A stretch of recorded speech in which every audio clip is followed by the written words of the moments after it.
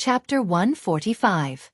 From the perpetrator of the disaster to the victim, the sudden change in status caused Yi Ying, who was squatting down, to grit her teeth.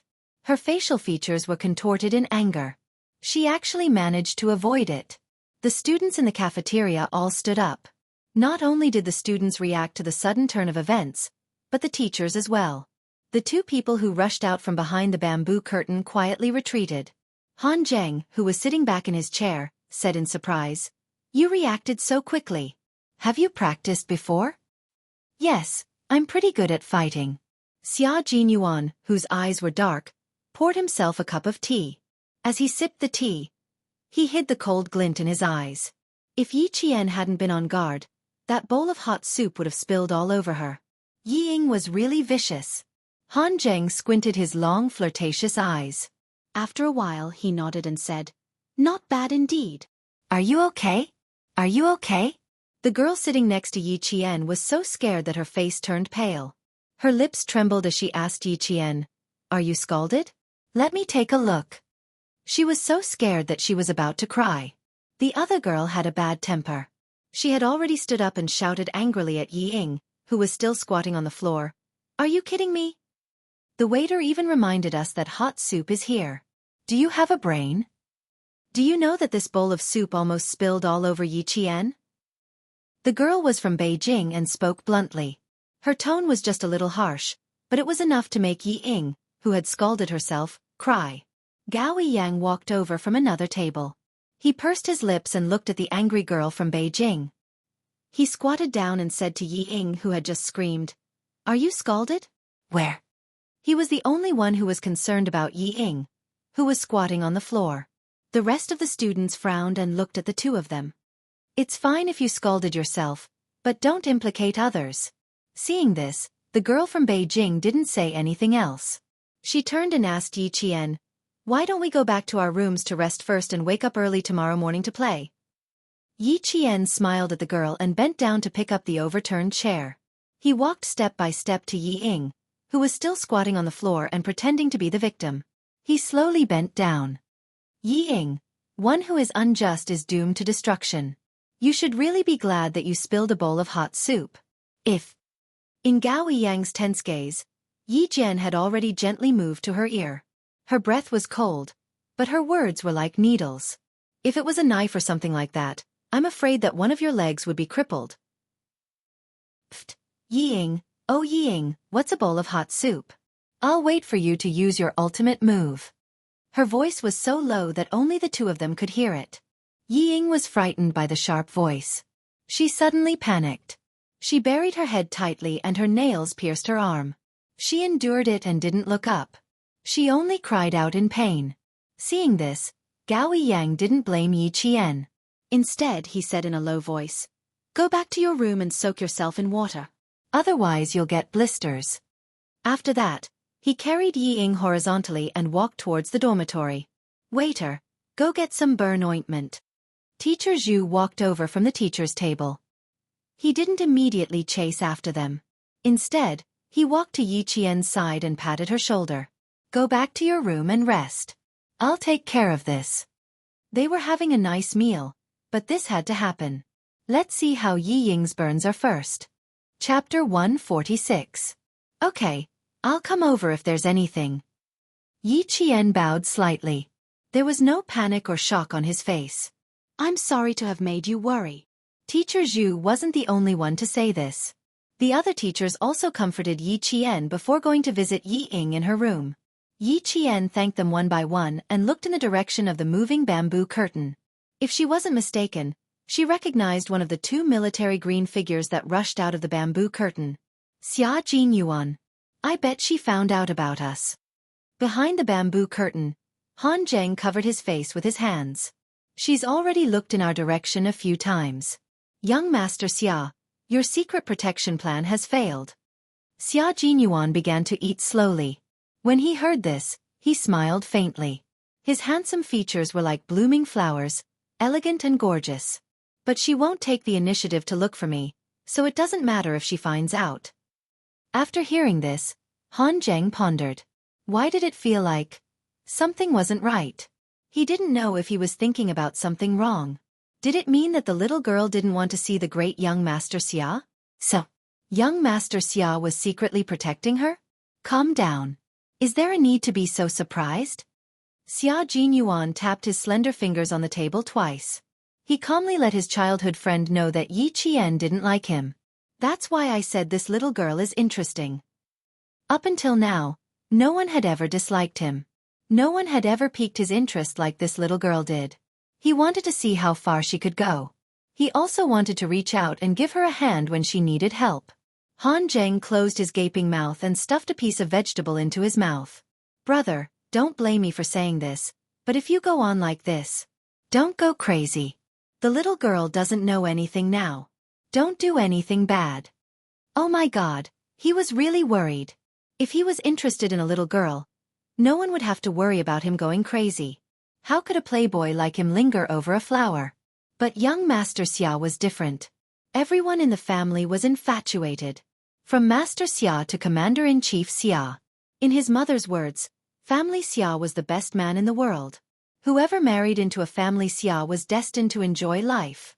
If the little girl didn't appreciate it and young Master Xia forced himself on her, just thinking about it made him worried. Xia Jinyuan was already too lazy to pay attention to his childhood friend who was immersed in his own imagination. With the little girl's skills, if he really wanted to do something bad, the silver wire wrapped around his neck. Moreover, she was only 14, and he didn't have a strange fetish like pedophilia. When Xia Jinyuan and another man, who walked with a flirtatious charm, appeared at the ground floor of the farmhouse, Yi Jian, who was also sitting on the balcony, did not sleep. She curled her lips slightly. Walking along the cobblestone path from the orchard, Xia Jinyuan stopped in his tracks and looked up at the balcony. Under the yellow light, his elegant and handsome face suddenly gave Yi Qian the illusion that he had traveled back in time. Bathed in the light, the man had handsome eyebrows and slender eyes. His eyes were as deep and vast as the blue dome of heaven. His thin lips curved into a faint smile. He was as elegant as an orchid and had a natural elegance. He was like the noblest person in the ancient imperial city, dressed in luxurious clothing. Chapter 147. Their eyes met. Xia Jinyuan placed his right hand on his forehead and waved it away gracefully. He smiled and said, "Good night, little fox." "Good night." Yi Qian lowered his gaze and looked at Xia Jinyuan's handsome face. His faint smile was as free as the wind. She waited until Xia Jinyuan entered the building before she sat back down on the rattan chair to admire the starry night sky. Her state of mind was tranquil, but Yi Ying's state of mind was like a hurricane passing through. She stared at Gao Yang with tears in her eyes. Suppressing the hatred in her heart, she asked in a hoarse voice, "So, you think I did it on purpose?" "Whether you did it on purpose or not, Yi Ying, it doesn't mean what other people think." Gao Yang took the ointment from the waiter and applied it on her reddened calves and insteps. "Ask yourself if you did it on purpose or not." Yi Ying was so angry that she laughed. "Why should I ask myself? I'm the one who's hurt, not Yi Qian." "Gao Yang, look carefully. I'm the one who's hurt. If I did it on purpose, why would I hurt myself? Damn it! Why is everyone suspecting me?" Even the boys who liked her remained silent in the face of the teacher's intentional or unintentional questioning. They didn't stand up to speak up for her. "I know. You think I'm just trying to win your trust, right? Ha ha ha, Gao Yang, I originally thought that you understood me, but now it seems that I was thinking too much." Yi Ying laughed self-deprecatingly. Her beautiful face was filled with desolation. Change, everything has changed. You've all changed. In the past, they only trusted her. But now, they only trusted Yi Qian. Even if they were the ones who got hurt, they would rather believe that Yi Qian was innocent and that she had ulterior motives. They've changed. They've all changed. Why did she still lose to Yi Qian even though she tried so hard? Why was it so unfair? Gao Yang pursed his lips and looked at the stubborn Yi Ying. He gently put down her legs and sighed after a long time. "It's not that we've changed, Yi Ying.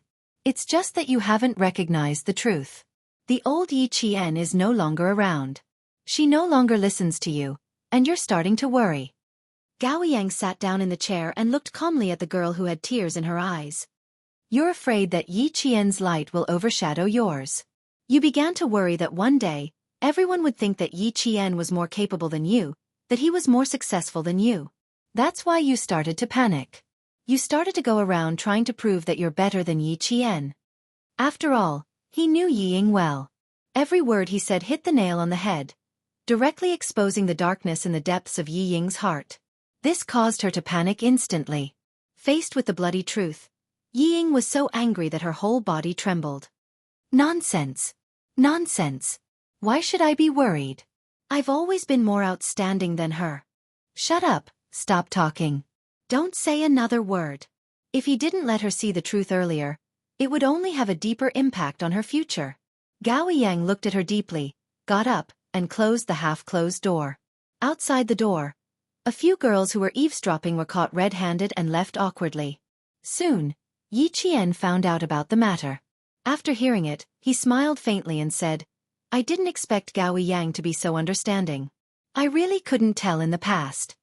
He really couldn't tell. But he knew that Yi Ying would definitely not be persuaded by him to come to her senses. Chapter 148. Because no one in this world knew Yi Ying better than she did. Yi Qian's guess was proven correct. It wasn't until 10 o'clock at night that the students returned to their dorms after playing poker. They saw the usually cold Gao Yang storming out of the room with a furious expression. Yi Ying's soft sobs could be heard from the room where the door was not closed. Yi Qian, who was about to go to bed, smiled lightly and didn't say anything about it. Gao Yang definitely wouldn't have an easy time tomorrow. Yi Ying was the type of person who would make everyone else uncomfortable as long as she was uncomfortable. Suddenly, Yi Jian, who had closed her eyes, opened her eyes. She said to the girl who slept in the single bed next door, Do you know the girl who slept in the same room as Yi Ying? Why don't we just let her sleep with us? If Yi Ying was going to cause trouble, she didn't want to implicate others. When the girl from the capital heard this, she thought it was a good idea. Why didn't I think of that? If we combine the beds, won't the three of us be able to sleep together?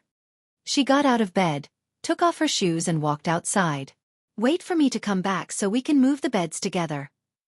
Yi Qian agreed with a smile. When the two girls from the capital came over, she had already moved the beds. With one more friend, the three of them chatted until 1 o'clock in the morning before they fell asleep. Early in the morning, when Yi Qian came back from her run, she saw Teacher Zhu and a few other teachers from experimental middle school standing in the corridor with serious expressions. A student ran over from the orchard and said breathlessly, No, we looked everywhere but there was no one. Yi Qian's gaze turned cold and she quickly walked over. When she saw Teacher Zhu, she said in a hurried voice, Yi Qian, did you see Yi Ying? Yi Ying, who was supposed to be in the orchard, was missing. Just as Yi Qian said, if she was unhappy, she would make everyone unhappy. Nothing in the room was touched. Even the bed looked like it hadn't been slept in. The blankets and sheets were neat and tidy, without a single wrinkle. The disposable slippers and the things in the bathroom were untouched. It was as if no one had been in the room at all. Yi Qian stood there quietly, his gaze fixed on the pillow. Downstairs, Gao Yang, with beads of sweat on his temples, was surrounded by cold air. He turned a deaf ear to the teacher's call and directly rushed to the second floor.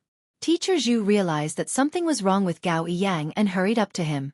Someone said, Yi Qian is upstairs. This made everyone's heart skip a beat, and they all chased after Gao Yang. Hearing the commotion outside, Yi Qian stood beside the single bed where Yi Ying used to sleep. When he moved the pillow away, Gao Yang rushed in with the morning fog. He asked coldly, Did she come to see you last night? Shouldn't you be the last person to see her last night, Gao Yang? His question made Yi Qian's eyes turn cold. After he moved the pillow away, he reached into the seam of the bed. Gao Yang, with a frosty look in his eyes, walked closer and handed a bottle of mineral water to Yi Qian. I found 2 bottles like this by the stream. One is yours, and the other is the one Yi Ying drank from. When I left last night, Yi Ying didn't finish this bottle of water. And you didn't finish the bottle of water on the dining table. His words made the students who followed him into the room unhappy. Hey, are you kidding me? What do these 2 bottles mean? So what if you found them by the stream? Chapter 149.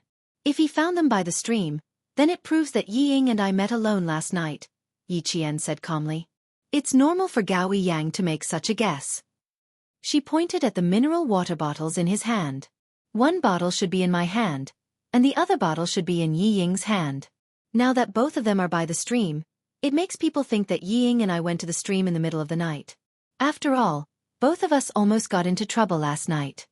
This was something that couldn't be explained clearly. It was just a simple setup, but it was enough to make her speechless. Even if the two girls who slept with her could prove that she slept with them last night, what about after she fell asleep? Could they prove that she still slept with them? When Gao Yang heard this, the coldness on his face deepened. She didn't sleep last night, and now she's gone. Yi Qian, you. She didn't sleep last night? Did you see with your own eyes that she didn't sleep last night? Yi Qian laughed, and her cold eyebrows became a little more beautiful. You need to understand. Number 1. Just because the two bottles were together, it doesn't mean that we were together because you didn't see it with your own eyes. Number 2. You didn't see with your own eyes whether she slept last night, so you can't be so sure that she didn't sleep last night. It's the same as how my roommates can't prove that I didn't go out last night after they fell asleep. If you didn't see it with your own eyes, then everything you say doesn't make sense. Everyone present was smart, so they could understand what Yi Qian was saying. She made it very clear that the two bottles together didn't mean that she and Yi Ying had definitely met. However, Yi Qian couldn't prove that she wasn't with Yi Ying, so Gao Yang could assume that Yi Qian and Yi Ying met by the stream last night. Similarly, Gao Yang couldn't prove that Yi Ying didn't sleep last night in her room. The reason was the same. They didn't see it with their own eyes. Working with a bunch of highly intelligent students as teachers, it was quite stressful. What they were thinking was also what the students were thinking. Yi Qian walked over to Mr. Li and Mr. Zhu. He picked up a few strands of black hair from the side of the bed and said, "This is Yi Ying's hair. At least it proves that she slept on the bed. As for why she tidied up the room so neatly, we have to find her to find out. She had clearly slept on the bed, yet she wanted everyone to misunderstand that she hadn't." After realizing the deeper meaning behind Yi Qian's words, the expressions of the teachers and students changed slightly.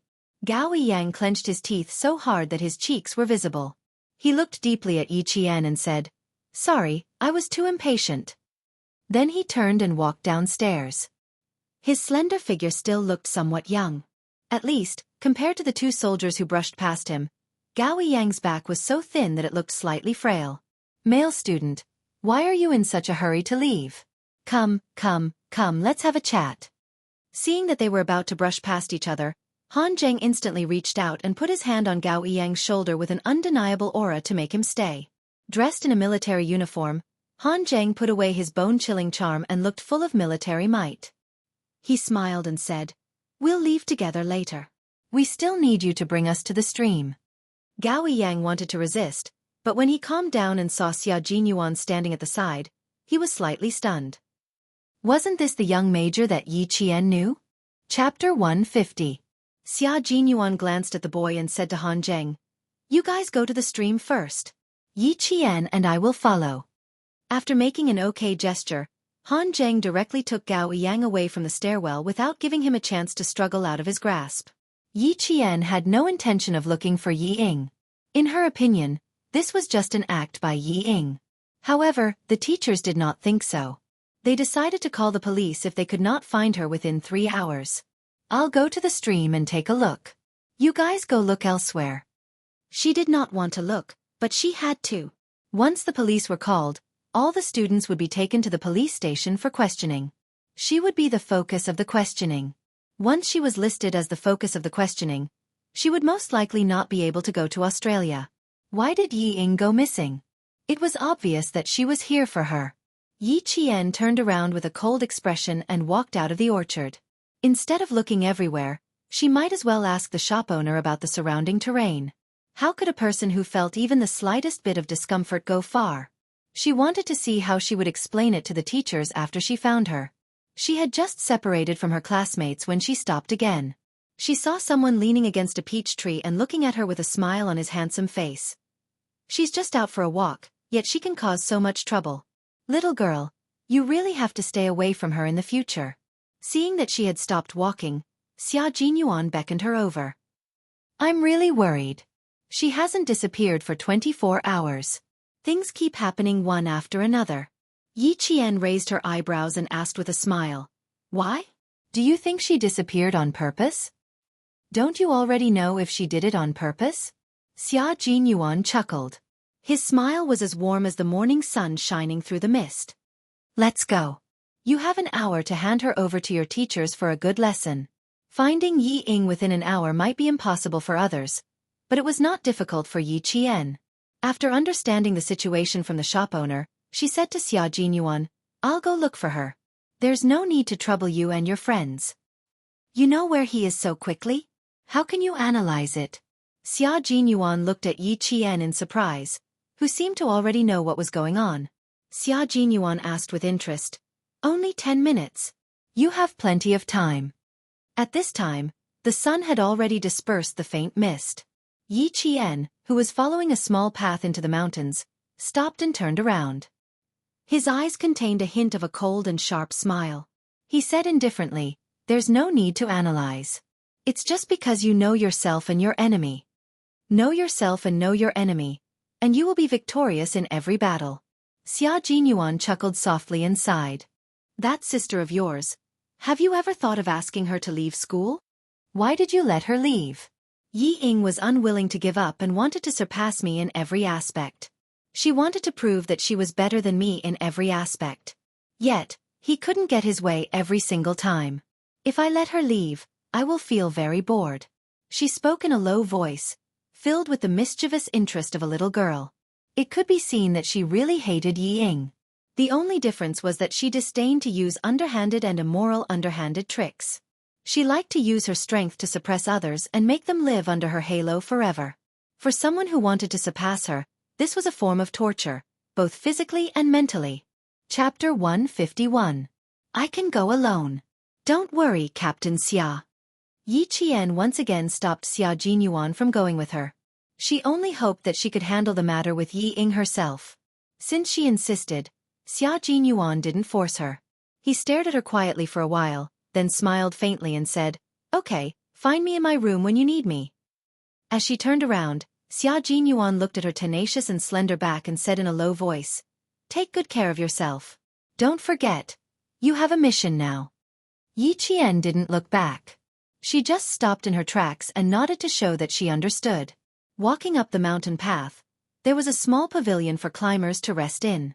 Further to the left of the pavilion, there was a mountain deity temple that only the locals knew about. Yi Qian looked at the newly broken twigs and the bent grass on both sides of the path. She sneered and walked straight in the direction of the mountain deity temple. Behind her, the army green figure hidden in the branches and leaves didn't leave immediately. Instead, he frowned slightly, and there was a hint of confusion in his deep eyes. There was something wrong with the little girl just now. Hearing the sound of students talking not far away, Xia Jinyuan didn't hesitate. He turned around and walked quickly towards the source of the sound. Although the mountain deity temple was called a temple, it was actually just a natural small cave that could only accommodate about 3 people. It had a certain amount of history, so the surroundings of the cave were extremely dark due to the smoke of sandalwood. Yi Qian, who had slowly climbed up the mountain for 20 minutes, didn't immediately appear.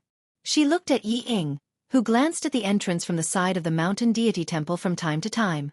The cold light in her dark eyes was like the light of a sword. In the forest, the morning birds flew through the branches and chirped happily. In the quiet surroundings, there was no one else besides her and Yi Ying. Yi Qian laughed silently. If she got rid of Yi Ying now, wouldn't she be able to solve the problem once and for all? His eyes, which were so bright that they could reflect the blue sky and white clouds, were already steaming with killing intent. If he really killed her, how many people would know? Yi Jian's right hand gently grasped the silver wire that had been wrapped around her left wrist like a bracelet.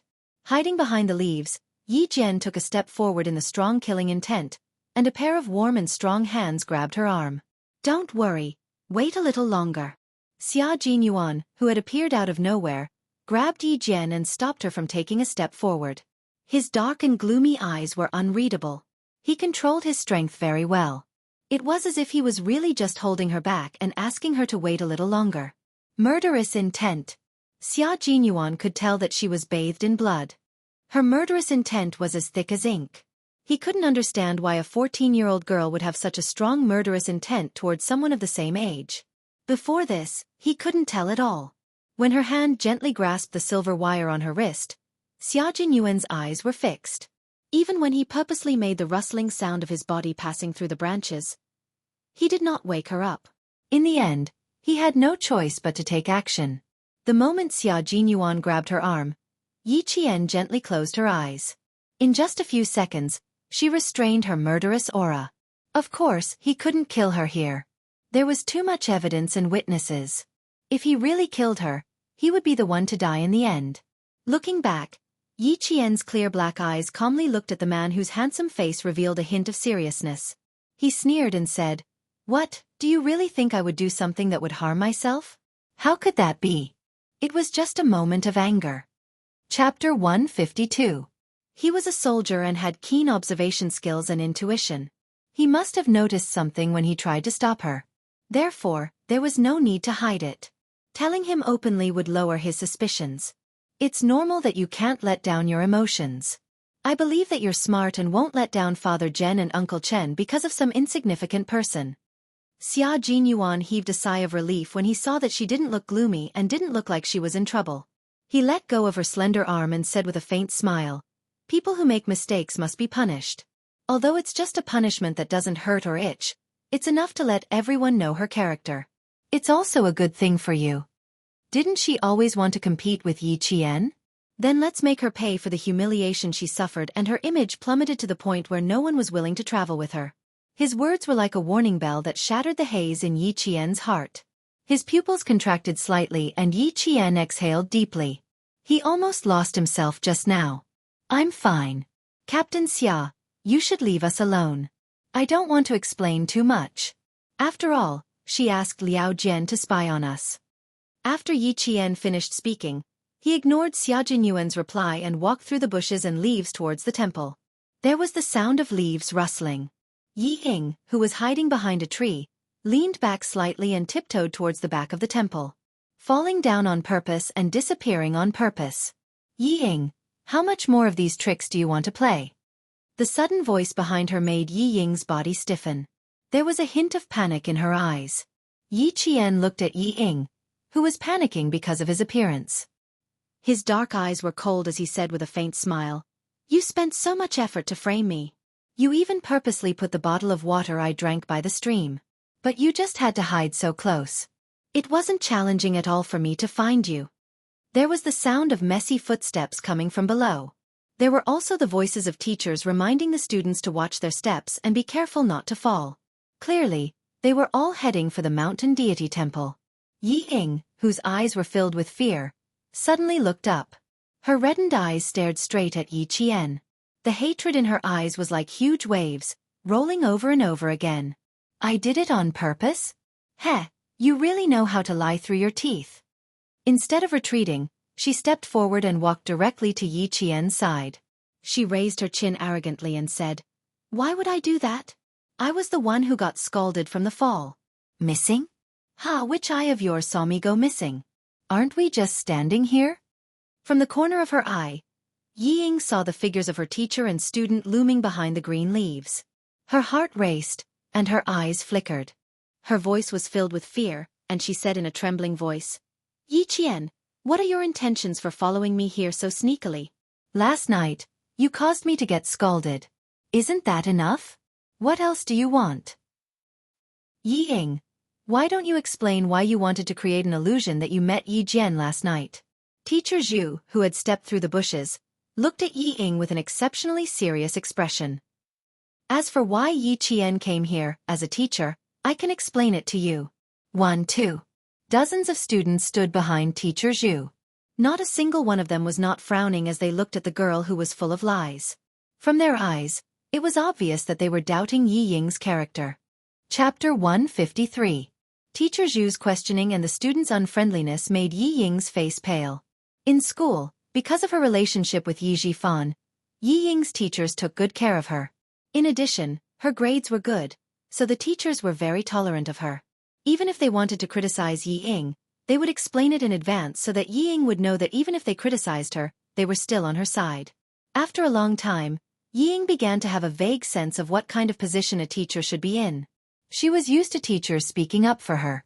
When she suddenly heard teachers not criticizing others but questioning her, She, who had never experienced something like this, immediately thought of protecting her dignity.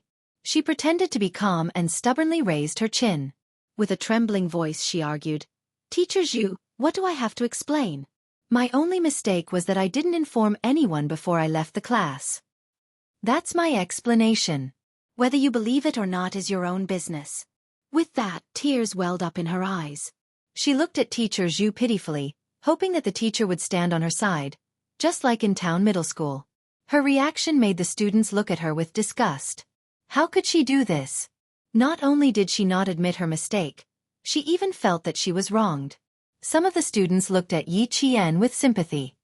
With a classmate like this, life must be difficult. How could she do this? She's too shameless.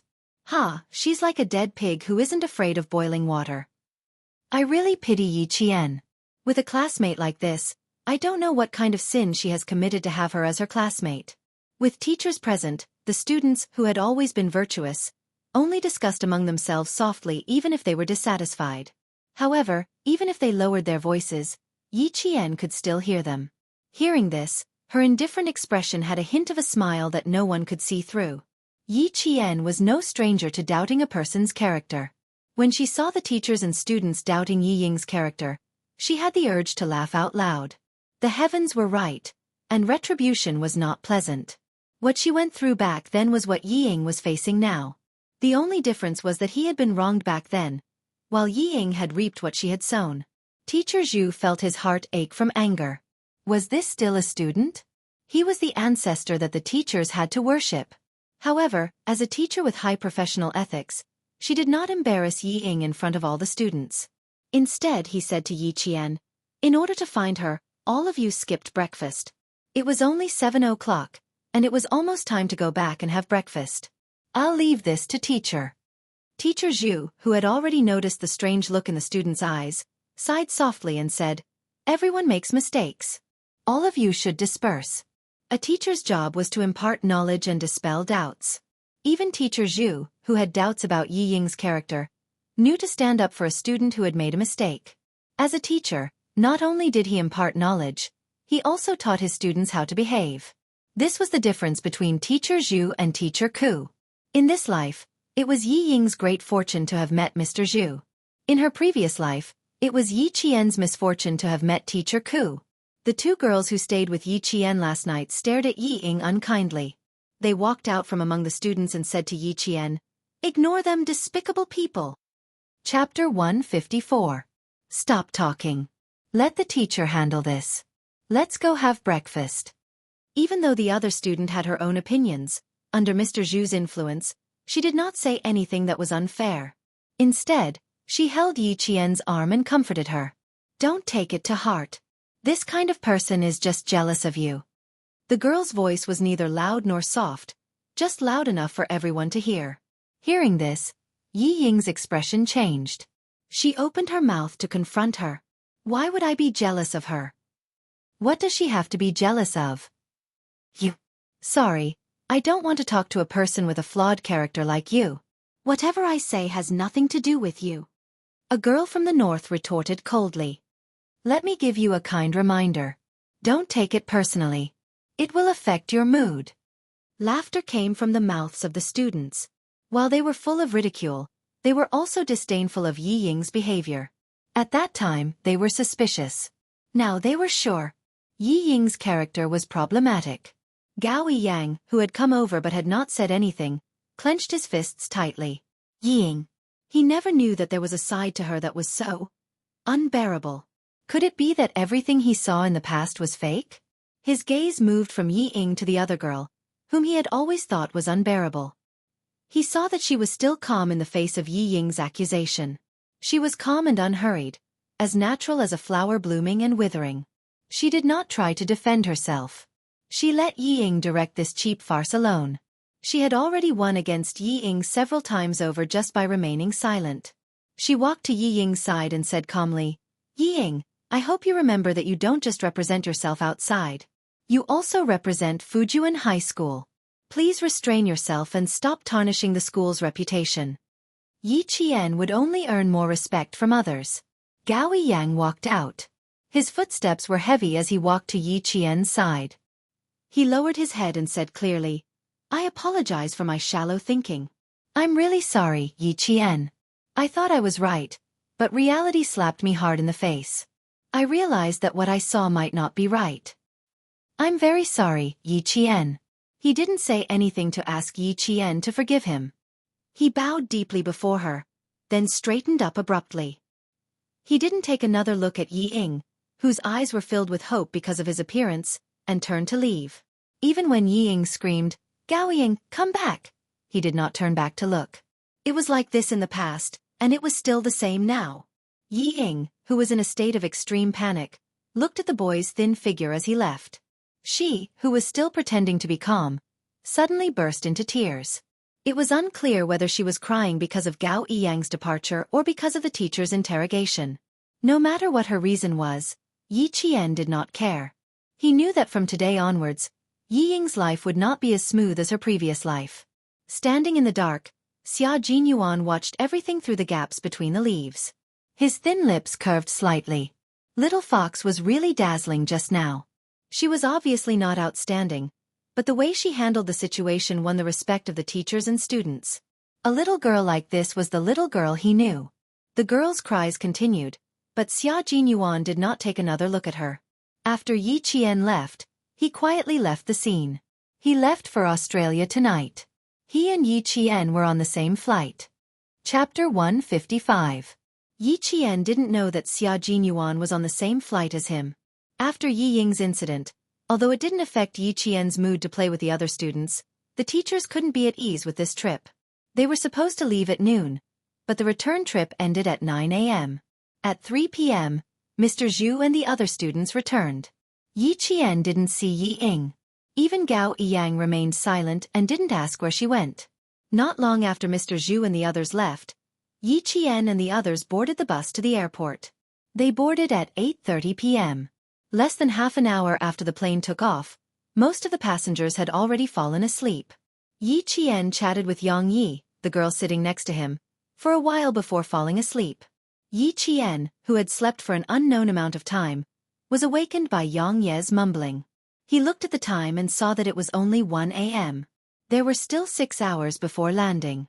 After putting the shawl on Yang Yi, Yi Qian gently got up and walked towards the bathroom. Someone politely knocked on the door twice. Yi Qian, who was washing his hands, took out a tissue to dry his hands and opened the door. Like a cheetah in the forest, a person squeezed into the narrow washroom. Yi Qian's reaction was just as fast. When he noticed the other person's strange behavior, he had already raised his right leg and kicked towards the other person's knee. Such a big greeting gift? I don't dare to accept it. The familiar voice slowly laughed with a hint of mockery. At the same time, the familiar faint mint smell instantly filled Yi Jian's nose. It was cold and low-key, just like its owner. The right leg that was supposed to kick the other person's knee moved to the side and brushed past the other person's calf. Yi Qian moved to the side so that Xia Jinyuan, who had already squeezed in, could come closer and close the bathroom door. When he really stepped in, Yi Qian regretted it. The washroom on the plane was so small that it could only accommodate one person. When he came in, the space was so small that Yi Qian wondered if he should stand on top of the toilet bowl. It was as if she had blocked out the unpleasant smell of disinfectant. Every breath she took was filled with his scent. Yi Qian, who had a sensitive sense of smell, couldn't help but hold his breath. Being alone with him, especially in such a small space, always made her feel unnatural. Xia Jinyuan didn't mind. The small space didn't affect his mood at all. Especially when he saw her expression as if she wanted to stand on top of the toilet bowl, he couldn't help but chuckle. You fell asleep less than half an hour after boarding the plane. Little girl, if you didn't wake up, I would have to wake you up. In the dim light, although there was a smile on his handsome face, there was no trace of a smile in his dark eyes as he looked at Yi Qian. Give me 2 minutes to finish reading this document. Although it was called a document, it was actually a photo. There were 2 blonde foreign men, a dark-skinned man from Qinzhou City, and a Chinese man. Below the photo was a detailed introduction of the 4 people. Yi Qian fixed his gaze on the photo of the Vietnamese man again. He narrowed his eyes and said, "Mercenary? A soldier who participated in the Nanjiang Defense War. After retiring, he became a school teacher. After falling for women, he became a mercenary. Xia Jinyuan took the photo from her and put it back in his pocket. His code name is Red Scorpion. He has frontline combat experience. 4 soldiers sent by the Vietnamese government died at his hands. Chapter 156. Rumor has it that he has a pair of eyes that can see through a person's essence. Therefore, as long as it's someone sent by the government, no one can escape his sight. The 2 female border guards sent by the Chinese side almost fell into his hands. This was information that Yi Qian had to know. It was a fact that could not be concealed. He had to let her know in advance what kind of dangerous person she was up against. Yi Qian did not expect to take on such a tricky mission for the first time working with the military. But the corners of her mouth curled up slightly. There seemed to be a fire in her dark eyes. I think I understand why you need a student like me to work with you. That's right. That's why we need you. Xia Jinyuan laughed. He knew that this bold girl would not back down. Don't be afraid. You're a student and a contestant in this competition. No matter how alert he is, he can't be so thorough. He will arrive in Sydney at about 8 o'clock tomorrow. He will arrive at the hotel at about 11:30 Sydney time. The man in the photo appeared in the group of Vietnamese students. The Chinese student was the one who received him. As for what Yi Qian needed to do, all he did was report to Xia Jinyuan and the others in a timely manner, including who the Vietnamese student was in contact with. This was a drug trafficking network that used students. The drug gang established a strict drug trafficking network in Laos, the border area of Vietnam, and the relevant provinces and cities in Vietnam. From purchasing to transporting, to bribing, they successfully transported their drugs.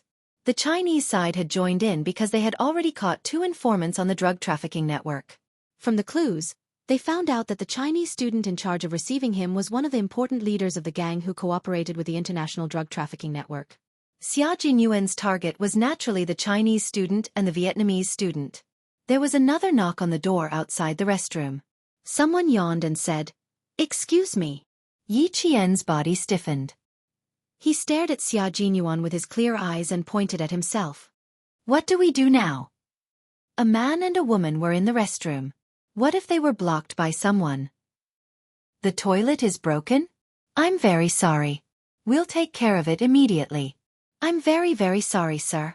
As the flight attendant on duty apologized, Yi Qian walked out of the restroom expressionlessly and returned to his seat.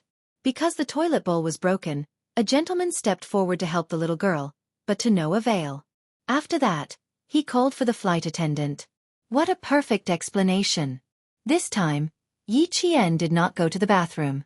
After nearly 12 hours of flight, they arrived in Sydney at 8:40 a.m. the next day. At this time, it was 10:40 a.m. in Sydney, which was 2 hours earlier than in China. About an hour later, the 12 students arrived at the hotel under the guidance of the Australian reception teacher.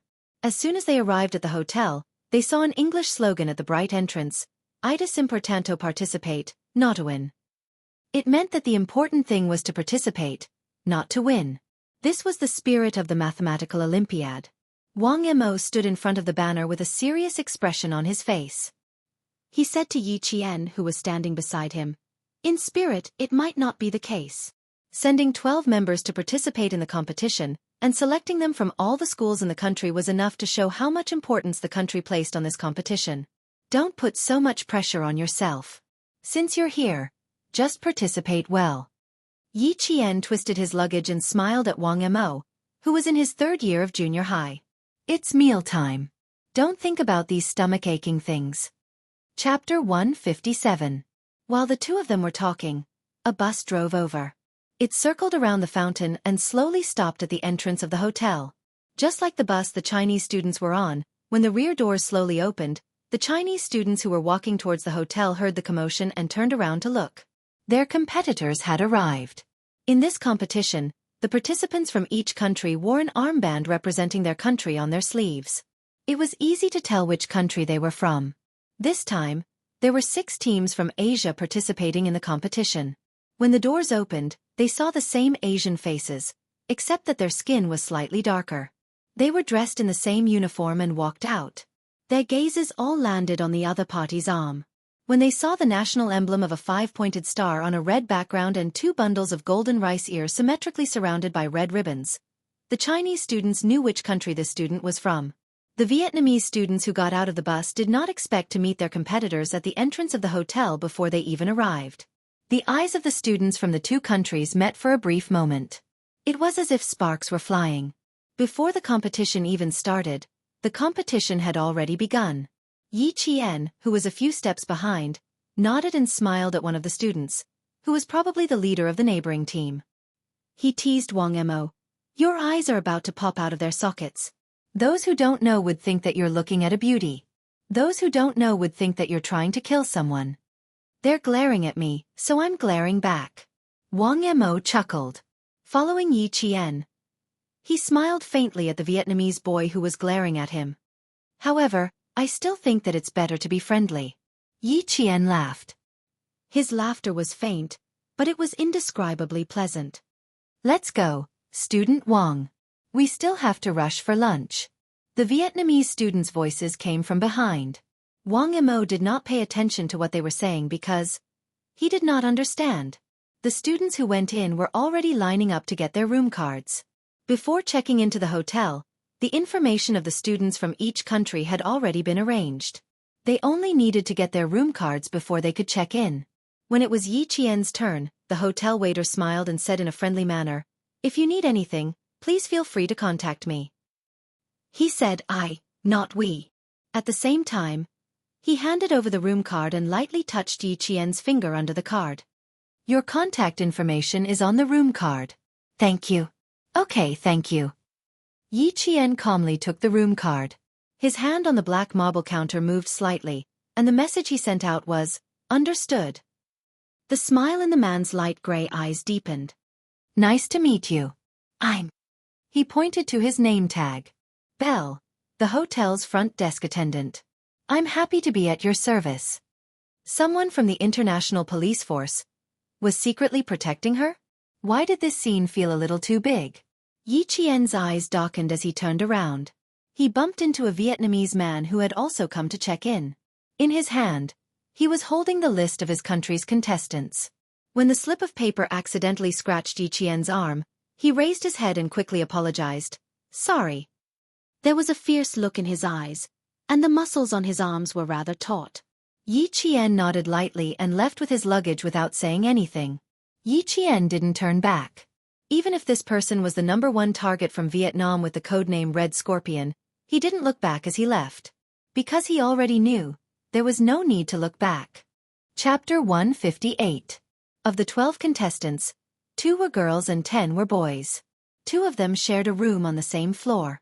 The first thing Yi Qian and Yang Yi did when they entered the room was to put the books and test papers in their luggage beside the bed. There were even a few sets of test papers in English.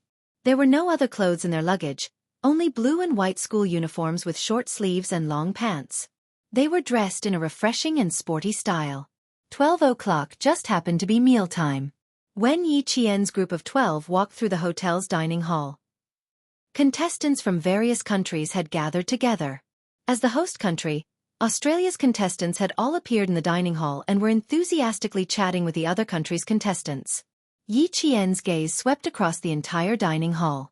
There were quite a few groups of black-haired Asian students, but there were no Vietnamese students. If he wanted to keep an eye on Red Scorpion, he first needed to know their whereabouts. When Yang Yi saw so many students gathered in the dining hall, he quietly said to Yi Qian, "It's such a big scene. This pressure. Qu'est-ce que? I'm going to eat until my stomach hurts." "Don't you?" Yi Qian hadn't finished speaking when a commotion came from behind him. Then he heard the Chinese contestant Gu Fan say in a low voice, "You need to apologize." The contestants were all fluent in English. Gu Fan's spoken English was not only perfect, but he also had a pure American accent. Yi Qian only needed to hear his voice to know that it was him who had spoken. When he turned around, he saw a Vietnamese boy glaring fiercely at Gu Fan. There were a few books scattered on the floor. They were the materials Gu Fan had brought over from China. "Why should I apologize?" The Vietnamese boy not only had a fierce gaze, even his tone was fierce. He sneered, "This is a public place. You're obstructing us by standing here." Not only did the boy's fierceness come out of nowhere, there was even a hint of hatred in his words. When he looked at the other Vietnamese students, they were all the same. It was as if the Chinese students standing in front of them were their enemies. You guys are a bunch of rude invaders who only know how to invade. You want me to apologize? Don't even think about it. It was originally a simple matter, but when the boy said it, it actually escalated to a war between countries. This caused the Chinese students' expressions to change greatly. Their gazes towards the Vietnamese students suddenly became cold and sharp. Invaders? How could he have the audacity to say that the Chinese side was an invader? Yi Jian's expression was calm, but there was a cold glint in his black eyes that shot towards the Vietnamese student like an arrow. She walked over. She stood in front of Gu Fan and said softly to him, "Teacher, we don't want to argue with them over this kind of matter. If these Vietnamese students wanted to discuss the war between the two countries for the past 30 years, she wouldn't mind having a good chat with them." Gu Fan lowered his head and glanced at the book that was knocked to the ground by the other party. He thought that he should not argue with students from other countries in Australia. When he bent down to pick up the book, Yi Jian directly grabbed his wrist and said with a smile, "Apologizing and picking up books is what they should do. It has nothing to do with national wars. S's countries. She spoke in English. Her voice was clear and there was a calm smile in it. She spoke naturally and generously, but there was a stern look in her eyes. "Hey! Don't let them bully you." Yang Yi saw that the situation wasn't right. It was obvious that the other party was deliberately stirring up trouble. He said with a gloomy face, "I don't believe they dare to do anything here." Chapter 159. Calling the teacher over was obviously the best way to deal with the situation, but the Vietnamese students had taken the Chinese students' etiquette as cowardice. When one of the boys saw that Yang Yi was about to leave, he immediately raised his hand to stop him and said in a harsh tone, "You can leave, but you have to apologize to us." If this time it was really an apology from a Chinese student, then this matter was not an ordinary matter. If this matter spread internationally, it would be equivalent to a few Vietnamese students trampling on the dignity of a country. The other party raised his hand first, and the atmosphere instantly became even more tense. Yang Ye's face was filled with shame and anger, and he gritted his teeth and said, "Please tell us the reason why you want us to apologize." "Reason? What reason do we need to give to invaders? If you want to apologize, then apologize." The Vietnamese student who blocked Yang Ye's path sneered repeatedly, as if he was the judge and could represent the entire country. As such, Yi Qian smiled faintly and raised his hand. "If you can represent your country right now, then you can stand on the battlefield and use your strength to express your patriotism. Instead of standing here and using a laughable excuse to express your patriotism, because all I see is your cowardice. She pressed her wrist against the other party's as she spoke with a faint smile, but the strength of her wrist didn't yield in the slightest, and she directly pushed the other party's hand to the side. "Not only are you not apologizing after bumping into us, you're even twisting words and forcing logic. Please first clarify where you are and why you're here." Her voice was piercingly cold and carried a majestic aura. Regardless of whether it was her words or her aura, she firmly suppressed the other party. The Vietnamese student didn't take a girl seriously at all. Only when he secretly compared their strength did he realize that he had underestimated the Chinese girl. Yi Qian's hands were tied with iron balls during sniping training, so the strength of her arms was far beyond that of an ordinary girl. She immediately suppressed the Vietnamese student with a single move. "You really are invaders. You always act so domineering." The Vietnamese student's face darkened as he angrily pulled his right hand back. Being suppressed by a girl's wrist to the point that he couldn't even raise his arm was an extremely humiliating matter. When Yi Qian heard this, the corners of her mouth curled up slightly towards the students beside her. She finally spoke loudly. The raised voice attracted the attention of the students outside the restaurant. Even those who saw it thought it was an exchange between students from two countries looked over. The rest of the words were not heard by the students, but the word invaders was heard clearly. Some students stood up and walked towards the entrance of the cafeteria. Someone asked, "What are you talking about? Invaders? Why are you talking about this topic?" The Chinese student faintly smiled and explained, "He purposely bumped into my classmate. It's fine if he didn't pick up his book, but he didn't even have the most basic manners. As for his sudden mention of invaders, I'm sorry, but we didn't understand." The tacit understanding that was cultivated could be used in any situation. Just like now, when Yi Qian smiled slightly, the Chinese students immediately knew how to respond. Why mention war in the arena of knowledge? This is not a battlefield, but a friendly exchange of knowledge. God, I can't understand this. Can someone explain it to me? Shouldn't you apologize immediately after bumping into someone? I can't understand the need to mix war and war. Chapter 160. No matter how good a person was at twisting words and forcing logic, they could only retreat in defeat in the face of everyone's condemnation. What's more, students from all over the world were talking about it. Soon, a trace of panic appeared on the faces of the Vietnamese students. Why didn't you go in? The Vietnamese man with the code name Red Scorpion walked over and saw the panic on his students' faces. On the other hand, the Chinese student had a cold expression. He frowned and asked his students again, "What happened to you guys just now?" He was holding a stack of documents in his hand. Behind him were two other Vietnamese teachers who were also holding the same documents. Under his cold gaze, the few Vietnamese students who had hatred on their faces earlier lowered their heads and whispered what had happened. Gao Yang, who had been silent all this while, suddenly opened his mouth and coldly interrupted the student's words. Please tell your teacher the whole story again. Tell your teacher the truth about what exactly happened. The first part was in English, but the second part was in Vietnamese. When he opened his mouth, the Chinese student wasn't frightened. Instead, the Vietnamese student was so frightened that his expression immediately tensed up. Yi Qian glanced at Red Scorpion and slightly pursed his lips. With a cold expression he said, "Please use language that we can all understand and honestly tell us what happened." If the invaders hadn't been mentioned, this dispute would have just been between students. When Red Scorpion heard his own student mention the invaders, he immediately understood why the Chinese students refused to back down. The Chinese teacher walked over with the documents in his hand and happened to hear the second half. His expression was so serious that it made the Chinese students feel apprehensive.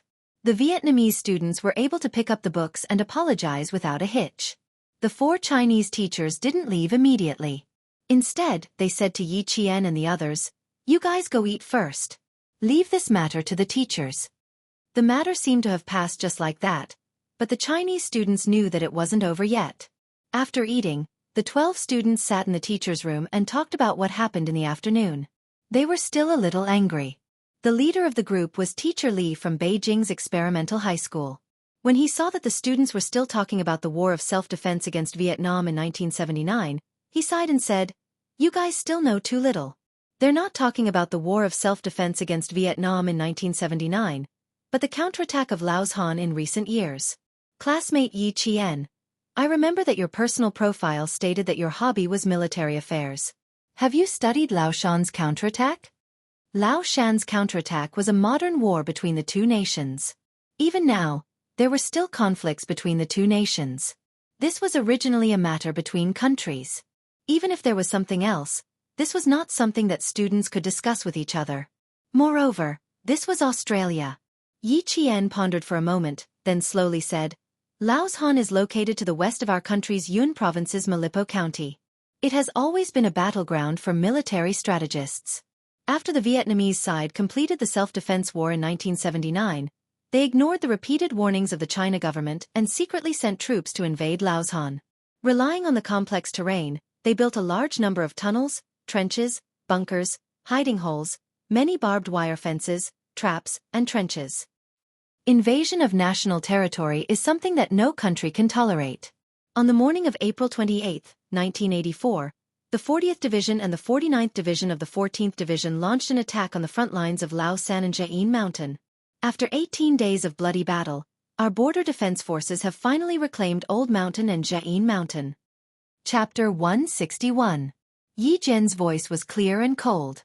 When she spoke, her voice was low and restrained, but there was a hint of coldness in it. She was talking about the war, and the teachers and students listened quietly. They were brought into the tragic war by her voice. After the Vietnamese army lost the Laoshan position, they counterattacked repeatedly, vainly trying to retake the Laoshan position. Thus, there were 4 major counterattacks. Among them, the Battle of Song Mao Ridge on July 12 was the largest division-level attack by the Vietnamese army. It was also the most tragic battle in the Laoshan tug-of-war. The soldiers of the second company guarding the Laoshan position near Nala La were all killed. After that, several of our soldiers who went up to check on the situation were also killed by the Vietnamese army. After daybreak, a platoon of 45 soldiers charged up, but they were almost completely wiped out. It was only when the rocket launchers were fired that our infantry retook the position. When she spoke up to this point, several students gasped. They had not paid attention to this area at all. They had always believed that war did not belong to the Chinese side of peace. Yi Qian's expression was cold as she pursed her lips. Her gaze swept past the students who were still in a daze. She continued softly. The war did not end. After that, the Vietnamese army sent out 500 to 600 soldiers, but they were immediately locked down by our artillery. They also paid a heavy price for their actions. This was a battle that was not far from the students, but many students and adults did not know about it. As Yi Qian spoke slowly, the bullets whistled past the students. It was as if they could see the soldiers who were unafraid of death on the battlefield for the sake of protecting their country. They could see the young soldiers who fought until the last moment of their lives even though they were heavily injured. When Yi Qian spoke about the flying flesh and blood and broken limbs on the tree branches, in the bamboo forest, in the grass, and in the bushes, it was as if they were already on the battlefield. Sobbing sounds could be heard. It was Yang Yi crying. He was crying for the brave soldiers who had sacrificed themselves in the war. Teacher Li, Teacher Yu, and the other teachers' eyes were red. Even though Yi Qian had finished speaking for a long time, no one spoke. It's very tragic, but why don't we know much about it? A student asked in a hoarse voice, heavy and sorrowful. This question was answered by the teacher. Director Li sighed heavily. I hope that the next generation will always enjoy peace and happiness. I also hope that you can stay away from war. However, as students you have to know that war means putting people in danger. It means death, blood, and loss of peace and happiness. We must stay away from war, but we must understand and recognize war. As he spoke, Director Li took another look at Yi Qian. His impression of her had undoubtedly deepened. As a student, she didn't know much about Laoshan's counterattack. When Yi Qian heard what she said, he knew that she had really paid attention to it. Sitting in the corner, Gao Yang lowered his gaze to hide the complicated emotions in his eyes. She knew much more than they did. In another hotel room, Red Scorpion sat on the edge of the bed with a gloomy expression. The gaze he swept over the boys was exceptionally cold. I didn't bring you out to discuss the battlefield with the Chinese students. I need you to be honest about my matters and your families. I don't want to see such foolish things again. If you anger me, don't even think about going back.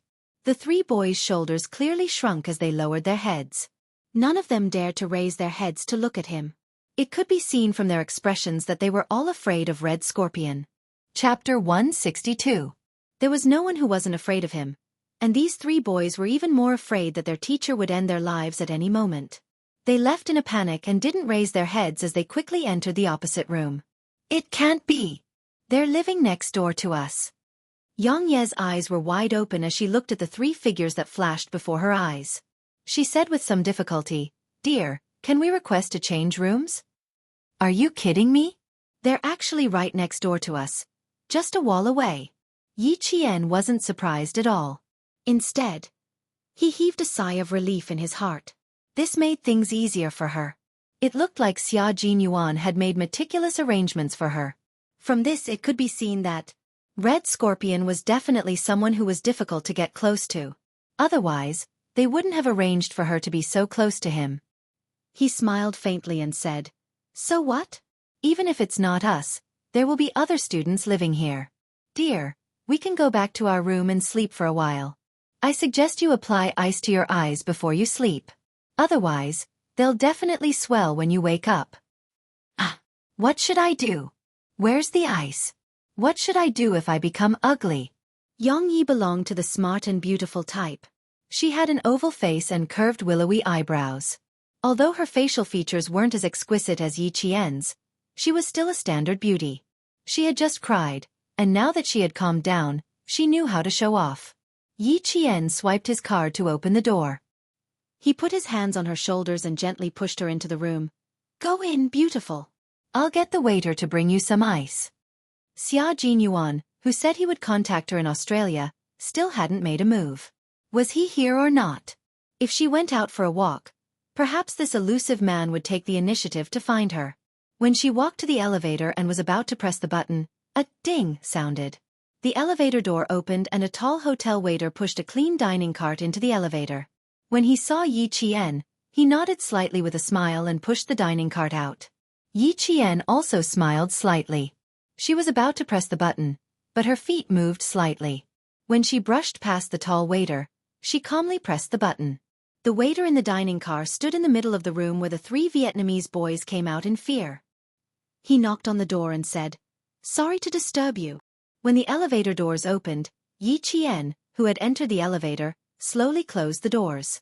His eyes were sharp. This was one of the foreign men in the photo. The door to the room he stopped at was Red Scorpion's room. They had already begun to make contact. The receptionist, Belle, was still there. After Yi Qian explained the purpose of his visit with a smile, Belle happily said to Yi Qian, "Okay, follow me." Then he said to his colleague, "We'll be leaving for 5 minutes. We'll be back soon." He saw Yi Qian's fingers making secret signals on the marble countertop as he spoke. "You saw him? Oh God. I need to contact my colleagues. Damn it. When did he come in?" After Yi Qian finished speaking, Belle's expression changed drastically. He reached behind him to take out his walkie-talkie. God, how could he be the waiter? Damn it. Hearing this, Yi Qian quickly turned off the call button that was about to connect. He spoke in fluent English like his mother tongue. "Belle, I suggest you first find out if the waiter was really killed. I didn't smell anything on him, including the smell of blood." This speed was so fast. Mr. Bell, who hadn't recovered from Yi Qian's speed, looked at Yi Qian in surprise with his light gray eyes. Was this a Chinese student? Why didn't he act like a student? Chapter 163.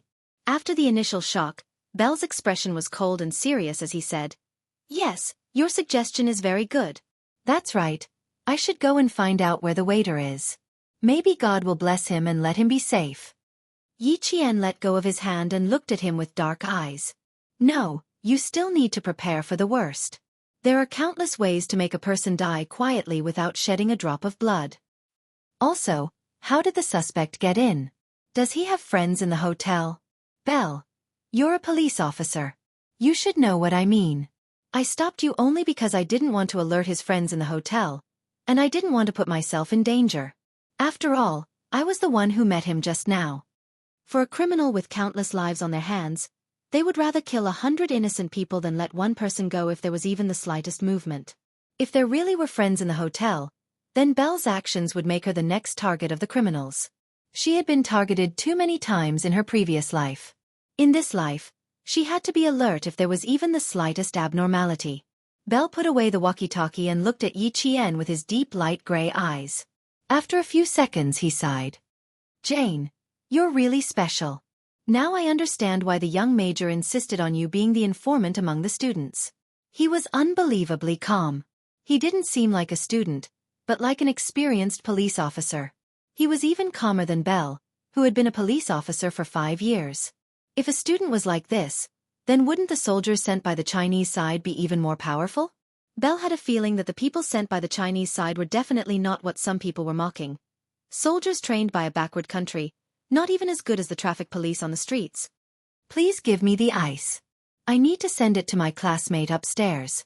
Yi Qian was really calm. Even his eyes were as calm as water without a trace of emotion. "I also need a communication device to contact you. If you have one, please give it to me." "Thank you."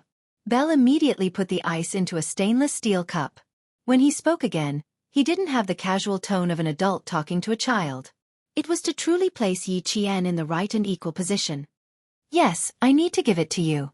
Not only is it a communication tool, we have also equipped you with a locator." By the time Yi Qian returned upstairs with the ice, she had 2 extra items on her body. One was a locator, and the other was a transmitter. As for Yang Yi, he was already sleeping soundly. After wrapping the ice in a towel, Yi Qian gently placed it over Yang Ye's eyes, who had already fallen asleep. Then, he gently moved the sofa in the hotel and slowly placed it against the wall. Red Scorpion's room wasn't even bugged. It wasn't that they didn't want to, but that red scorpion's anti-reconnaissance ability was quite strong. No matter where the bugging device was installed, he would be able to find it. This also reflected how difficult it was to deal with Red Scorpion. They were only separated by a wall, so he didn't know if he could hear anything. After pressing his ear against the wall and listening for a while, Yi Qian gave up. He didn't hear anything, which was to be expected. Thus, Yi Qian didn't continue listening. After flipping through a few math Olympiad papers, he leaned against the sofa and fell asleep. Chapter 164. When she woke up, there was someone knocking on the door. It was a blonde handsome boy with blue eyes and 2 glasses of iced cola in his hands. He smiled at Yi Qian as she opened the door. "Hey, I'm Auburn. Nice to meet you."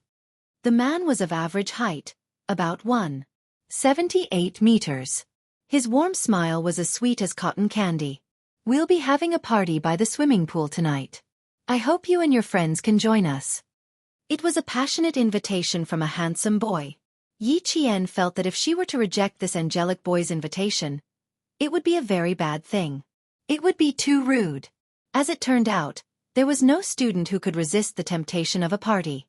Yi Qian watched as the boys and girls held crystal glasses filled with champagne and gently clinked glasses. They chatted happily and without any obstacles by the colorful swimming pool. From their faces, she couldn't see any nervousness from the competition. It was as if they were here for a vacation, relaxed and comfortable. Yi Qian stood in the dark, keeping an eye on Red Scorpion's side. She sipped her champagne until a familiar low voice suddenly came from her earpiece. She walked over to Wang Mo, who was closest to her, and said, "I need to go back to my room." Then she left with a calm expression. When the door opened, there was a faint but familiar mint smell in the air. Yi Qian gently closed the door and locked it.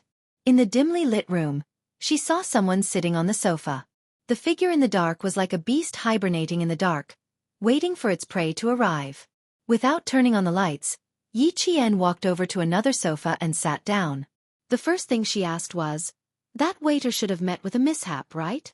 People of different statuses even talked about different topics. Yes, he was killed around 2:10 in the afternoon. His body was hidden in the hotel's utility room. Xia Jinyuan spoke softly, his cold voice carrying a hint of hostility.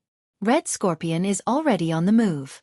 The first transaction should be completed soon. The Chinese target hasn't appeared yet, so we won't make a move for now." In the dark room, his usually sharp and cold gaze was more substantial than usual. When it fell on Yi Qian, it was especially serious. "The 2 foreign suspects are the targets of the international police. They have nothing to do with us. Yi Qian, you know what I'm talking about, right?" Their conversations were always full of mystery. Sometimes, even if one tried to guess, they might not be able to understand. However, if the 2 of them had a certain level of tacit understanding, they would be able to understand each other's meaning with just one sentence. Yi Qian paused for a moment, then said calmly, "I understand. What we need to do is within our duties. As for how the international police arrange things, it's not something we can interfere with. Little girl, it's good that you know. You don't have to say any more." Xia Jinyuan smiled coldly. "Our country is still a little weak in the eyes of some other countries," he said. "Our country is still a little weak in the eyes of some other countries." In 1995, all aspects of China were still in the process of revitalization. However, whether it was the national economy or the military, they were all secretly developing in the best direction. Yi Qian had been there before, so he knew what the future would be like.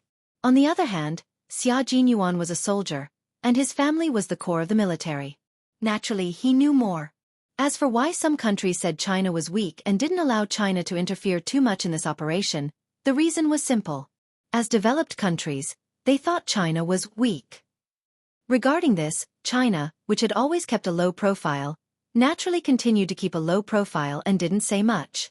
Chapter 165. This was what Xia Jinyuan wanted to express. Since Yi Qian could think of not interfering with the international police, she naturally understood what he was trying to say. The country's weakness was a heavy topic, but at the same time, it was also a kind of motivation. Fortunately, China had always been motivated to become a powerful country. Yi Qian was not deceived by his fake seriousness, because she knew that in the near future, China's military strength would make the former world superpowers feel threatened. She smiled slowly and said, "You should know better than me how powerful we are. If you don't interfere too much, then I, as a student, won't." "No, little girl, we will interfere, but not now, but..." Xia Jinyuan raised his eyebrows slightly. His cold and handsome face was calm and composed. His innate elegance at this moment made his temperament even more cold and unpredictable. He smirked and paused for a moment. Then he slowly said, "Instead, they will have no choice but to ask for our help. Just you wait, little girl. Since we are here, how can we let some people look down on us?" Soldiers were proud and at the same time, they represented the country's military strength. If they were looked down on, of course they had to be ruthlessly dealt with. "What should we do? I'm suddenly looking forward to the day you mentioned." Yi Qian smiled, her clear eyes shining like stars as she looked at the arrogant man in the dark. "I hope that when the time comes, Captain Xia will still think of me and let me experience it." Her words made Xia Jinyuan smile happily. He stood up from the lounge chair, his cold and slender figure as sharp as a sword. Hearing his cold voice, he said indifferently, "Don't worry, little girl. Time is not the only thing that makes you grow. You still need more training." He looked forward to her growth, so he would do his best to let her lay the strongest foundation in the process of her growth. The party downstairs didn't end until 10 p.m. If it weren't for the teacher's reminder, it would have gone on even later. Yi Qian didn't go downstairs. Instead, she stayed in the room and digested Xia Jinyuan's words, using the excuse of doing test papers as an excuse. A gentleman has to do what he does and doesn't do what he does. Just thinking about it made her motivated. There are 3 rounds in the competition. One is a team competition, one is a theory test, and the last is a trial test. It will be held over 3 days, 5 hours per round. It starts at 8 a.m. and ends at 1 p.m. Early the next morning, a group of students still hadn't woken up from last night's party and were already preparing for tomorrow's competition. Director Li did not waste his breath. Yesterday, they had played and slept. Today, no one would be able to rest as easily as yesterday. With a wave of his hand, it was as if he was here in person, causing the students who wanted to relax in the afternoon to stop. Once they immersed themselves in their studies, they realized that the day had passed just like that. Rest early tonight. Go to bed at 9 o'clock sharp. Hand over one of your room cards. Our teacher wants to check on you one by one. When they went downstairs for lunch at 5:30 p.m., Director Li made another move. He confiscated a room card from each room so that it would be easier for them to check the rooms. In China, it was normal for teachers to check the rooms. Last night, when they were chatting with students from different countries, the teacher directly pushed the door open and checked the rooms. TSK, TSK, TSK. The expressions on the faces of the foreign students were unbearable. It was as if their bodies were being violated. They couldn't accept that the teacher didn't care about the students' privacy and barged in without their permission. They obediently handed over their cards and followed the 4 teachers to the cafeteria for dinner. Chapter 166. When the 12 of them walked out of their rooms, they saw that the Vietnamese students on the same floor had also walked out of their rooms. It looked like they were heading to the cafeteria to eat just like the Chinese students. They walked in front, while the Chinese students walked behind them. When the Vietnamese students entered the elevator, the Chinese students just happened to be standing in front of the elevator doors. The gazes of the students from the 2 countries directly confronted each other. In any case, there was no way for them to continue being friendly. Although they maintained civility with their words, they were glaring at each other with their eyes. Unfortunately, the confrontation didn't last for long. After a few seconds, the elevator doors slowly closed. Yi Qian's gaze indifferently slid past Red Scorpion's face, as if it was a normal exchange of glances, before he calmly withdrew his gaze. Red Scorpion's gaze was like the fangs of a venomous snake, suddenly sweeping over with its mouth wide open. It carried a gloomy ruthlessness as it swept past the faces of the Chinese students in the increasingly narrow space of the elevator, causing the students standing near the front to involuntarily shrink their eyes. "Yi Qian, Yang Yi, tonight you 2 will change rooms with me and teacher you." When the elevator doors closed, Director Li spoke, "Come up and change rooms after you finish eating." The Vietnamese teacher's gaze always gave him a cold feeling. It didn't seem like a teacher's gaze, but more like a murderer. His gaze was too fierce, and he didn't have the temperament of a teacher. After teaching for so many years, and being the school's director of education, Director Li had a good eye for people. Yi Qian didn't immediately reply. The rooms were specially arranged, so how could they change rooms? However, it was indeed necessary. Not for him but for Yang Yi. At night, Yi Qian was the only one in the room. He was used to sleeping alone, and he couldn't change beds because he didn't want to affect tomorrow's competition. As the main force of the entire competition, Director Li could only agree to her requests. Sleeping at 9 wasn't difficult for Yi Qian, but as long as he closed his eyes, he would see the ferocity in Red Scorpion's eyes when the elevator doors closed. Something might happen tonight. With this premonition, Yi Qian fell asleep without any distracting thoughts. At around 1 o'clock in the morning, Yi Qian, who was sound asleep, suddenly opened his eyes. In the darkness, a cold light flashed across the depths of his eyes. He gently closed his eyes again. The originally tightly shut door quietly opened. The light from the corridor shone into the room, then disappeared as the door quietly closed. Someone tiptoed into the room, even holding their breath. He didn't walk to the bedside. Instead, he gently pushed open the bathroom door and stayed inside for about 2 minutes. Then he closed the door and left, as if it was just a nightmare. Yi Qian did not get up immediately. Instead, he bravely lay in bed for at least an hour before he reached out to turn on the bedside lamp. Everything in the bathroom was normal. There was nothing unusual. Yi Jian closed the toilet lid and placed a towel on top of it. Then, she stood on top of the toilet lid. Very carefully, he moved the ceiling by 1 square, then another square. Using both hands to support the dragon skeleton, he leaped lightly onto the ground, using the strength of his arms to support his entire body. In the dim light, Yi Jian saw a black travel bag quietly placed in a place that was within reach of her hand. After looking at it for a while, the corners of Yi Qian's mouth curled up slightly. If she wanted to attract Red Scorpion's attention and make him walk around under her nose, the opportunity was right in front of her eyes. Captain Xia, if I said that someone came into my room and left a black bag in the bathroom, would you believe me? Chapter 167. Placing the bag on the bed, Yi Qian smiled as he contacted Xia Jinyuan. As he unzipped the bag, a bag of white crystals appeared before his eyes. It weighs about 40 kilograms. If I'm not wrong, this is heroin. Xia Jinyuan leaped out of bed like a carp. His deep, handsome eyes were cold as he said in a deep voice, "Wait for me. I'll be right there." He didn't even give Yi Qian a chance to refuse before he cut off the call and rushed downstairs. He didn't even go through the front door.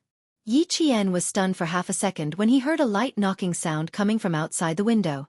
Then he rushed over and pulled open the curtains. He saw the dangerous man who said he was coming over a minute ago, standing dangerously outside the window. There was no cover except for a few potted plants. Yi Qian's mouth twitched slightly as he hurriedly opened the window. "I don't want to go through the front door. I want to go." He stopped halfway through. If they couldn't go through the front door, it meant that they had to avoid being noticed. Did that mean there were accomplices of the suspect in the hotel? When he entered, Yi Qian's expression instantly turned cold. Instinctively, she reached out and wrapped her slender arms around Xia Jinyuan's shoulders. "Be careful. We're on the 8th floor. If you fall, you'll be crippled even if you don't die." The little girl's slender arms gave him a sense of security. Even though he didn't need her protection, Xia Jinyuan knew very well that the moment she wrapped her arms around his shoulders, his heart was filled with warmth. He hadn't misjudged little fox. She was only a student, but she already had the awareness to protect her comrades at all times. He didn't reject her and even reached out to hold her slender but indomitable shoulders. Then he jumped down from the window. The two of them were like comrades who had known each other for many years. One was tall, and the other was short. Under the dim light, they looked so harmonious. Heroin. It weighs 42 kilograms. If it's converted to Vietnamese currency, you won't have to worry about food or clothing for several lifetimes. Yi Qian placed the black bag on the coffee table. 1 hour and 5 minutes ago, Red Scorpion personally came in and put it in my room.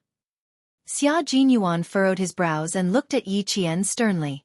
"You discovered it an hour and 5 minutes ago, and you're only telling me now?" The major was a little angry. What if something happened to the little fox? How was he going to answer to the two seniors who were still waiting for her in the depths of the mountains? Are you angry? Don't. Yi Qian, who felt his heart skip a beat after being glanced at by Yi Qian, calmly explained the situation. After he was done, he concluded. How could such a difficult person attack my student before the deal was done? You should know that the competition is tomorrow. If something happens to me, this competition will be cancelled. Once it's cancelled, won't he get nothing? So, of course, she wasn't afraid. Xia Jinyuan didn't know if he should be happy or angry. The overly intelligent little fox could be quite worrying at times.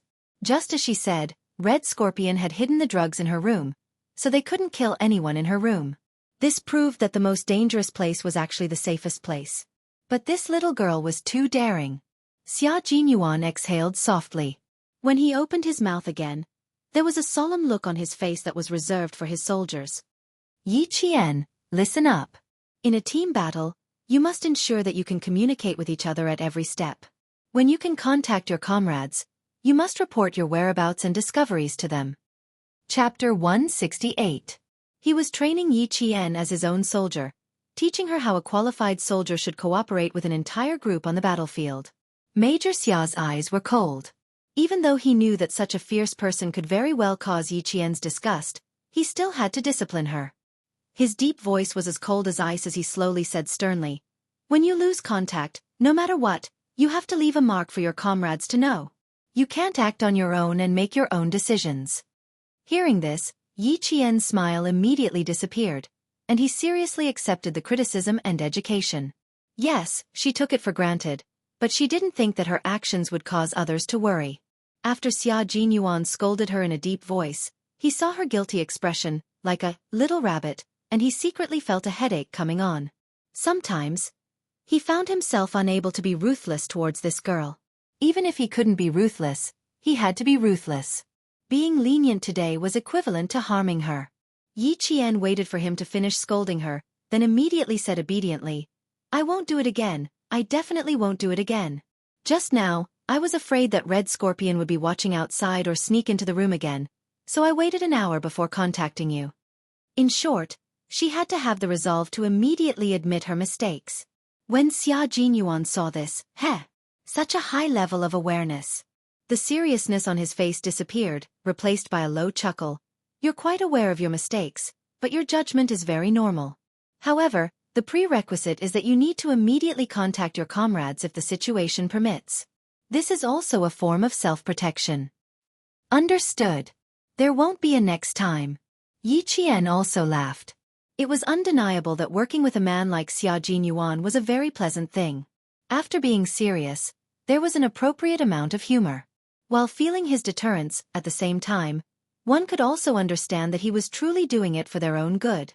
A man with a pure heart. No matter how dangerous it was, there would still be people willing to approach him. The black bag was no longer touched, but the goods inside were no longer the original goods. After changing the bag, Yi Qian put the bag back in its original position.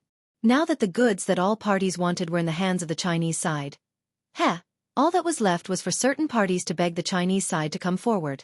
The next day, they got up at 6 o'clock and gathered.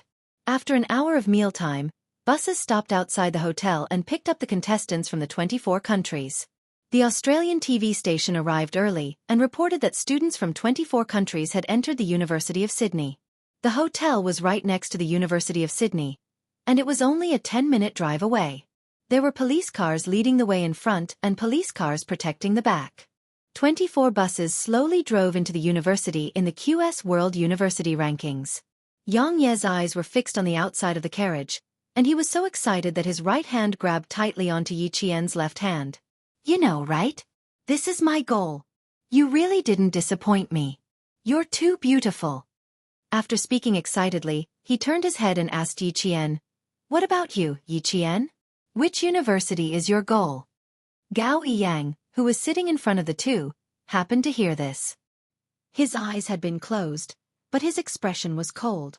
He gently opened them and turned his head, his gaze landing on the famous university campus. Studying abroad. This was also part of his plan, but could it be part of Yi Qian's plan? My goal? Yes, but it's definitely not studying abroad. Yi Qian replied with a smile. There was a tenacity between his beautiful brows that no one his age had. He said indifferently, I'm still working hard. I hope I can achieve my goal in 4 years. Chapter 169. Yang Yi tilted his head, thought for a moment and said, Your results are very good. Even if you don't study abroad, you can choose between Hua University and Xi University. I can't. My family has already made arrangements. It's either America or Australia. No matter where it is, let's work hard together. Yi Qian, who didn't want to discuss which university they would go to in the future, pointed outside and said with a faint smile, It's so beautiful there. Where is it? When the topic changed to Sydney University, which Yang Yi was concerned about, she didn't continue to ask. She looked in the direction Yi Qian pointed, and her eyes lit up. It's the Central Tower, the iconic building of Sydney University. Founded in 1850, Sydney University was recognized as one of the most beautiful campuses. This was a university that firmly controlled Australia's political and economic lifeline. Countless politicians and rich people came from this university. The bus stopped at Sydney's most iconic Central Tower. The magnificent building, which was like a European palace, was solemn and elegant. The towering spire and the beautiful sculptures told all the students about the long history of this famous university. From 8 a.m. to 1 p.m., students were free to visit after the exam. But now, one after another, they got off the bus and went to the main teaching building. There weren't many students who stopped to look at the scenery. The teaching field was a hall that could accommodate hundreds of people. There was a total of 288 long desks that were about 90 meters long. The distance between the desks was very large, and all the students were only allowed to sit in the middle of the desks. This was to prevent cheating and make it easier for all parties to monitor. After everyone was seated, Yi Qian felt that there were countless people watching all the students from all directions. After a famous politician who graduated from Sydney University and had participated in 2 mathematical Olympiads gave a few simple but powerful words of encouragement to the students, the clock tower rang, and the theory test from 8 a.m. to 1 a.m. began.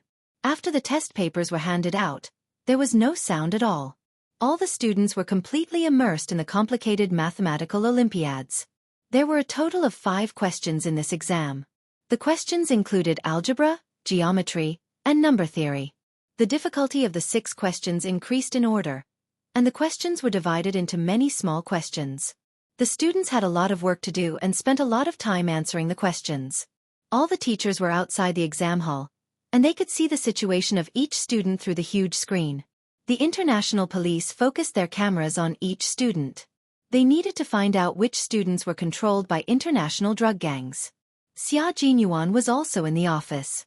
The difference was that his eyes were directly locked on the 3 Vietnamese boys that Yi Qian provided.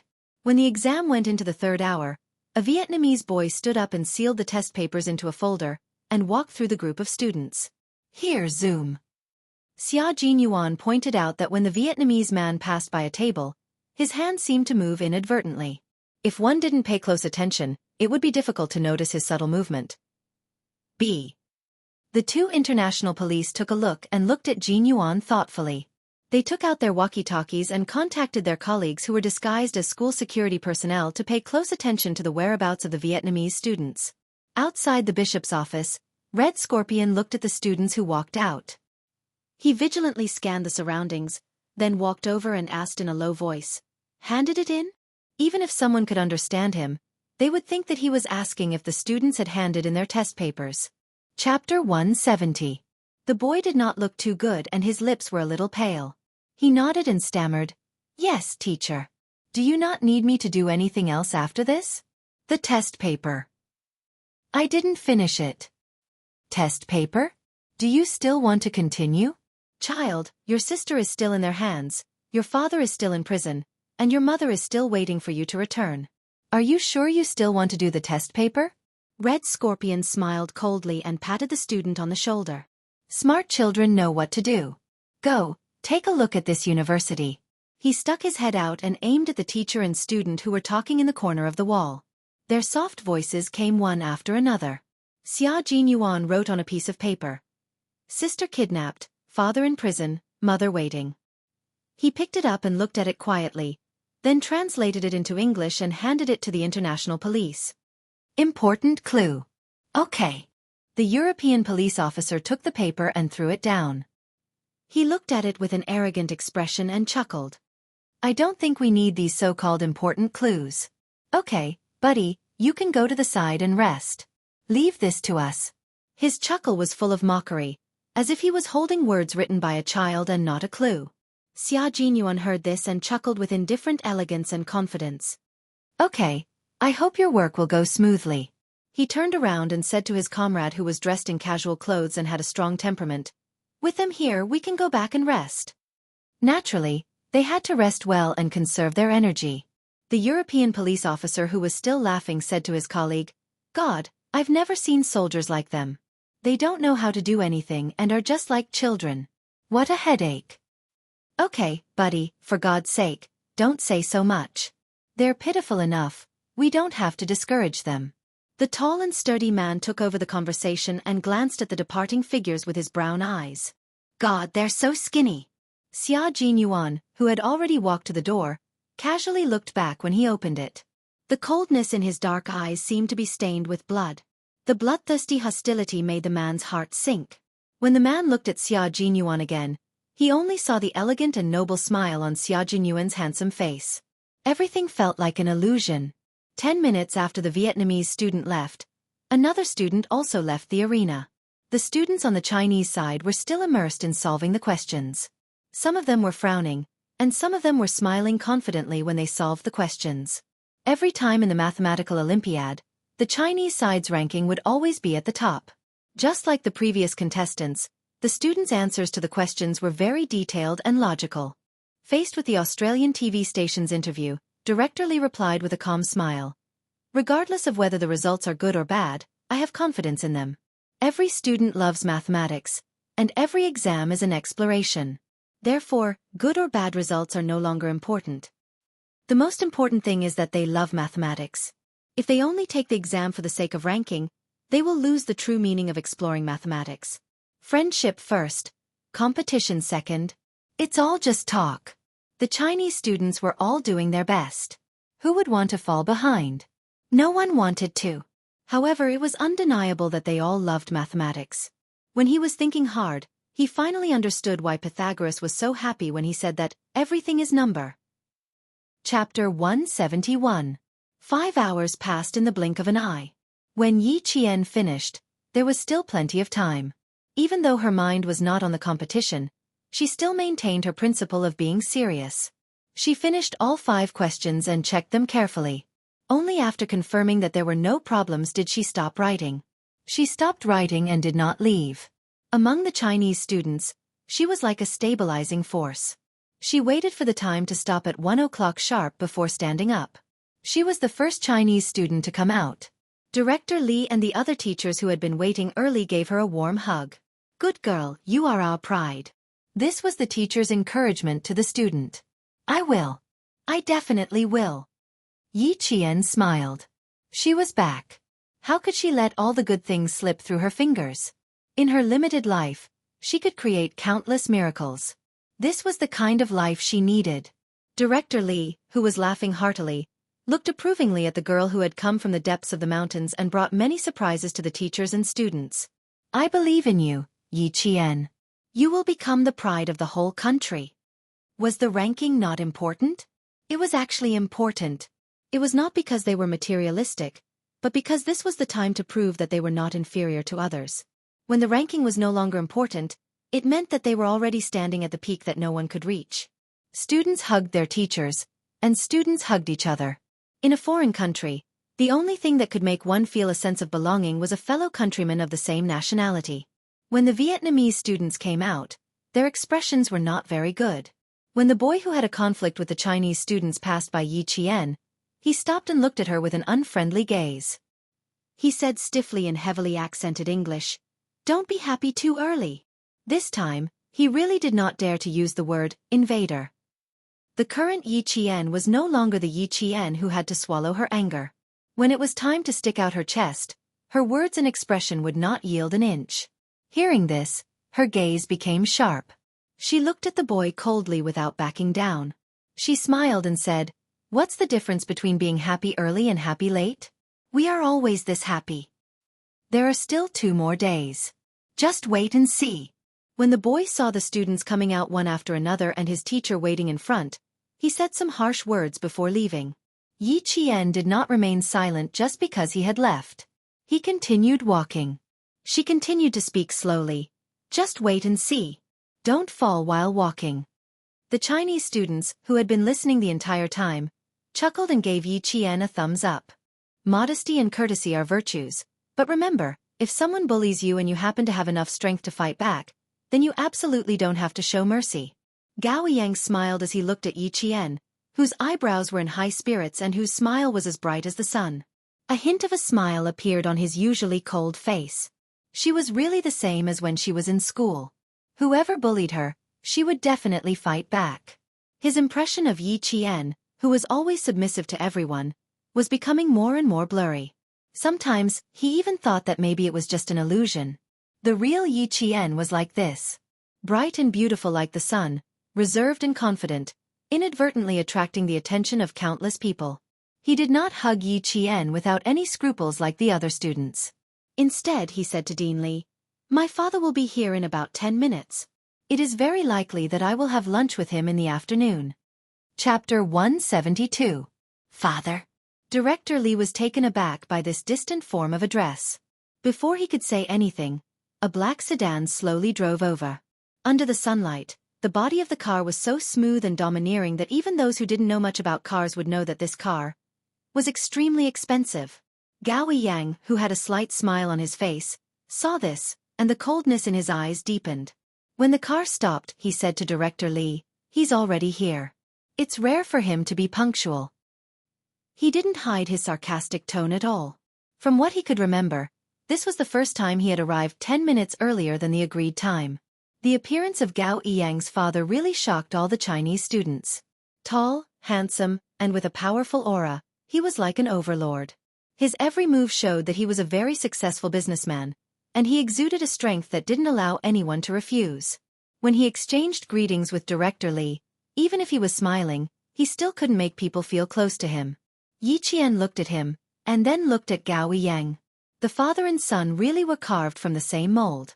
They had the same facial features and the same temperament. It was rare for a father and son to resemble each other so much.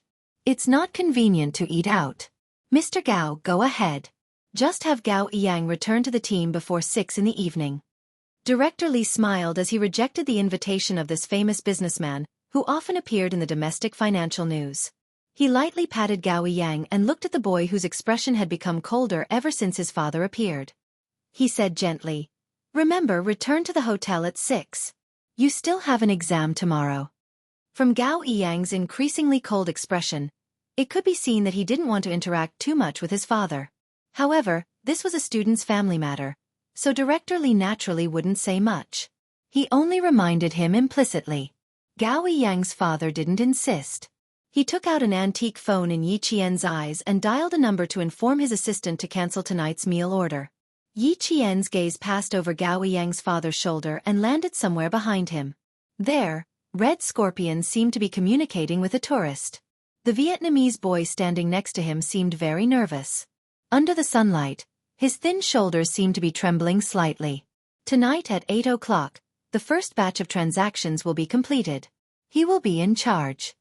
Red Scorpion noticed the student's strange behavior and raised his hand to directly place it on the boy's shoulder. He lowered his head and softly warned him in Vietnamese before saying, "Remember, I need USD." The tourist was wearing a baseball cap with the brim pulled low. Yi Qian only saw him make an "okay" gesture, and the conversation ended in 1 minute. This was an unfamiliar figure.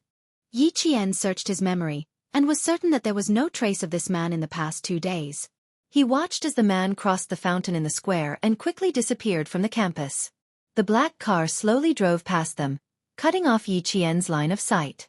It then took Gao Yang away from the campus. A limited edition Maybach. How much money does Gao Yang's family have? After the father and son who didn't communicate with each other the whole time left, a boy whispered in surprise, "There are only 10 of them in the world. Even if you have the money, you can't buy a peerless car." Because of Gao Yang's father's appearance, the students heading to the cafeteria at the University of Sydney had another topic to talk about. After eating at the University of Sydney, the teachers led the students on a tour of one of the most beautiful universities in the world. The wide lawn, tall steeple buildings, and unique and enchanting scenery made countless tourists stop in their tracks. Chapter 173. The most beautiful scenery is the exam season from late October to November every year. The campus is filled with rows of blue trees decorated with violet flowers. It's extremely beautiful. Yang Yi had never been to the University of Sydney before, but he knew very well that she really liked this school. From their conversation, Yi Qian found out that more than half of the students here were already prepared to study abroad. They would go abroad directly after graduating from high school. Every time this topic was brought up, Yi Qian would smile and remain silent, because she knew very well that the school she wanted to study at would definitely not be overseas. Even if she could, she wouldn't choose to study abroad. Compared to Yang Yi and the others who were in high spirits, Yi Qian used the excuse of being tired as an excuse to return to the hotel with the other boys after seeing Red Scorpion bring 3 boys into a silver car that drove into the campus. The ones who returned with them were all students who had no intention of studying abroad. The 4 of them returned to the hotel together. After entering the elevator, they looked at each other and smiled. They understood the meaning in each other's eyes and agreed to meet at 5:30 before returning to their respective rooms. Yi Jian glanced at her hair, which was still in the lock before she left. Only then did she close the door gently. There was no smell of strangers in the room, which meant that Red Scorpion hadn't been here. She took out the communicator hidden under the mattress. Yi Qian remembered Xia Jinyuan's words, so she wore her headset even when she was asleep. Today's difficult exam had lasted for 5 hours, so she was indeed mentally exhausted. Just as Xia Jinyuan had said, within the limited time, do your best to preserve your energy. She had just put on her headset when Xia Jinyuan's low voice lazily came from the other end. You just got back? Do you want to go upstairs and eat a bowl of Chinese instant noodles? 3 in the afternoon. It's too late for lunch, too early for dinner. Yi Qian directly laid on the soft bed and replied lazily, I don't have the habit of eating last minute. Right now, I just want to have a good rest. I used too many brain cells in the morning, so I need to recover. Their rooms were only separated by 1 floor, which was why Xia Jinyuan was able to jump out of the window last night. Hearing this, the coldness in his eyes softened quite a bit. He asked, was it very difficult? Are you done? He had also participated in the Olympiad before. Sometimes it would take him 2 or 3 pages to solve a geometry problem. Only those who had experienced it could understand how difficult and challenging it was. It's okay. I finished it an hour in advance. After checking it, there shouldn't be any problems. I'm a little tired. I want to rest. Yi Qian closed his eyes as he spoke.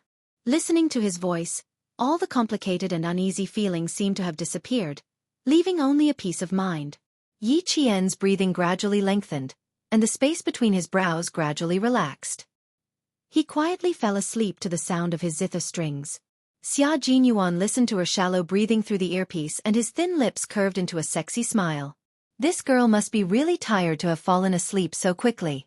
Sleep well. Don't think about anything. I'm here. He spoke softly, and the gentle smile on his elegant and noble face fell in the eyes of his comrade Su Yu. It was no different from the sun rising from the west. Xia Jinyuan was already looking sideways at his comrade, who had a strange expression on his face.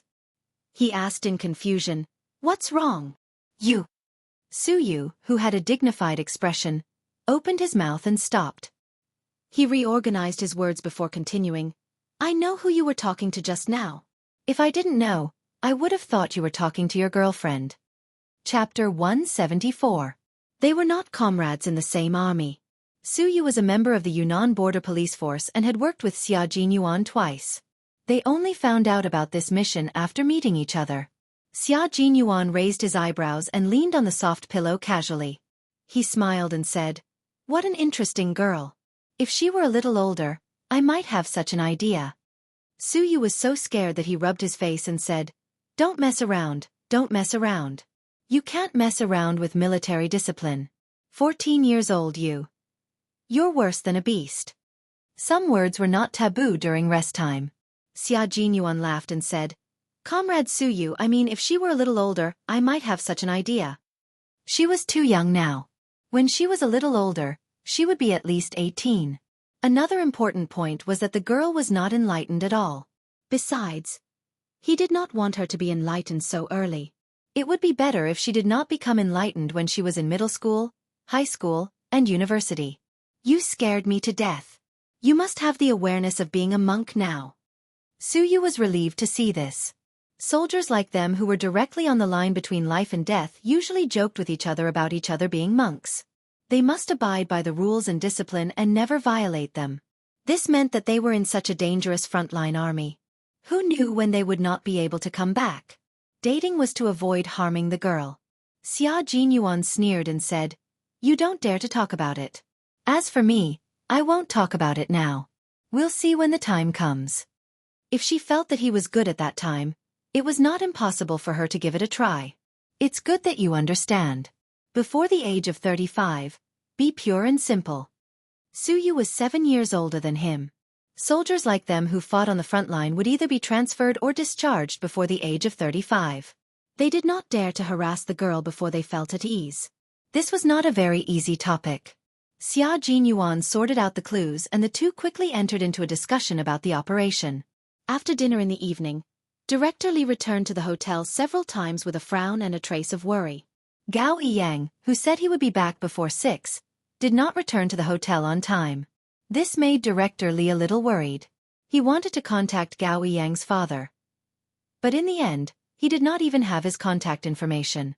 Yi Qian and Yang Yi, who had already eaten, were about to go back to their rooms when Director Li stopped them. "Yi Qian, come here for a moment. Yang Yi, you go upstairs first." Behind them were all Chinese students. The worried Director Li added, "Go back to your rooms. If there's anything, contact Teacher Yu on the landline.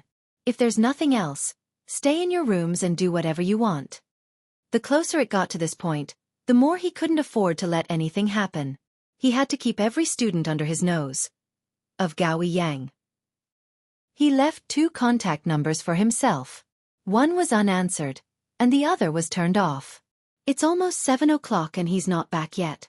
What if something happened? Every time there was an exam, the teacher was most afraid of an accident. If something happened, the consequences would be unimaginable.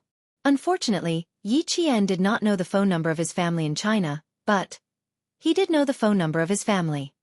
Try this number. It should be the phone of his father's assistant. Yi Qian recalled the number that Gao Yiyang's father dialed when he called to cancel the order. He smiled and said, "I can try. It should be correct." Chapter 175. Although the phone was an antique, the numeric keypad hadn't changed. Based on the movement of Father Gao's fingers when he made the call, it should be the number she mentioned. Upon hearing that there was also the contact information of Father Gao's assistant, the anxious Director Li didn't think too much about it. "Go to the front desk. Come. Follow me to the front desk. Thank goodness you know. Otherwise, I'd be worried." At the front desk, the person on duty was still Bell.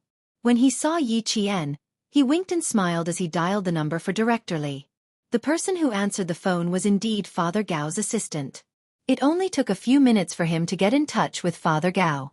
"Your classmate. Do you want to say something?" The car stopped at the side of the road. Father Gao looked at his only son coldly.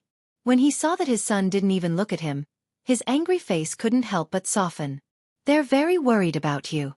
Say something to her." Gao Yiyang clenched his teeth and turned his head. He reached out to take the phone and said, "Hello." Then he heard Yi Qian's clear voice. "Where is she? Do you know that it's already half an hour past the time we agreed to return to the hotel?" On the other side, Director Li quickly wrote a line of words. Yi Qian read it out loud. "Sorry, she's already back." He didn't expect it to be Yi Qian. His cold voice immediately softened. "Return to the hotel in 10 minutes. I'm hanging up." He hung up after he finished speaking. Yi Qian was even faster. He had already put the phone back on the phone. "I said I'll be back in 10 minutes. Don't worry, go eat." The phone rang again. This time, it was picked up by the front desk. "Excuse me."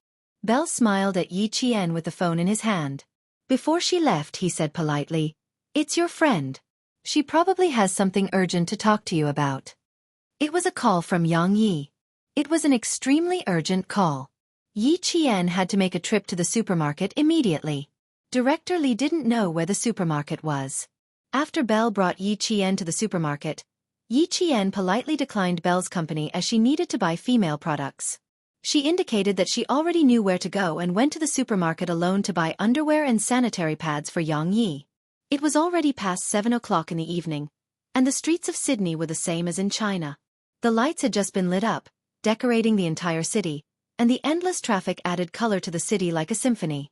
The towering trees on both sides of the street made the bright streetlights only shine dimly on the sidewalk, faintly outlining the sparse silhouettes of pedestrians. Yi Qian held onto the bag that didn't take up much of his weight. When he was about a kilometer away from the hotel, he saw Gao Yang's figure in front of him. His footsteps were somewhat sluggish, and he walked with a heavy heart. Yi Qian paused and pursed his lips. In the end, he still chased after her. I'm sorry.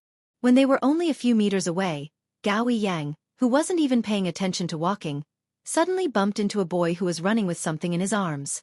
With a hua sound, the things in the boy's arms fell to the ground and were flung to the side of their feet. Both of them were startled and reacted extremely quickly, bending their backs. Yi Qian had already dodged to the side.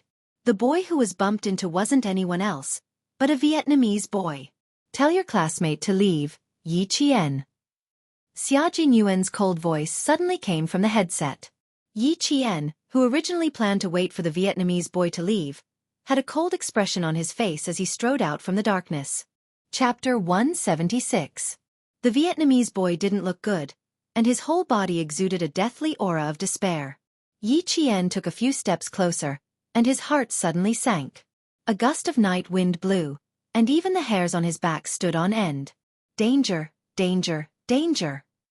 A voice came from the bottom of his heart, and it kept stopping Yi Qian from walking over. There was danger, and it was a life-threatening danger. Why are you still here? The teachers are waiting for you to go back. If there was really danger, it wasn't her style to turn around and leave at this time. When he took a few steps closer, he saw that the Vietnamese boy's eyes, which were filled with despair because of her and Gao Yang's appearance, suddenly burst with a bright light like fireworks. The Vietnamese boy was holding one side of the black bag, and Gao Yang was holding the other.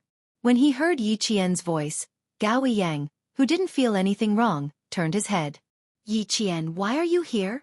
Because Yi Qian's appearance was too sudden, Gao Yang didn't notice that the Vietnamese boy was acting strangely. However, Yi Qian clearly saw that the Vietnamese boy's hand that was holding the big bag suddenly moved. As Gao Yang turned around, the originally bulging bag was unzipped, and a few things fell out. The Vietnamese boy opened the black bag by himself. Yi Qian's pupils contracted like needles. He saw the Vietnamese boy's deathly despair like a pool of water that was about to expand. Even though he was a few meters away, he could feel it.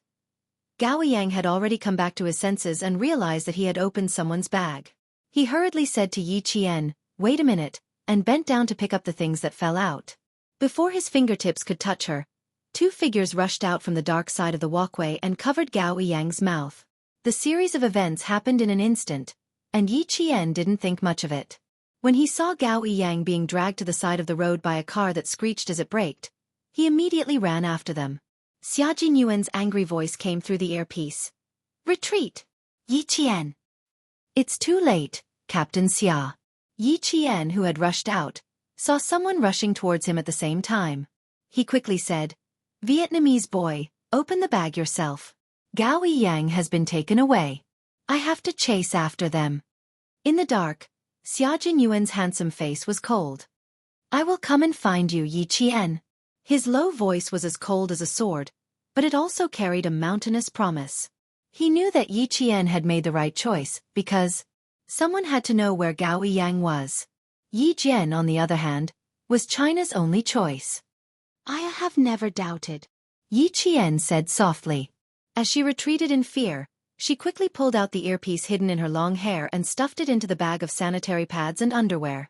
"I have never doubted your loyalty, and I have never doubted your promise, because you are an indomitable military man. You are the spear of the nation and the shield of the people. What are you doing? Save, She pretended to be frightened as she looked at the people approaching her. When her mouth was covered, she could only make muffled sounds from her throat. Then, She was taken into the car on this dark road where there weren't many people. Her voice came faintly from the earpiece, followed by a series of rustling sounds. Then, the earpiece returned to silence. Xia Jinyuan calmly said to Su Yu, "The plan remains the same. Hand the kidnapped student over to Yi Qian." Su Yu's palms were sweaty. "I trust you, so I also trust Yi Qian." Chapter 177. At a time like this, Su Yu knew very well that he had to treat Yi Qian as a comrade who would fight side by side with him. As long as he believed, there would be hope. Unlike when the international police found out that 2 students participating in the mathematical Olympiad had been kidnapped, there was only one word written on their faces: "We're done for." In their eyes, the kidnapping of 2 Chinese students was equivalent to the loss of 2 lives. There was no way to hide something like this from Director Li, so now Director Li and the other teachers were sitting in the room, their faces ashen. "So now all we can do is wait?" he asked the international police. "Yes, sir, we can only wait." The international police, who was also the hotel attendant Bell, looked at Director Li with a solemn expression. His face and tone were full of helplessness. "We can't take action immediately because Jane and another boy have fallen into the hands of a very troublesome criminal group." Director Li felt his vision darken. He needed to contact the embassy. Immediately. 2 students had been kidnapped and fallen into the hands of a very troublesome criminal group. Even the international police looked like they couldn't do anything. How could he trust them? He could only trust his own people. Director Li naturally had the embassy's phone number. The embassy had taken care of the 12 contestants representing their countries in the mathematical Olympiad. The Chinese military had already called the embassy 5 minutes after Yi Qian was taken into the car. Director Li called 10 minutes later and learned that the Chinese military had already taken action. Director Li, who was standing on the phone, heard the news and sat down weakly on the bed. That's great. At the critical moment, his own country was still the most reliable. In the car, Gao Yang calmed down after struggling for a while. When he saw Yi Qian, who was also taken into the car, he knew that it was useless for him to struggle now. The people who took the 2 students into the car were foreign men. They were tall and strong, with thick whiskers that made them look like the same person.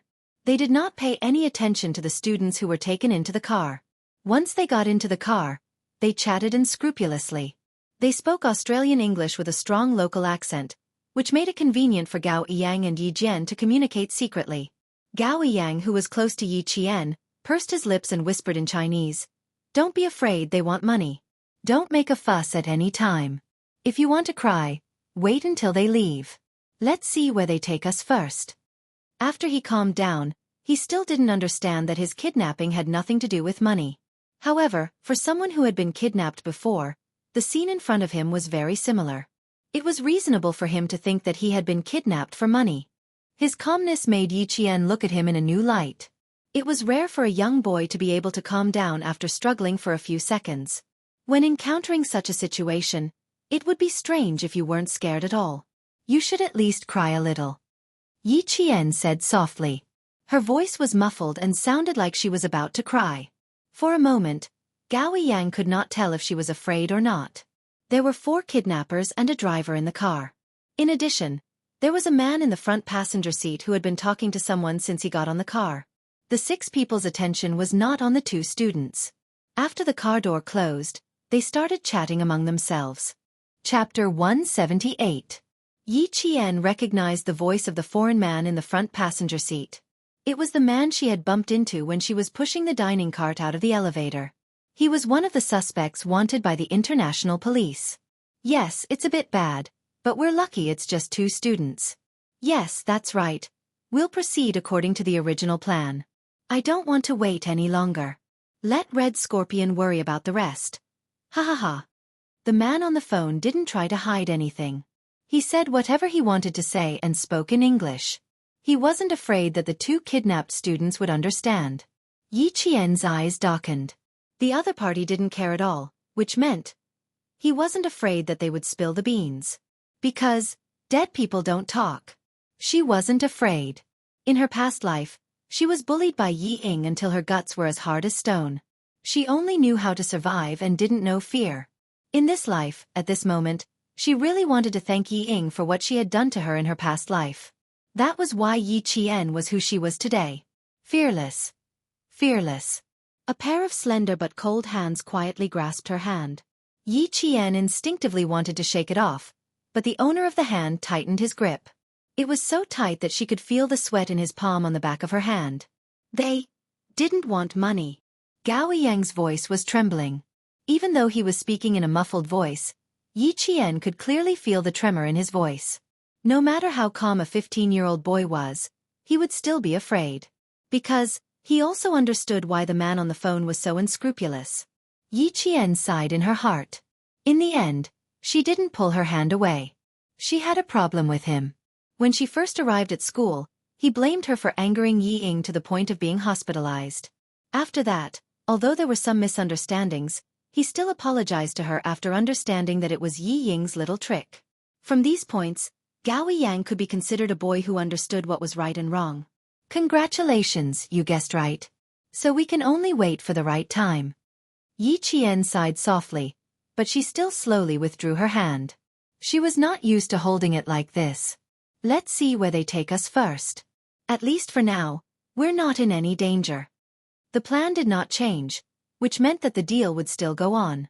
Before the deal was completed, smart people would not do anything that would complicate matters, such as immediately killing the 2 contestants who came to Australia to participate in the Mathematical Olympiad. The Mathematical Olympiad was something that the entire state of Australia was paying attention to. No matter how arrogant the criminals were, it was impossible for them to commit crimes so arrogantly. Money was their priority. On the other hand, the 2 lives that were already in their hands could be dealt with at any time. Gao Yang had already pursed his lips into a straight line. He vaguely guessed that this kidnapping had something to do with the Vietnamese boy just now. If that was the case, then in the end, he had implicated Yi Jian. He glanced at Yi Qian slightly. Her long hair covered her dimples and all the expressions on her face. He couldn't see her expression clearly, and he couldn't guess what she was thinking. The only thing he knew was that she was not afraid and did not need to rely on him. From the moment she pulled her hand out without hesitation, he knew that she did not need his comfort at all. This Yi Qian was so unfamiliar, but so outstanding. The night was still dark. Nothing had changed because of some people or some things. As Director Li waited anxiously, Gao Yang was pushed out of the car. Chapter 179. When it was Yi Jian's turn to get out of the car, the bag she had been holding in her hand was grabbed by a pair of hairy hands. Yi Jian, who did not let go, directly took out a pack of sanitary pads from the bag. Crying and shy, she stuttered in English and said in fear, "Do you, a man, need this? You, do you need it?" When the other 3 kidnappers saw it clearly, they burst into laughter. The man who grabbed the bag also laughed. Then he pulled out a gun from behind his waist and pressed it against Yi Qian's forehead. He said with a faint smile, "Kid, don't make me angry." With the gun pointed at her head, Yi Qian, who was calmer than ever, did not scream.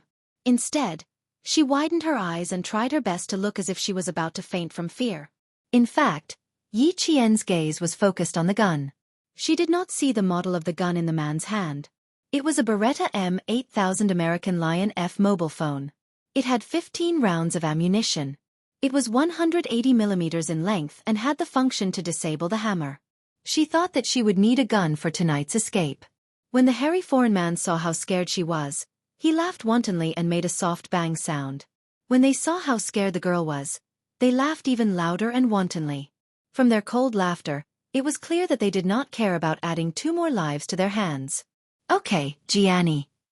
The man who jumped out of the car from the front passenger seat glanced at Yi Qian with his brown eyes. His gaze fell on the feminine products. When he asked the kidnappers to let go, he gave Yi Qian a meaningful smile. "I think you won't need these things very soon." His voice was like a maggot's laughter. It made the kidnappers break out in cold sweat. "Okay, buddy. Since they're cooperating, stop teasing them. I prefer to settle things quickly. That's the best way." The kidnappers laughed, but they did not notice that Yi Qian, who was being teased, had a ruthless look in her eyes.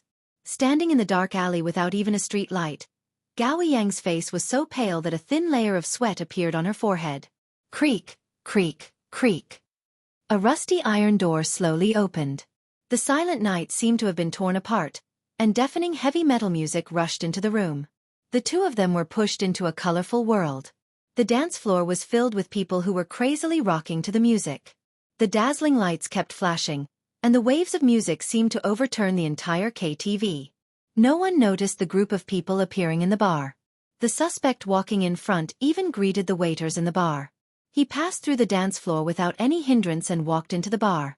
After turning a corner, he stood in front of the shiny elevator door. Yi Qian was like a quail. His shoulders. All right, let's invite our children to sit in the next room for a while. We'll play with them after midnight. When the elevator reached the 8th floor, the man in the lead laughed. He even patted Gao Yang's shoulder and left arrogantly. This was his place. He could do whatever he wanted. When the door was locked with a click, Yi Qian, who was holding the bag, sighed in relief. Chapter 180. She had taken the initiative to take out the sanitary pads. Wasn't this a gamble? She was betting on a man's reputation, and she was also betting on how vigilant they would be towards her. As it turned out, she had made the right bet. With his back against the cold wall, Yi Qian let out a long sigh of relief. The locator and communication device were on him, so all that was left was to send the location to Xiaojin Yuan, the international police. She really couldn't trust them. On the other side, Gao Yang was already looking around to see if there was an escape window. With a whoosh, he pulled open a thick curtain and saw a brown sliding glass window. He could vaguely see the streetlights outside through it. Delighted, he immediately reached out to push the window. But the sliding window didn't budge at all. It was obviously sealed shut. Yi Qian, come here. Not giving up, he turned around and said to Yi Qian, who was leaning against the wall, "Glass, we have to find a way to pry it open." Gao Yang wasn't panicking. Nor was he panicking. He still knew how to look for an escape. His performance undoubtedly made Yi Qian feel a little more at ease. There were no cameras in the room, so he didn't feel like he was being watched. With his back facing Gao Yang, Yi Qian put on the headset that was too far away and had no signal source. He then took out the locator that was smaller than the palm of his hand and entered a string of signals. Soon, there was a DDD sound. The code that was sent out went through a series of processing and transcoding before finally appearing on the server of Belle's laptop.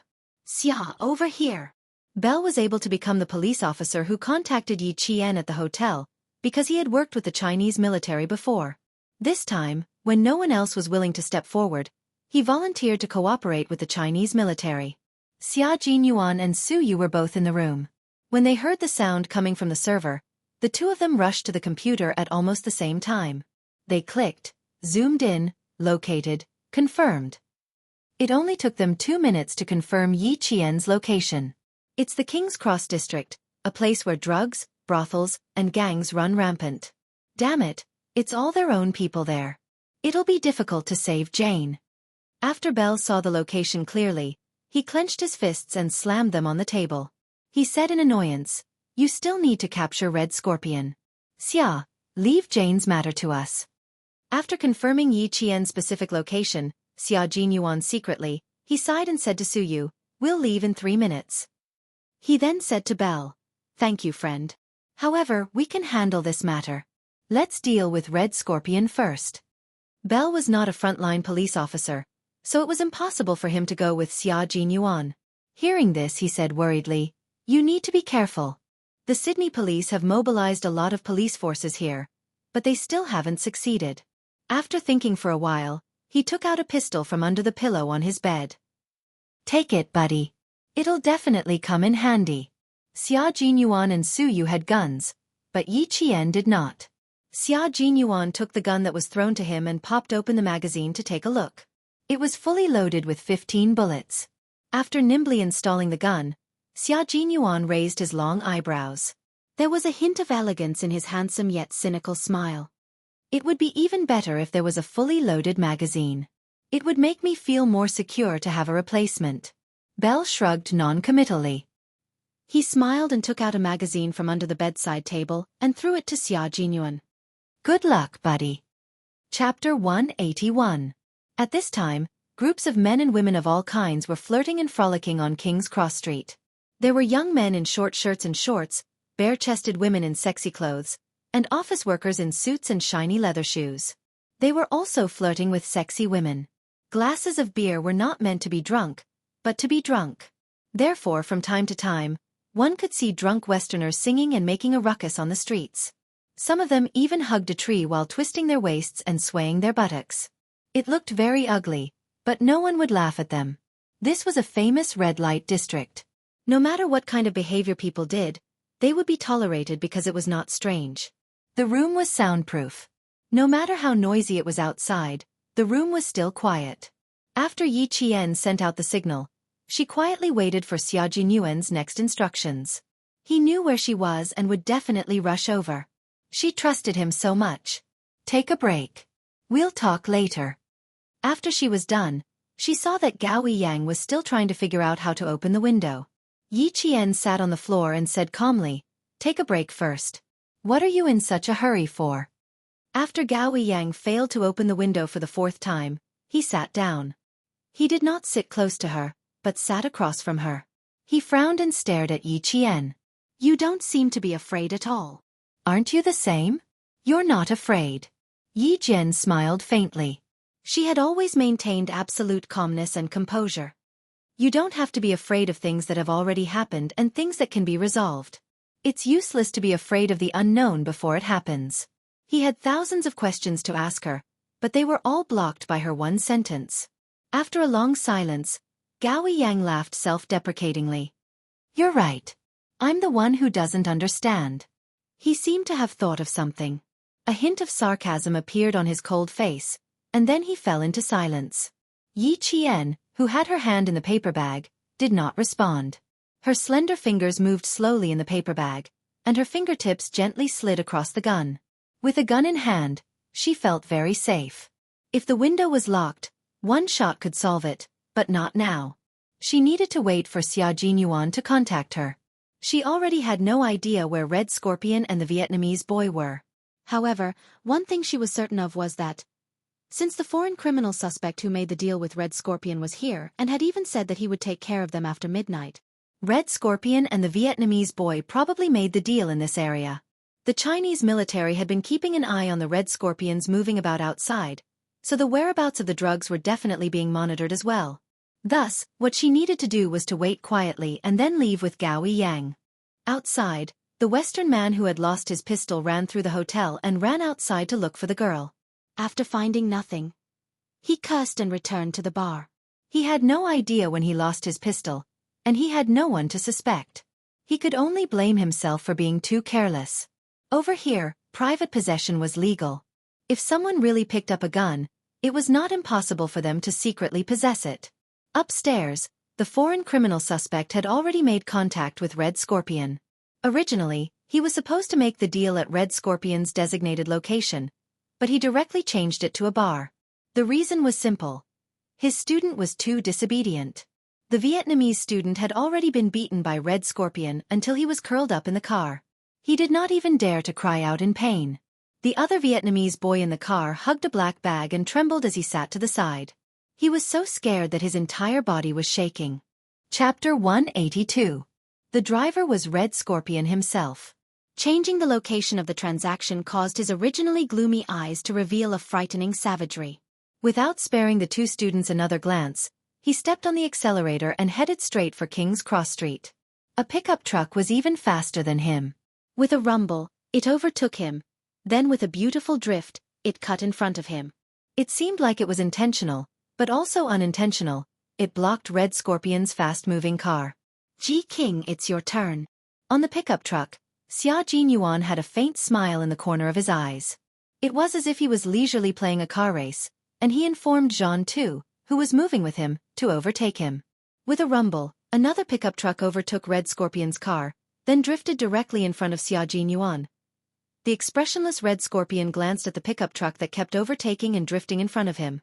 He stepped on the accelerator and turned into the outermost lane, turning into another road that led to King Cross Street. When Xia Jinyuan saw that he had successfully forced the other party onto a road that was not a shortcut, the faint smile between his brows gradually disappeared. His cold, dark eyes looked ahead with a sharpness as sharp as a sword, and he headed towards Yi Qian's location. The various men and women in the KTV were still dancing wildly and drinking in large mouthfuls. No one cared about the transaction in the dark, and even if they did, they wouldn't pay much attention to it. This was because this place itself was a drug-dealing place. At 9:40, Xia Jinyuan's low voice broke the silence in the earpiece. Yi Qian, who was resting with his eyes closed, suddenly opened his eyes. Hearing his restrained voice, he said with a faint smile, "Are you scared? Or do you find it very exciting?" Captain Xia knows me well. His voice seemed to come from ancient times, bringing with it the power to make people feel at ease. In an instant, it made her tense heartstrings relax. "Everything is fine. They're locked in a room on the 4th floor of a bar. I think they'll be safe until 12 o'clock. After 12, I'm not too sure." Gao Yang, who was also resting with his eyes closed, opened his eyes when Yi Qian suddenly spoke.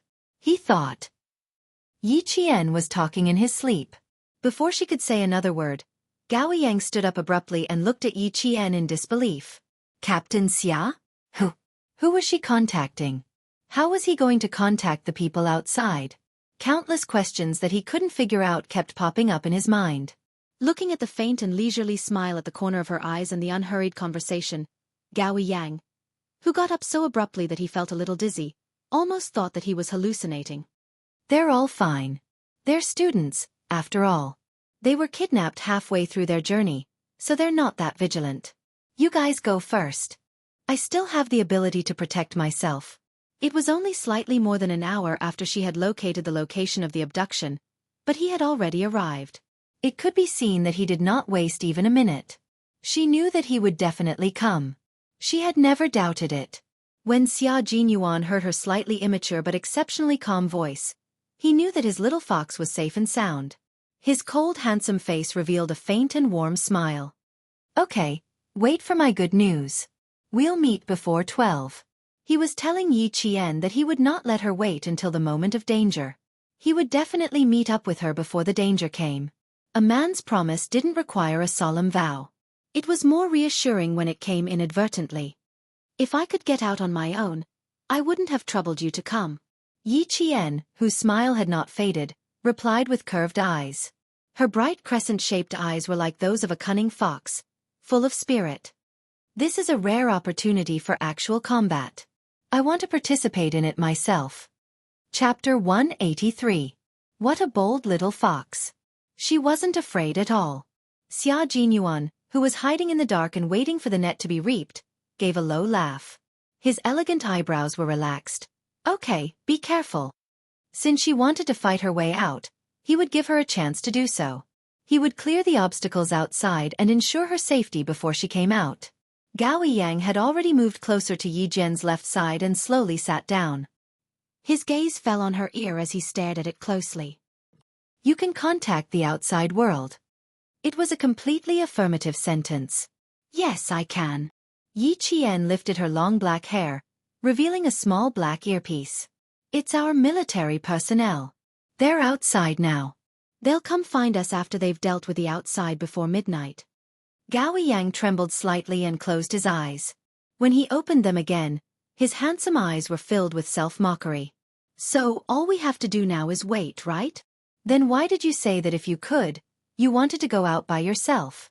He wanted to ask, but he couldn't.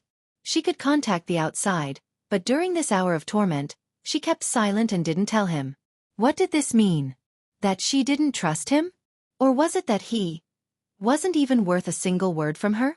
That kind of helplessness made Gao Yang feel deeply frustrated.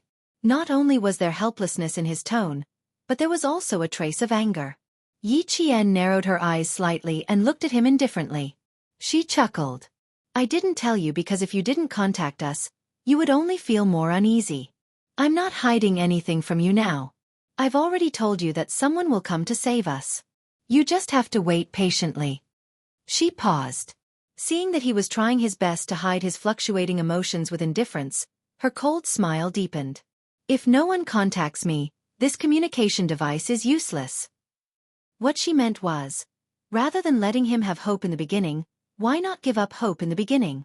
Because when hope was shattered, he would be the one hurt in the end. Gao Yang's expression froze. He suddenly lowered his gaze weakly, and his straight shoulders slumped lightly. He had nothing to say. What she considered was far beyond what he could have thought of at that time. She still knew how to take care of her own feelings at a time like this when she was about to break down. Gao Yang lowered his head and smiled bitterly. Just as his father had said, his so-called intelligence and inviolable self-esteem were just a joke in the eyes of others. He didn't ask any more questions, and Yi Qian didn't say anything either. Whether or not he could understand was his business. He had already made it clear enough. Time passed bit by bit, and at 10:30, Red Scorpion appeared near the KTV. Beside him was a student who trembled as he walked. Pass through here. Remember, one hand for the goods, and the other for the money. If you don't get the money, you don't have to come back. The boy's lips trembled slightly. He still wanted to say something, but when he saw the ferocious look on Red Scorpion's face, he hugged the black bag in his hand and walked step by step towards the end filled with evil. He couldn't turn back, and Red Scorpion, who had never personally come forward to trade, definitely wouldn't allow him to turn back. Here we are, Nick. Someone closed the open window and informed Nick, who was waiting for the goods in the KTV. He was the #1 target that the international police had to capture.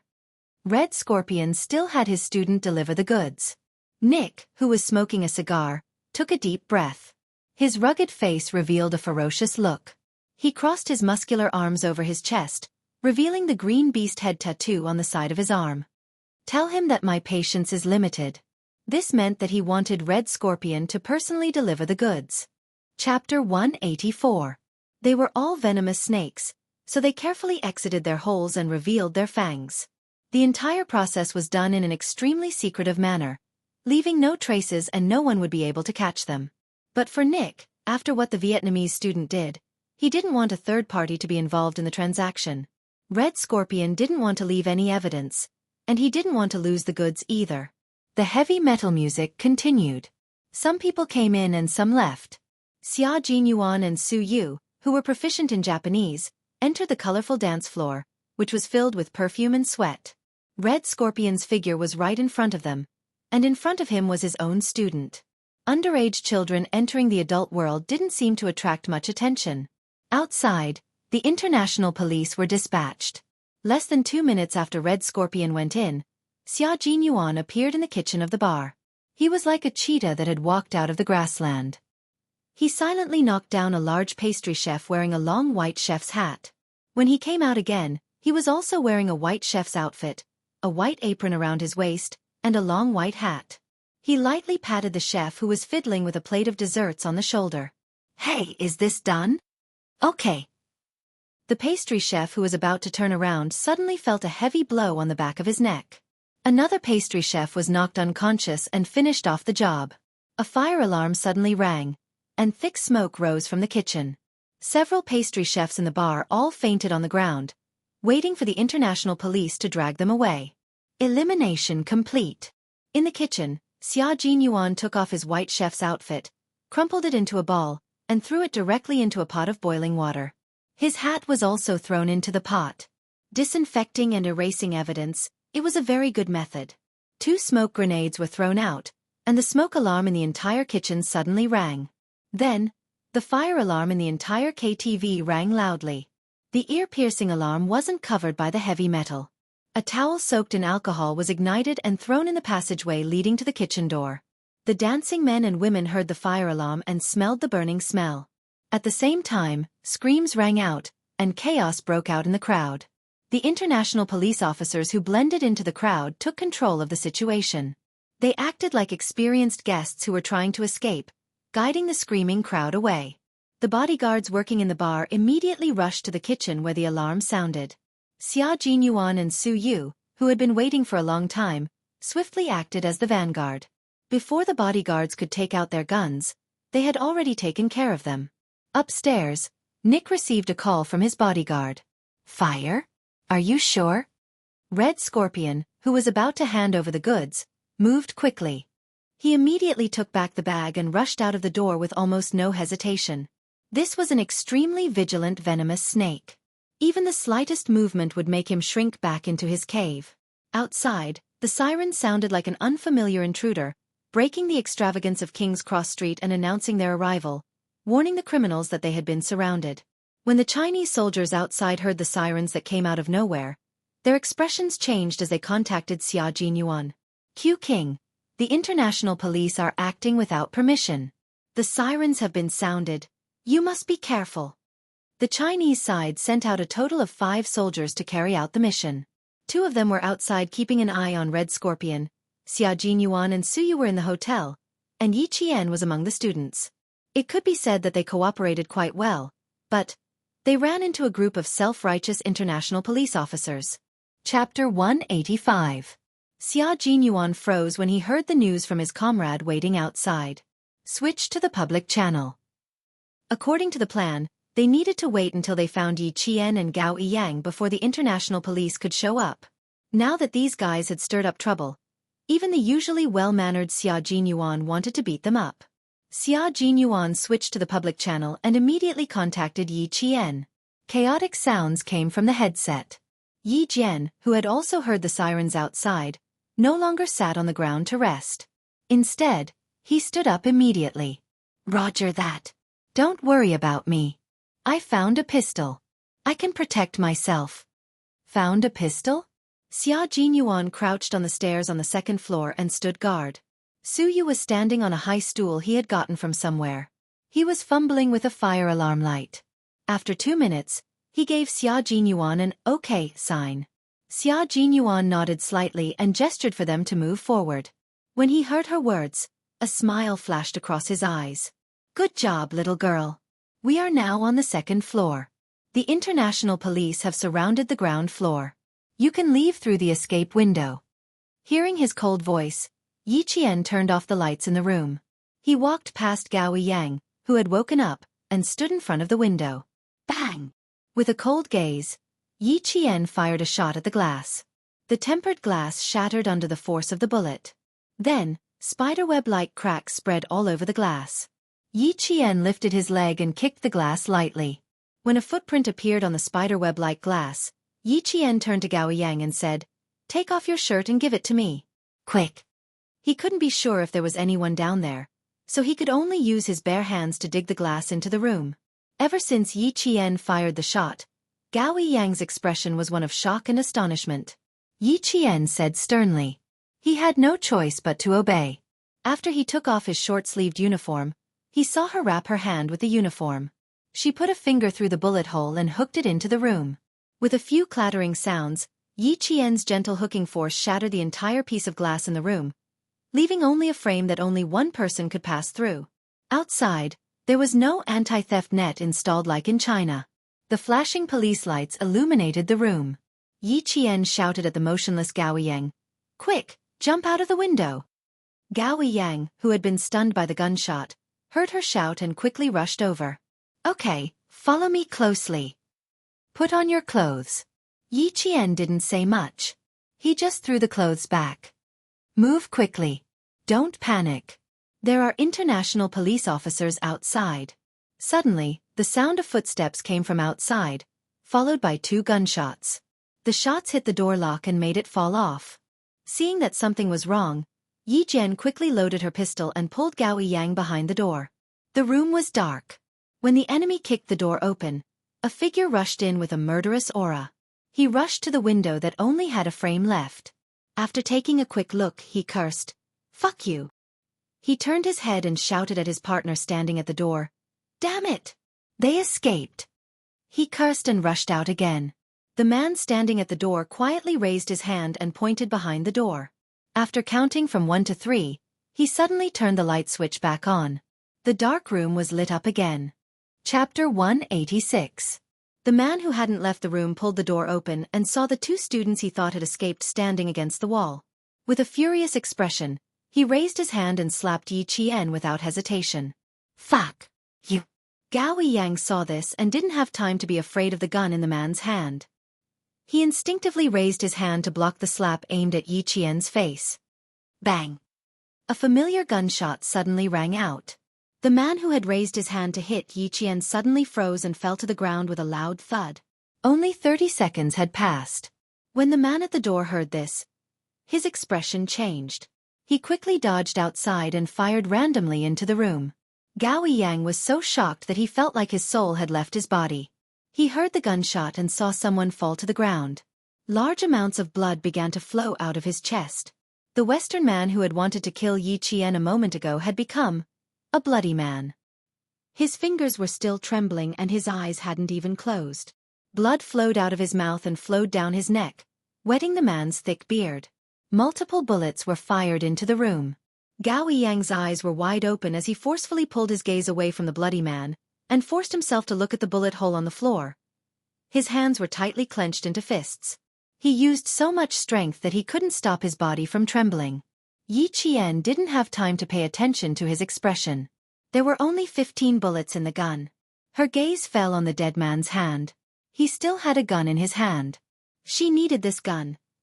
After the random gunshot stopped, Yi Qian turned her head to look at Gao Yang, who was so shocked that his pupils were dilated. "I'm going to shoot outside now. Pick up the gun and give it to me." Gao Yang didn't know how many more times he was going to be scared tonight. He slowly shifted his gaze and looked at Yi Qian.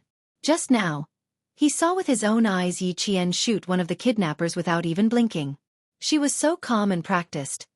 It was as if she had done this countless times before. Her movements were swift and fierce, and her eyes were ice cold. Her entire body was emitting an aura that made his heart tremble. Even if she ordered him to pick up the gun, he couldn't refuse. "Okay." She nodded lightly and answered dryly. She trusted Yi Qian quite a bit. Yi Qian calculated the trajectory of the bullets in his mind, then looked at the closed door and said, "You've learned Taekwondo before. Show some dexterity. When I count to 3, roll over and pick up the gun." "All right." Gao Yang swallowed his saliva. His cold expression had already cracked. Under Yi Jian's cold and sharp gaze, he nodded solemnly. "Okay." Shooting, killing. Yi Qian didn't give Gao Yang a chance to accept it. At a time like this, every second was the key. After counting from 1 to 3, she lifted her leg and kicked the door open again. At the same time, she dodged to the side of the door and fired 3 shots outside. The bullets pierced through the door and into the kidnapper's left shoulder. A scream came from outside. Gao Yang was so nervous that his palms were covered in cold sweat. He picked up the gun and rolled over to Yi Qian's side. Gunshots came from outside the room again. Chaotic footsteps passed through the bullet-holed wooden door and clearly reached Yi Qian's ears. Chapter 187. At the same time, Xia Jinyuan's voice could be heard from the earpiece. "Yi Qian, calm yourself down, don't panic. You're still the same as how you usually shoot." "Okay, I still have someone ambushing me outside. Let's get my classmate to leave first." Yi Qian took the gun from him and replied calmly, "I can't leave for now, I have to cover the rear." He removed the magazine and took a look. Not bad. There were 13 bullets in it. He looked at Gao Yang, whose neck was dripping with sweat. Without waiting for Xia Jinyuan's reply, he pursed his lips and said to Gao Yang, "Get down from the windowsill, I'll cover the rear." "No." Gao Yang refused directly. "I can't be at ease if I leave you here." Yi Qian raised his eyebrows and said in amusement, "Did you see me scared when I was killing people just now? Also, when I counterattacked, you should have heard someone screaming outside when you picked up the gun. The bullet I shot hit his left shoulder. After careful calculation, I shot to make sure there was no mistake. So, Gao Yang, you have to leave, I can't take care of you anymore." Xia Jinyuan and the others were still in the bar. She could roughly tell from the public channel that the international police did not care about the lives of the Chinese soldiers and directly took action. There was no movement outside, but they couldn't stay put and not leave. Under Yi Qian's urging, the pale-faced Gao Yang retreated step by step to the window. He heard Yi Qian's cold voice and shouted again, "Leave now." Gao Yang supported himself with both hands on the windowsill. His actions seemed to be instinctive as he propped himself up and left the room. Even when the glass pierced his palms and the sharp pain stimulated his nerves, he did not wake up from his daze. From holding the hose down to sliding to the ground, to being rescued by the police in the car, it was as if his entire being had been emptied. Upstairs, Yi Qian held 2 pistols and forcefully pulled open the door. After shooting randomly, she saw the bullet holes on the ground increase. After seeing the bullet specifications, Yi Qian gently curved the corners of her mouth. The USM-9 pistol produced by the Meberetta Company had 9 by 19 mm ammunition and 15+1 rounds loaded. Now that the bullet holes on the ground increased to 12 rounds, there was a short pause. This is the moment. While the other party was reloading, Yi Jian rolled on the ground a few times. Lying on her back on the floor of the corridor, she fired her gun at an extremely fast speed. She fired 2 shots consecutively with both hands, destroying the lights in the corridor. Following the trajectory of the bullets, Yi Jian calmly fired a shot in the direction where the bullets came from. There was a muffled sound, followed by a plop sound. Someone had already fallen to the ground. She was on the 4th floor, while Xia Jinyuan was on the 2nd floor. Yi Qian did not know how many targets there were on the 4th floor. After taking care of 2 burly men with guns, Yi Qian spoke to Xia Jinyuan. 2 targets eliminated on the 4th floor. The exact number of targets is unknown. On the 2nd floor, Xia Jinyuan heard the gunshots through his earpiece and knew that she had taken action. It would be a lie to say that he was not worried. The target is on the 6th floor. Girl, you must remember to hide on the ceiling above the corridor. I'll come and find you. No matter how worried Xia Jinyuan was, he did not show it in his words. He also did not tell Yi Qian that he and Su Yu were the only ones who entered the KTV. He also did not tell Yi Qian that their combat style was actually assassination and shooting. Chapter 188. Su Yu was in charge of shooting and clearing while Xia Jinyuan was in charge of the assassination. The 2 of them cooperated seamlessly and went straight up to the 4th floor to rescue Yi Qian. But now that she was out, her comrades outside could hide on the 6th floor. Soon, Yi Qian heard Xia Jinyuan say in a low voice in the public channel, G3, Operation Coiling Snake, the 3rd step of Operation Stone Crushing. Coiling Snake. The snake here naturally referred to Red Scorpion. Coiling was equivalent to killing. The Vietnamese military didn't need to care if Red Scorpion was dead or alive, as long as he was captured in the end. News from the Vietnamese. 1 student was successfully rescued from the car, and the other student is still in the hands of Red Scorpion. G3's voice was different from Xia Jinyuan's low voice, but it also contained a hint of elegance. His voice was a bit hoarse, like the edge of a knife scraping against a whetstone. Just hearing it made one feel that this person was not to be underestimated. Hearing this unfamiliar voice for the first time, Yi Qian, who had already turned around to hide on the ceiling, held his breath. She was holding a gun like this. It was actually illegal. She didn't know if it would affect Xia Jinyuan. Another person spoke, and it was also an unfamiliar voice. Looks like we have to meddle in other people's business again. J5 received. Operation Coiling Snake commencing. G3 J5. Q King. Why was Xia Jinyuan the only one with Q King, which meant King of Elites? Is the little girl still there? If she is, say something to me. J5's style was a little different. It was less cold and hard, but more casual and bad. If you're still on the 4th floor, find a place to hide. You must remember your brother Xia's words. Hide well on the ceiling. Your brother Xia will come looking for you soon. Be good. Although it's cool to hold a gun, bullets will hurt a lot when they hit your body. J5 was an instructor. One day, he insisted on switching positions with the company commander. From then on, he no longer forced the soldiers to do ideological and political work. He was even more obsessed with the glory of the battlefield than the company commander. In his own words, it would be very cool for a man to run a lap on the battlefield. Super cool. Countless female soldiers bowed to him. When Xia Jinyuan heard that J5, who usually liked to tease female soldiers, was teasing the little fox that he had his eyes on, his dark eyes darkened. He said with a faint smile, J5, I heard that you got a 1 last week. I'd like to go back and spar with you. Please enlighten me. Student Yi Qian, please be careful. Believe in the People's Liberation Army and believe in Captain Xia. They will definitely save you.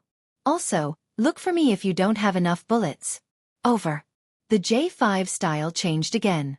It was full of coldness, and the sharpness of a soldier was fully displayed in its words. As the subject of their conversation, Yi Qian felt that there was no need for her to remain silent any longer. She hid her emotions well and smiled faintly.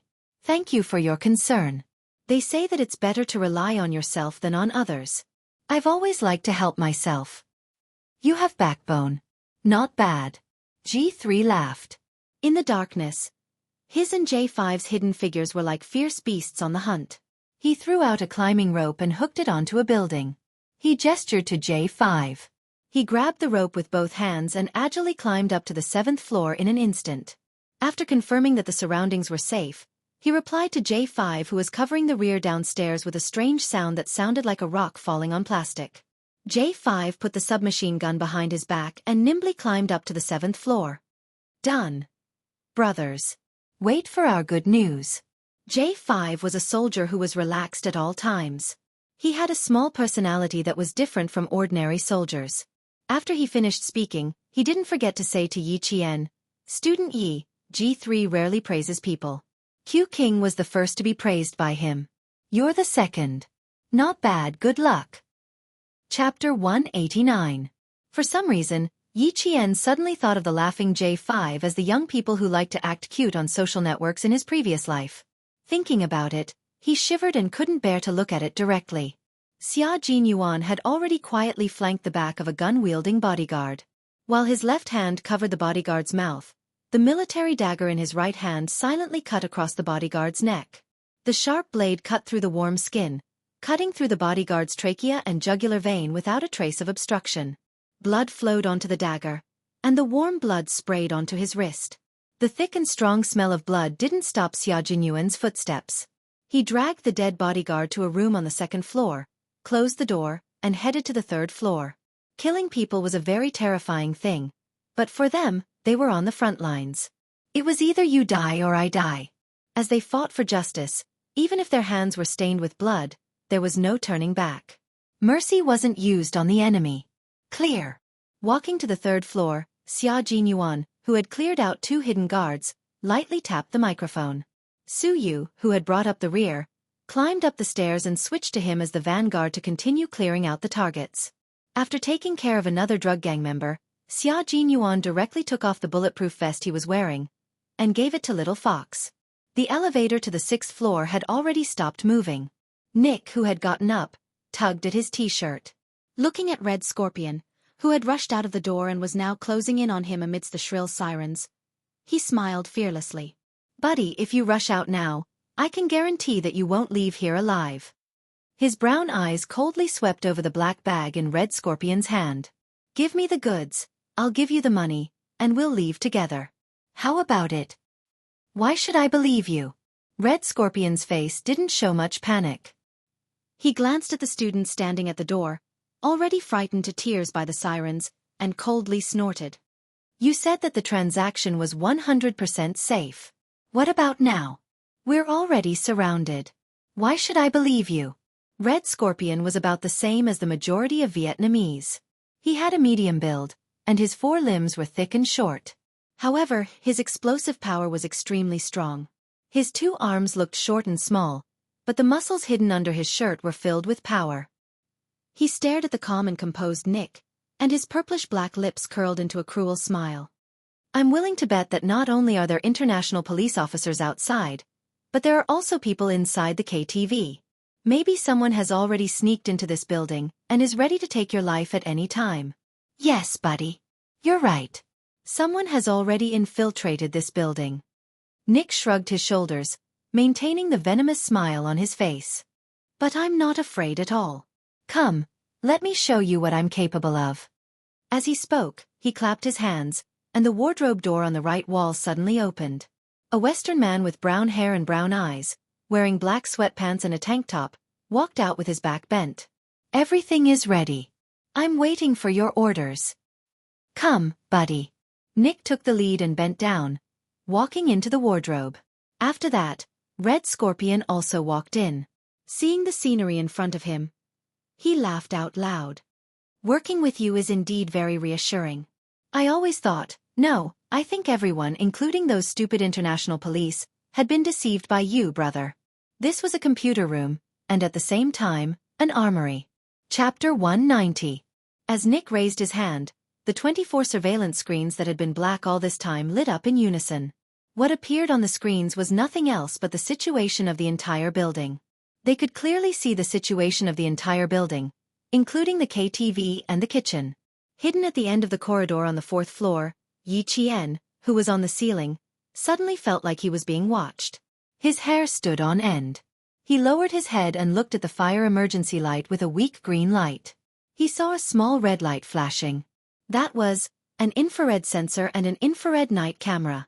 Yi Qian's heart suddenly sank. He suddenly understood why the killing of the two people and the shooting didn't attract the attention of other drug gangs. The people she killed were clearly the top target of the European investigation.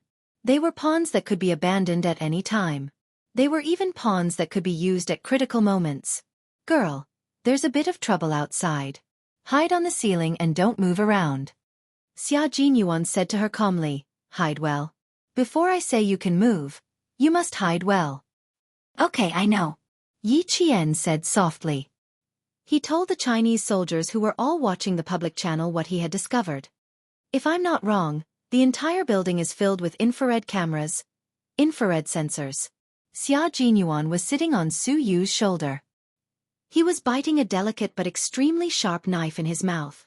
His slender hands, which were wearing half-finger combat gloves, were modifying an infrared sensor. After hearing her voice, Su Yu smiled and replied, I'm dealing with it. Don't worry, it'll be done soon. This little girl's sensitivity was really amazing. He turned off his microphone and said to Xia Jinyuan, you can even find out like this. You're really good.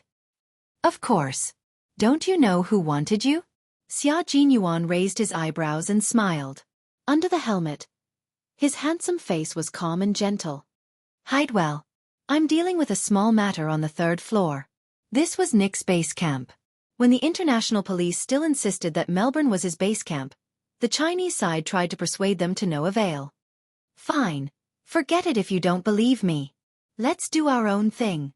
If he really listened to the international police, his steel-like body would have dozens of bullet holes. K7, can you say something? I'm a bit tired from being hung up.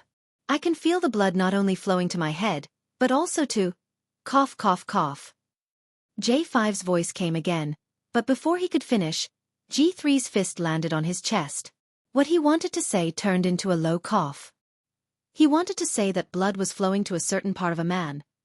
There's another K7 with 26 English letters as its code name? Yi Jian didn't think too much about what J5 wanted to say.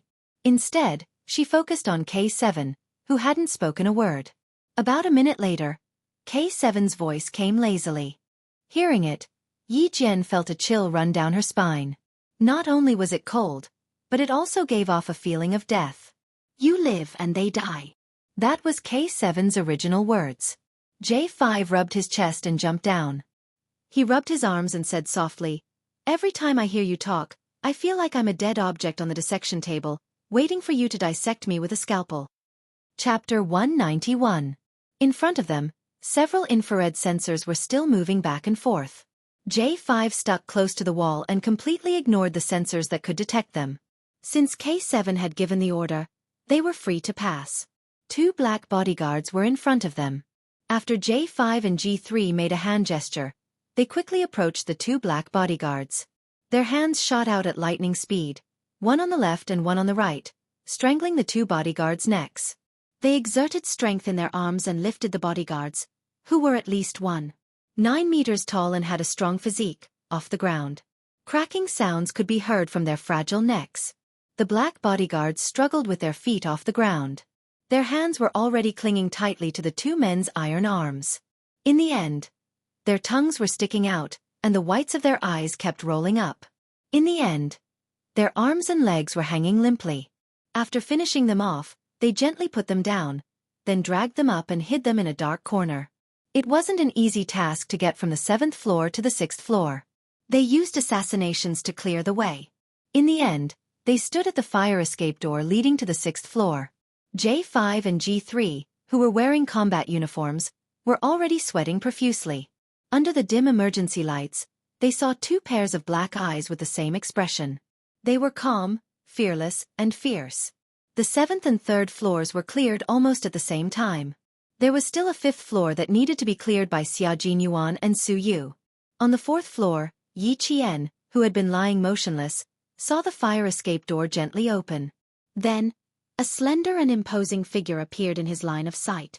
The familiar figure made Yi Qian's eyes shine in the dark like a meteor streaking across the night sky, bringing dazzling brilliance. Captain Xia, I'm here. Without needing him to speak, She had already recognized the figure. A clear voice came from the ceiling above. Xia Jinyuan's gaze stopped at a certain spot in the dark. He smiled and said, "Do you want to come down? Or do you want to stay here?" She was happy. Even though they were in the dark, Xia Jinyuan could feel it. There was a rustling sound from the ceiling. After a buckle was removed, Yi Qian jumped down from the ceiling and landed lightly in a half squat. "Let's go together. It's not safe to stay here." She wasn't afraid of killing people, so she wasn't afraid to continue walking. Then follow me. Xia Jinyuan chuckled and handed over a black bulletproof vest that didn't fit well. "Put it on. It doesn't fit well, but it's still good for you." Yi Qian didn't refuse. She had seen this kind of bulletproof vest on the 2 kidnappers she had taken care of earlier. If it wasn't for the fact that it was stained with blood, she would have taken it off and put it on. Outside, the sirens were still blaring. Someone stood out and shouted through the loudspeaker, "You've been surrounded. You'd better surrender and come out." If he really wanted to surrender, he would have come out a long time ago. Yi Qian sneered. He stuck close to the cold figure in front of him and approached the 5th floor. On the 6th floor, Red Scorpion listened to the voice that he loathed and said through gritted teeth, "I think we can teach them a lesson right now." Damned voice. It's so unpleasant to the ear. He stared at the surveillance screen, where he could clearly see the streets near the building. "Did you hear that, my weapons expert? Our partner. I hope you can teach those rats outside a lesson." Nick enjoyed the feeling of making the international police feel helpless. Look at them. What a bunch of trash. He looked at the corner of the room. Only then did Red Scorpion realize that there was someone there. Judging from his back, he wasn't a Westerner. He probably had the physique of an Asian. His back didn't move. He only raised his hand and snapped his fingers as an answer to Nick. Chapter 192. All passers-by were prohibited from entering this area, and even the nearby residents were evacuated by the police. Only the small 7-story building was tightly surrounded, and there were even helicopters circling around on the top floor. The target was inside, and the international police were acting with the determination to capture all of them. Following Nick's loud laughter in the room, several loud boom sounds suddenly exploded from nearby. A police car was directly thrown into the air by the heat wave, and then smashed into another car with a bang. In less than a minute, countless explosions sounded in the surroundings. "This is my territory. Even though I won't be coming back, I still have to say that I really like this exciting and depraved place." Nick smiled cruelly in the midst of the blazing flames. "This is my territory. Even though I won't be coming back, I still have to say that I really like this exciting and depraved place."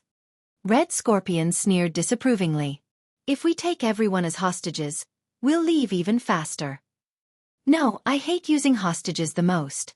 Ha ha ha, I prefer to directly confront those self-righteous fellows." Nick was not like Red Scorpion, who liked to act alone. He invested a lot of manpower and resources to tease the international police who were no different from rats in his eyes. The international police, who were originally full of confidence, were instantly shaken by the 4 explosions around them, and all of their faces tightened. The commander began to roar loudly, and the sound of ambulances filled the entire sky of Sydney. The entire city's police force was mobilized, and all of the entrances to King's Cross Street were sealed off, entering a state of high alert. "Damn it, where are the explosives experts? Hurry and get them here. God, there's still a bomb here. Hurry." A police officer began to call for help with his walkie-talkie, but before he could finish, the bomb was manually detonated, causing the officer who was on the phone to directly lie under the car door. Among the rocks that rushed into the air, his voice was distorted. "Manually detonated. Can't get close." The international police had loudspeakers, and so did Nick. His voice was transmitted through the speakers outside the KTV, and he laughed loudly. "I hope you like my present, cute rats. If you have fun, I don't mind giving you my present again." His voice was cold and cruel like a demon's, causing the faces of the international police officers hiding under the cars, behind the trees, and behind the buildings to turn the color of pig liver. This was humiliation. They were being humiliated by a criminal. Yi Jian didn't know why, but when she heard that, she felt quite relieved. K7's cold and emotionless voice came through the earpiece. He mentioned Yi Qian's name directly. "Hey, Yi Qian, you're small. Go through the ventilation duct and give them a few smoke grenades. Then, without waiting for Yi Qian to reply, she told him the location of the ventilation duct from the 4th floor to the 6th floor. He then said to Xia Jinyuan, "This is a good arrangement. Does Q King have any objections?" K7, you're talking too much. Focus on your work. Be careful. You might expose your identity. J5's voice was no longer as casual as before. Instead, he cut him off coldly. Also, you have no right to assign a student to complete the mission for us. She's still a student. No matter how capable she is, she's still a citizen that we need to protect. In the past, as a political instructor, once he discovered that his comrade's behavior was out of line, he had to immediately stand up and stop him. Chapter 193. K7, who was hiding somewhere, was silent for a while before he said, "Sorry." Then he didn't say anything else. After secretly taking care of the 4 people on the 5th floor, Xia Jinyuan raised his hand and shielded Yi Qian behind his arm. Under Su Yu's vigilant gaze, he said calmly, "The 5th floor has been cleared. I agree with K7's plan, but I'll go over. This place is too small." Yi Qian was already standing at the vent. Xia Jinyuan walked over to take a look, then squatted down and patted his shoulder. He said to Yi Qian, "Come, sit on my shoulder and use it to pry open the seal." Yi Qian looked at Su Yu, who was holding a gun, then looked at Xia Jinyuan, who was already squatting down in his combat uniform and helmet. He bit his lower lip and didn't hesitate anymore. He took the military knife from Su Yu's hand, took a deep breath, and sat on Xia Jinyuan's shoulder. After prying open the seal, Yi Qian narrowed his eyes and said in a low voice, "You can go in. All 3 of you can go in." After saying that, she held the sides of the opening with both hands and leaped into the air like a fish, entering the vent. K7. Inform the international police. Let them do as they see fit. Grabbing Yi Qian's arm, Xia Jinyuan jumped up with 1 foot on the wall and climbed up the vent again. Su Yu, go. After K7 tampered with all the infrared rays, the 3 of them disappeared right under Nick's nose. After 5 consecutive explosions, red flames could be seen rushing over King's Cross Street in the sky above the city. Gao Yiyang, who was struggling violently in the ambulance, was forcibly injected with a tranquilizer by the medical staff. He was directly pushed into Sydney's best private hospital. A private hospital that the Gao family owned 25% of the shares in. When Director Li, who was waiting in the hotel, heard about this, he clasped his hands together and prayed, "God bless." Now, he just had to wait for Yi Qian, who was with the Chinese soldiers, to come back. Director Li was finally relieved to see him with his own people. Outside the KTV, Nick proposed a deal. It was very simple. Leave safely. His request happened to be something that the international police could not agree to. They could only stall for time and quickly arrange for the team to enter the KTV. Smoke grenades were thrown in one after another, and the fire alarm continued to ring sharply without stopping. "Where are the soldiers from the Chinese side? Tell them to contact me immediately. Right away." The commander of the operation was a white man. At this time, he was so angry that he was like a mad lion. He roared, "Damn it, where did they go? Damn it! Why let them get involved? God, let them go to hell." As the commander-in-chief of this operation, he had an undeniable responsibility for the 5 consecutive explosions. However, it was not over yet. The other party still had explosive points and extremely lethal weapons. Last time, who was the one who said that the damn Nick was active in King's Cross Street? His roars were transmitted from the walkie-talkie to the commander at the scene. Even through the line, he could feel his saliva flying everywhere. The commander at the scene was a European police officer. When he heard this, he puffed out his cheeks and sighed heavily. He said with a serious expression, "Yes, sir." The Chinese soldiers suggested it, but unfortunately, no one believed them. Including you, who chose not to believe them.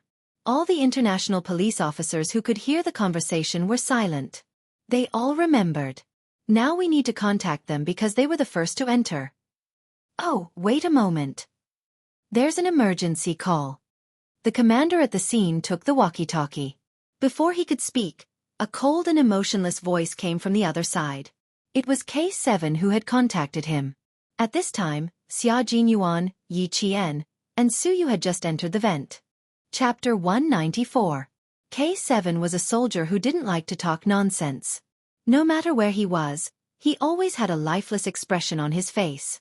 At this moment, the commanding officer only felt that K7 was extremely cute. Okay, no problem. We will cooperate fully. Okay, I will arrange for someone to send it over immediately. Okay, we understand. Now, let's start the operation immediately. The good news made the commanding officer's solemn expression disappear. After K7 ended the call, he handed the communicator to his officer. After the cross-section of the building was sent to the international police, the 30 vanguards directly cut into the 6th floor, while the 20 vanguards rushed in from the 7th floor. K7, who was still in contact with Xia Jinyuan, looked behind him and sent a message on his phone. The sniping operation has begun. On the opposite side of the building, someone looked down at the message and whistled happily. He set up his sniper rifle and put his blue eyes close to the scope. The cross in the scope was aimed at a certain direction. As long as the main target appeared, he would immediately open fire. On the 6th floor, Yi Qian, who was lying on his stomach, could clearly see the number of people walking back and forth in the corridor through the ventilation blinds. He already knew the number of people, but now he had to wait for a very important item. He had to wait for the international police vanguards to send the gas masks over. Only with the masks could they throw down the smoke grenades and tear gas grenades. The elite vanguards moved very quickly. In addition, everything on the 1st floor had been cleared out. The 2 vanguards who were responsible for delivering the gas masks also carried a 30-round emitter submachine gun that was specially provided to the special forces. After Yi Qian received it, he suppressed his surprise and skillfully checked the gun. Under Xia Jinyuan's orders, he had already prepared 2 smoke grenades, 2 flash grenades, and 2 tear gas grenades. They were all thrown out at the same time. Q King broken wing. G3, who had broken into the 6th floor, had a cold expression. They cooperated seamlessly and started the operation together. The international police vanguards broke into the door from the right and fired directly. G3 and J5 broke into the door from the left and fired directly. The entire 6th floor was plunged into an intense gunfight. In the room, Nick, who was still feeling pleased with himself, heard the gunshots outside. He looked at the surveillance screen that didn't show any abnormalities at all. His face instantly contorted. He slapped the face of the staff operating the surveillance system and roared, "Motherfucker! Give me the rocket launcher." Red Scorpion's reaction was even faster. They snatched the drugs from Nick's hands in an instant and threw back the box containing US dollars that they had traded for. He firmly believed that the goods were the safest in his hands. Pulling his student over, he picked up a machine gun and started shooting at the escape window. "Damn it, what are you doing?" When Nick saw this, he immediately waved his hand to signal his bodyguards to stop Red Scorpion's foolish actions. "You want to run? Suit yourself. Don't drag me into this, you idiot. Blow them all up. Motherfucker, you're playing with me." As Nick roared furiously, 2 tear gas grenades and 2 smoke grenades appeared out of thin air in the bulletproof and explosion-proof room. In an instant, the entire room was shrouded in thick smoke. The tear gas made everyone unable to open their eyes. "Up there, motherfucker. Shoot up there." Someone shouted, but he choked on his tears and his nose kept flowing, and he even coughed. The people in the room were like living targets as countless bullets rained down. The international drug cartel's higher-ups, led by Nick, were almost completely wiped out in this encirclement. Chapter 195. Red Scorpion, where do you think you're going? After everything was cleared, someone appeared and pointed his gun at a cabinet. His cold voice was as calm as a pool of stagnant water. "Come out, Red Scorpion." Behind the cabinet was Red Scorpion, who had one hand tightly covering his student's head. He didn't move, as if there was no one hiding behind him. The cold eyes of the person who spoke didn't waver in the slightest. He didn't give Red Scorpion a chance to think, and directly fired 2 shots at the cabinet. "My patience is limited, Red Scorpion. Don't test my patience." This was K7's voice. His face was thin, and his skin was sickly pale as if it had never been exposed to sunlight. His eyes, which were staring at the metal cabinet, were black, sharp, and filled with cold, killing intent. There was movement behind the metal cabinet, and Red Scorpion walked out with his student. When he saw who was standing in front of him, his pupils contracted. "It's you." It was Nick's weapon expert. After seeing who it was, he pressed the gun against his student's head even harder. He stared coldly at K7. Who are you? You won't live no matter how many hostages you have. K7 directly ignored his question. He pulled the trigger lightly, and his thin lips moved slightly. In his eyes, Red Scorpion was already a cold corpse. Before you die, don't drag others down with you. It was standard American English. Surprisingly, K7 spoke much more elegantly when he spoke English than when he spoke Chinese. Give me the student, and the rest is up to you. In return, Red Scorpion laughed contemptuously. He directly pressed his gun against the Vietnamese student's head, and the hole left a green crescent moon mark on the boy's temple. Do you know who he is? The son of a big shot. Ha ha ha, you can talk to him right now. See if he wants his son back alive, or shipped back as a corpse. His words made K7 furrow his brows without leaving a trace. His thin but extremely delicate face became even colder. The hostage in Red Scorpion's hands is said to be the son of a big shot. They've hidden the identity of the Vietnamese student. Fuck, I knew these bastards were unreliable, G3 sneered and said to K7. The hostage is in our hands. Stay calm and wait for us to arrive. K7's black eyes stared at Red Scorpion without blinking. His hands that held the gun were also aimed at the center of his target's forehead. No need. Clean up the weapons outside. Leave this place to me. This was the room where Nick had first made his deal with Red Scorpion. The tense atmosphere became increasingly tense under the boy's terrified gaze. Time ticked by, and after about 5 minutes, K7 heard the identity of the hostage. His brows were tightly knitted together. He seemed to be in a difficult position, but in fact, his tensed gaze had relaxed a lot. The vents of every room were connected. Yi Jian, who didn't jump down from the vents, moved her body gently under Xia Jinyuan's instructions and entered the central air conditioning vent that was so narrow that only girls could enter. Continue forward, Yi Qian. Don't look back. I'll wait for you in front. The low voice, one word at a time slowly, and with a penetrating force, came through the earpiece. Yi Qian listened to Xia Jinyuan's voice, and her eyes were filled with determination. His voice was like light, able to pierce through the darkness, piercing through the shade. It carried a warm force, encouraging her. Chapter 196. With him behind her, as well as the soldiers that belonged to her own country, she felt so at ease. Now, all she had to do was pass through the air duct in front of her, and she would be able to enter the room where Red Scorpion held the hostage. Yi Qian only lightly tapped the side of the microphone rhythmically, telling them that she was fine and that they didn't need to worry. There was already sweat on her temples. Nervousness, excitement, and excitement. Under these three emotions, Yi Qian's delicate lips lightly pursed. Then, she lightly breathed in the slightly turbid air and continued forward. She's fine. K7, keep a close eye on her. Xia Jinyuan said to everyone, including K7 who was currently confronting Red Scorpion, she's inside. I'll hand her over to you. Hearing this, K7 indifferently blinked his eyes, as if he had agreed. Red Scorpion had been uneasy for a long time. His elbow was tightly wrapped around the Vietnamese student's neck, strangling him to the point that the student's breathing suddenly became difficult. He wanted to gasp for air, but because of the lack of oxygen, his face was flushed red like a stranded fish. He didn't even have the chance to struggle. After 2 minutes, the hostage in your hands will die from lack of oxygen. As for you, Red Scorpion, you still won't be able to escape. K7 was indifferent to this, as if the hostage in the enemy's hands was actually a puppet. In the narrow air duct, Yi Qian's back was already drenched in sweat as she crawled. Even though she was wearing a gas mask, she didn't stop. Using her shockingly flexible body to pass through a right angle, she paused for a moment to adjust her breathing. Then, she moved to the air duct where she could clearly see Red Scorpion's back. Outside, everyone was on high alert. The representative sent by the Vietnamese military was already so anxious that his forehead was covered in cold sweat as he prayed non-stop. The Vietnamese special forces that had already entered the building rushed in front of the international police, using their own bodies to prevent the international police from ignoring the only son of one of their country's military ministers in order to eliminate the drug kingpin. This was a battle of wits. For the Chinese military, they were fully prepared.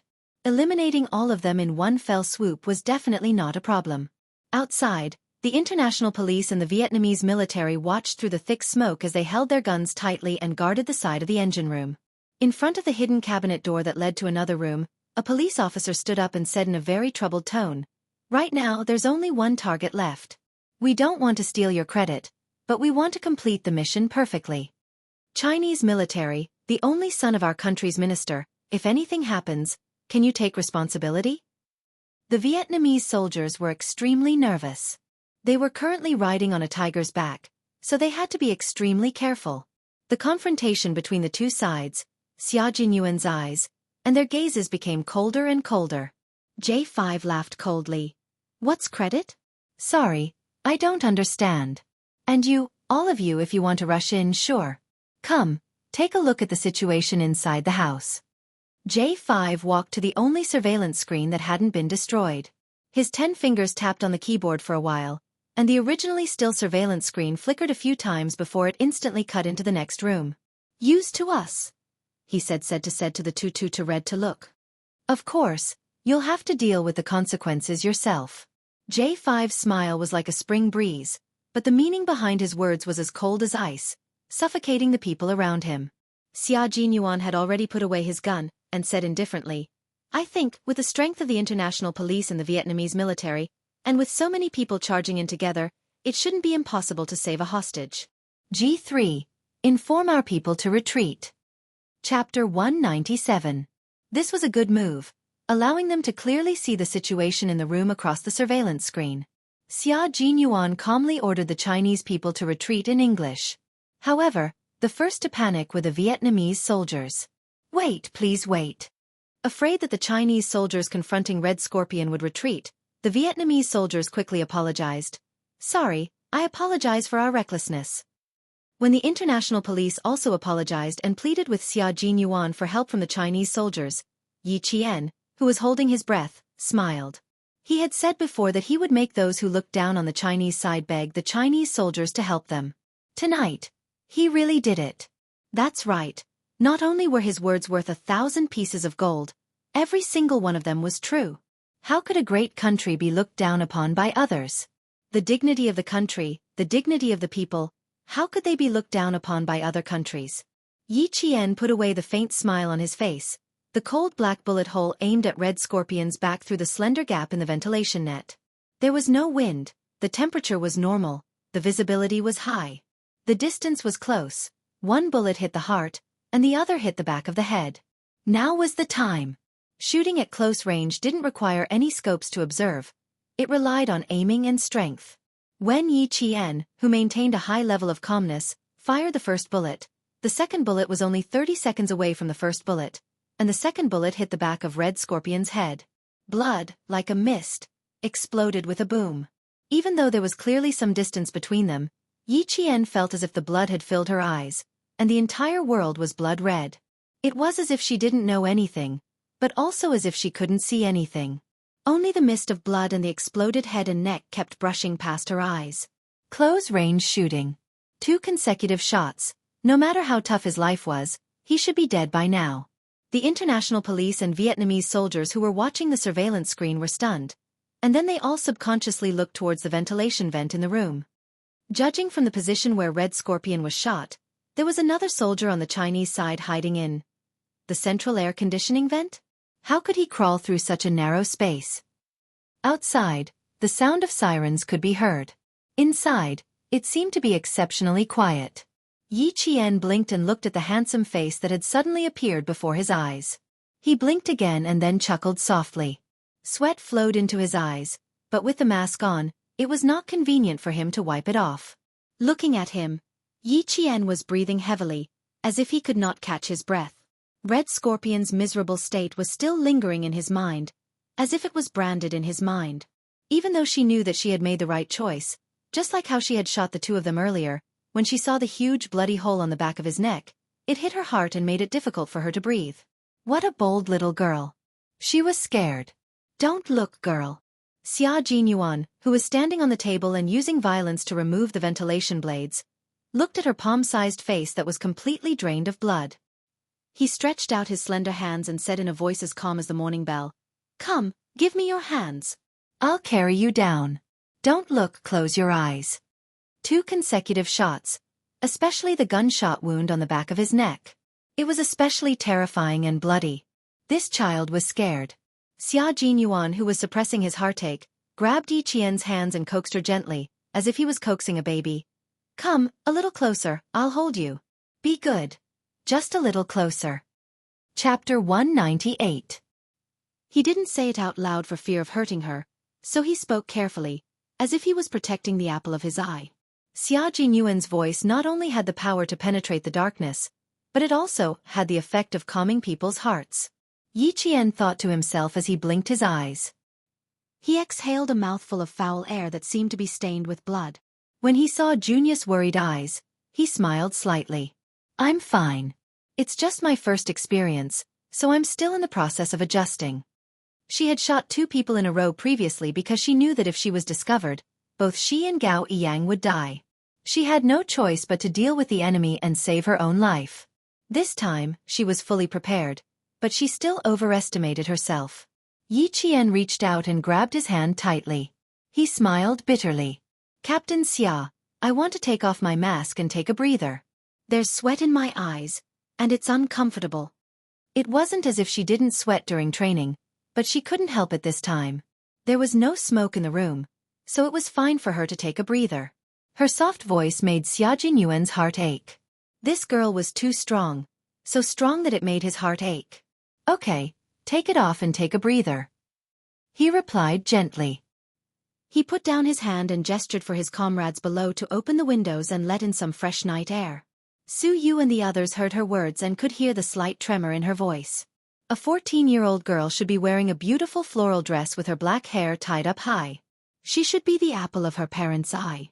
This girl, even if she was afraid, she still knew how to comfort the men first. K7 turned around and opened the tightly shut windows to let the night breeze in and disperse the stench of blood in the room. Perhaps this would make this 14-year-old girl, who was as brave as a soldier, feel a little better. When she took off her mask, Xia Jinyuan saw her pale face and pale lips. His heart felt like it was being pricked by needles. Come, let's sit aside and take a breather. The space here is too small, so it's not comfortable to lie down. Without the love and protection of her parents, how could she be so strong today? How could he not feel sorry for her? Yi Qian rubbed his eyes gently and breathed in for a while. After he felt a little better, he moved forward. As soon as he popped his head out, he felt several nervous gazes looking at him. Lowering his head, he saw a few young soldiers of about the same height, wearing the Army Special Forces uniform, staring at him without blinking. While he was sizing up the room, the wardrobe door that was supposed to be closed suddenly opened. 2 Vietnamese soldiers walked over, and the smell of smoke grenades and tear gas filled the room. Yi Qian, who was not wearing a gas mask, felt a sharp pain in his eyes in just a few seconds. Then, tears flowed out uncontrollably, stream after stream. Xia Jinyuan's eyes turned sharp and he said in a cold and sharp voice, "Back off." Not only did his voice carry the authority of a soldier, but it also carried an irresistible deterrence. The Vietnamese soldiers who came in carelessly shrank their necks and subconsciously shrank back into the room behind the wardrobe. K7 walked over, touched the wardrobe door, and fixed it in place. He said, "Take him down first, then send him to the hospital for a checkup." Chapter 199. He looked up at Yi Qian, who was tearing up because of the smoke from the tear gas grenade. A trace of pity flashed through his eyes. "I'm going to see Coach Joseph. I'll be back in 10 minutes. Coach Joseph was the Russian soldier who had set up the sniper rifle on the opposite building. He had come to the Chinese army to train the soldiers. Yi Qian, who was crying with her eyes closed, recognized K7's voice. When she could open her eyes, K7 walked away from the window. "You're so touched. Come on, let me give you a hug." J5, who was standing on his tiptoes, tried to stretch out his arms to signal Xia Jinyuan to carry the girl down and put her in his arms. Yi Qian knew it was J5 from his voice. She also heard Xia Jinyuan reply with a faint smile, "How many good sisters do you have? How many more brothers do you want to be?" He then whispered in her ear in a voice that only the 2 of them could hear, "Close your eyes and let out all your fear." Yi Qian, who had put on the gas mask again, didn't answer. She couldn't cry either. She was being held in his arms. The awkwardness now exceeded the discomfort she felt before. Downstairs, Su Yu, G3, and J5, who were standing by the table and looking up, raised their hands, ready to receive Yi Qian at any time. No need. You guys clean up the scene. I'll take her out first. Xia Jinyuan, who was holding Yi Qian in his arms, didn't ask for help from his comrades. He jumped down steadily and left the scene without looking back.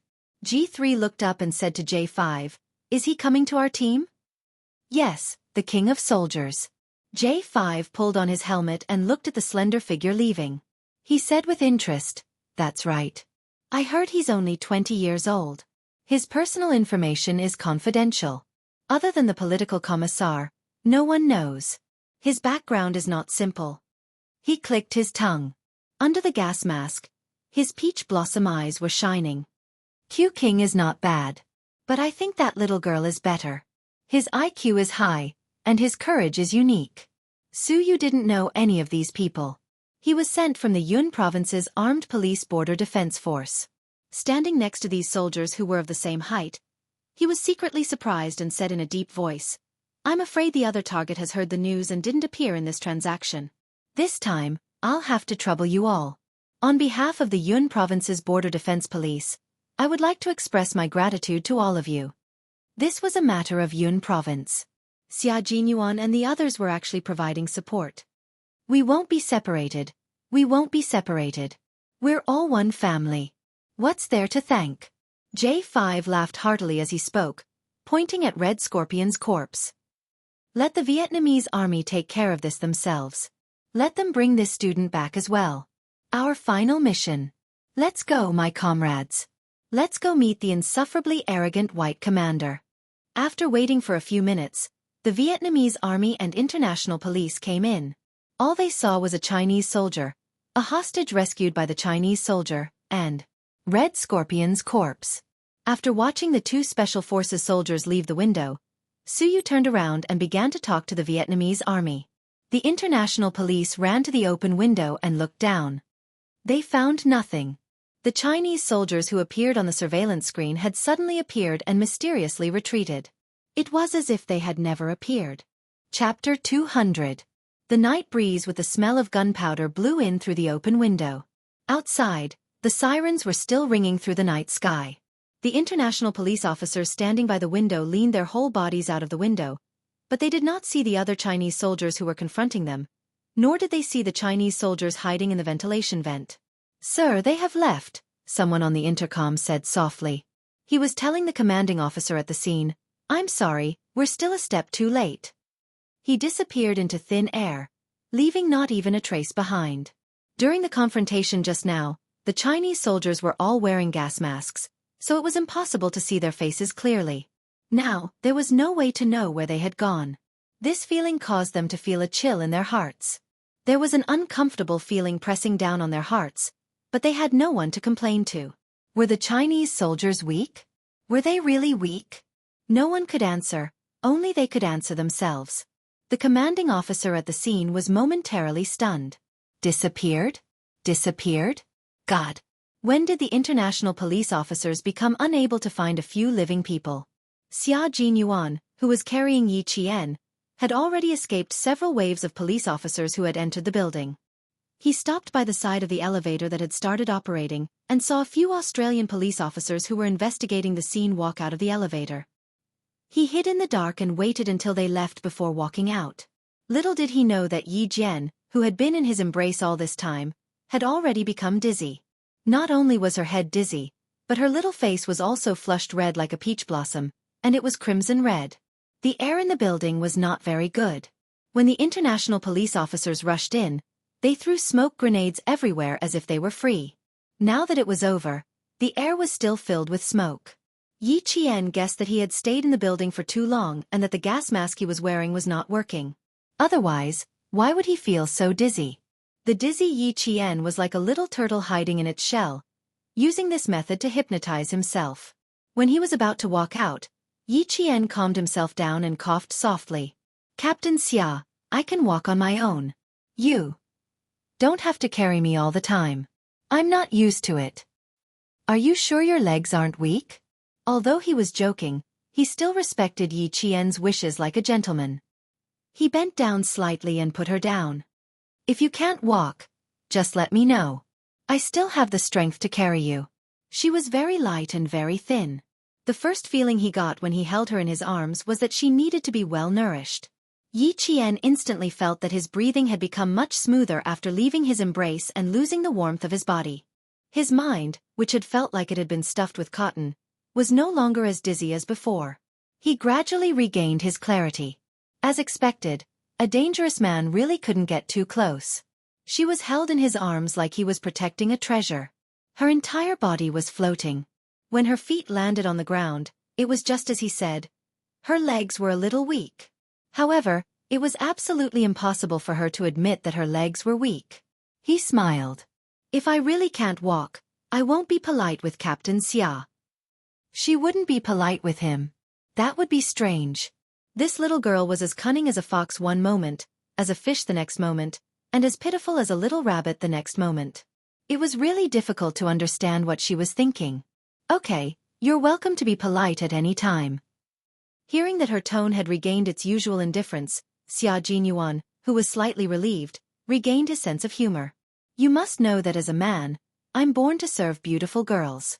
Little girl, I'm always welcome to be polite with you. Chapter 201. The humorous Xia Jinyuan is back. Yi Qian breathed a sigh of relief in his heart. His vigilance, which had gone off somewhere, instantly returned. The elegant and humorous Xia Jinyuan was the Xia Jinyuan he was most familiar with.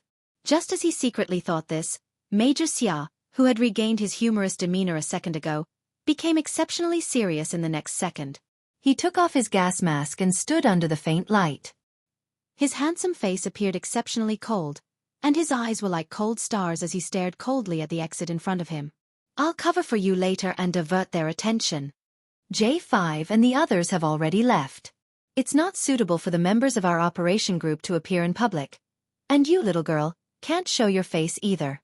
Because all the international police outside think that you've already been rescued and sent to the hospital along with the other kidnapped Chinese student. After Gao Yiyang came out, the Chinese soldier told the international police in order to protect and hide Yi Qian. After all, Yi Qian was only a student who could inform the police of Red Scorpion's activities in the hotel. Moreover, no one would believe that Red Scorpion, which was a headache for the international police and the Vietnamese military, would actually die at the hands of a high school student like Yi Qian. It wasn't because they were afraid that others wouldn't believe them, but because they were worried about Yi Qian's personal safety. The entire building was filled with international police officers. Yi Qian, who was a few steps behind, saw Xia Jinyuan walk in and was stopped by the police officers standing behind the police cordon for routine questioning. He didn't say a word and directly stretched out his arm.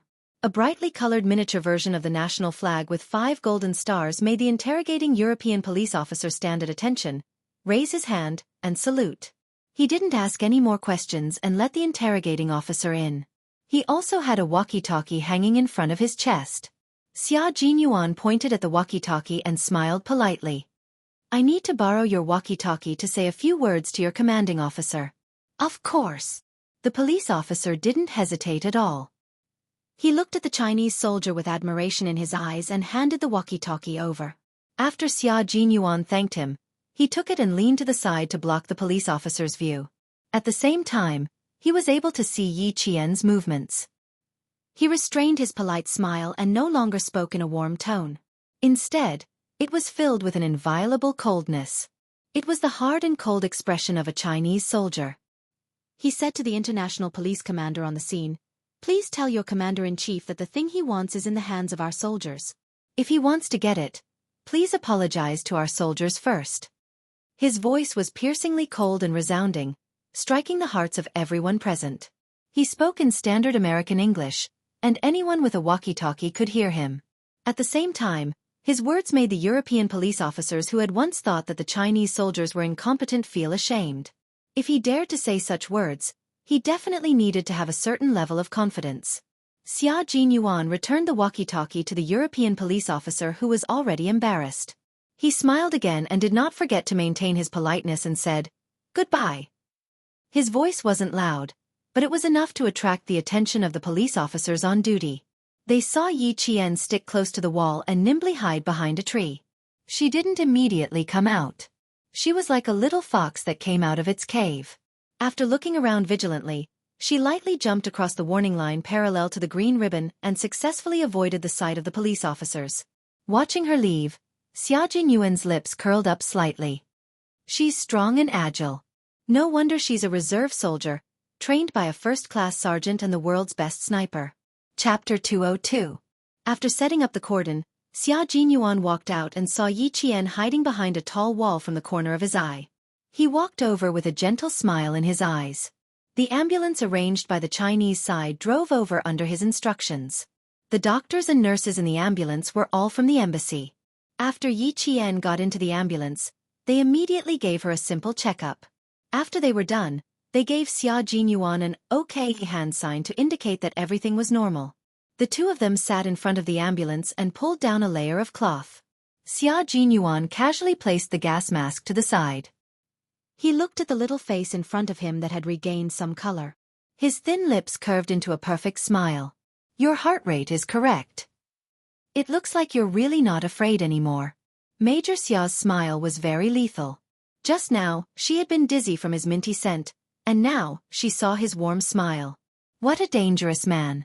Yi Qian lowered her head silently. She rubbed her wrists and smiled. Yes, I'm not afraid anymore if I don't think about it. Little girl, congratulations. You're one big step closer to becoming a qualified soldier. He smiled faintly. He raised his hand and gently rubbed her head. His voice became more serious. Also, even though I can't reward you for this operation, your achievements will be forever recorded in the military files. Everyone will be proud of you. Yi Qian was only 14 years old. She had gone through a kidnapping, sacrificed herself to save others, participated in an operation, and fearlessly killed the top target. At 14 years old, she had done things that no one else her age could surpass. Yi Qian felt that this was good. She nodded and said calmly, "This is good enough. I don't need to be rewarded, and I don't need too many people to know about it. This is very good. The glory that belongs to you will always belong to you. Accepting everything calmly will make it easier for you. Little girl, you have a very good attitude." Yi Qian was indeed very suitable to join the military and become a soldier. At the hospital, when the 4 guards sent by the embassy saw the ambulance arrive, they immediately went out to greet it. Inside the ambulance, Xia Jinyuan confirmed that no one was following them before he removed the gas mask from Yi Qian's face. He said in a low voice, "Don't show your face. The embassy guards will escort you back to the hotel. When you go back, don't tell anyone about what happened tonight. I still have things to deal with here. I'll come back tomorrow afternoon." He patted Yi Jian's head gently. "Have a good rest and think about tomorrow's exam." Yi Qian didn't know whether to laugh or cry. "I thought you would ask me to rest and not take my exam tomorrow's exam. Little girl, the exam is the most important thing for a student. Don't think too much." When Xia Jinyuan heard this, his handsome face smiled deeply. He saluted the 4 guards and returned to the ambulance without looking back. When Yi Qian came out of the ophthalmology department, he saw Director Li pacing back and forth in the white corridor. A middle-aged man with a cold expression was sitting in a chair. It was Gao Yang's father. He had specially come to thank Yi Qian. He was shocked that a young girl could remain calm in such a situation and give the opportunity to leave to a boy. This was a hospital that the Gao family had a large stake in. When Gao Yang's father asked the doctor about Yi Qian's condition with a serious expression, Director Li's eyes were already filled with tears. "It's good that you're fine. If you didn't come back, I would have been lying in the hospital." Chapter 203. It's fine. We're all with our own people. Let's go, Director Li. It's too late and we still have exams tomorrow. Yi Qian smiled. At this moment, even though the hospital was filled with the smell of disinfectant, she still felt refreshed. After Father Gao understood the situation from the doctor, he turned his head and saw the teacher and student preparing to leave. He quickly caught up to them. "Director Li, this female student, it's too late. I'll get the driver to take you back." It was almost 1 in the morning. No matter what, he couldn't let the female student who saved his son's life leave by herself. This time, Director Li didn't refuse. Father Gao seemed to be relieved. His cold gaze fell on Yi Qian's face and he revealed a gentle smile. You're willing to give life to others and leave danger to yourself. I want to ask for money to express my gratitude. To you, it's a form of humiliation. But if I don't express my gratitude properly, I'll feel uneasy. Student Yi Qian, how about this? I'll use your name to provide a scholarship of $1 million to a middle school student in a disadvantaged area. What do you think? A scholarship of $1 million. Director Li faintly sucked in a breath of cold air. A scholarship of $1 million multiplied by 8 times the current exchange rate. Director Li, who had finally calmed down, felt like she had to take another heart-strengthening pill.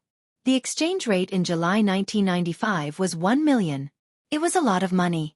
After calculating in her heart, Yi Qian, whose eyes were already curved into crescents, said generously, Actually, I also need money. After all, the amount you're offering is quite tempting. However, it's pretty good as a scholarship. I'm very grateful for your generosity. I think I should also study hard for your scholarship. Her gaze was open and her eyes were clear. Even though she said she needed money, he still felt that she was natural and unrestrained. This made Father Gao's impression of Yi Qian even better. He let out a rare laugh and sighed. People die for money, and birds die for food. This has never changed since ancient times. But a gentleman who loves money has a right way of obtaining it. Not only do you have a good character, but you're even better. Okay, Uncle will set up a scholarship for you. As long as you do well, this scholarship will be yours. You're thinking too highly of me. Yi Qian really didn't expect Father Gao to think so highly of her. She smiled politely and replied, There are many outstanding students in our country who can't go to school because of tuition fees and family burdens. I think they need the scholarship you set up. After a brief moment of shock, Father Gao said, How about this? I'll set up a charity organization that provides scholarships for outstanding and impoverished students in the country. We'll mobilize the overseas Chinese to contribute to the future of our country. What do you think? This was indeed for the best. Our country does need such a charity organization. We also need the help of overseas Chinese from all over the world. Yi Jian reached out her hand like an adult and said with a sincere expression, Thank you very much for your help. With your help, more students will be able to enter the school. An important matter was settled just like that. Director Li, who had not interjected at all, was dumbfounded. Gao Yiyang was still under the effects of the tranquilizer.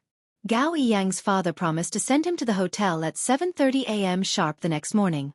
After that, Director Li left with Yi Jian in the car. Chapter 204. Don't think about anything when you get back. I asked teacher Yu to warm some calming tea for you. Drink it when you get back. Mr. Gao had been present just now, so Mr. Li had restrained himself a little. But now he began to nag. He was still worried that something would happen to his student, so he kept comforting him. Everything's over now.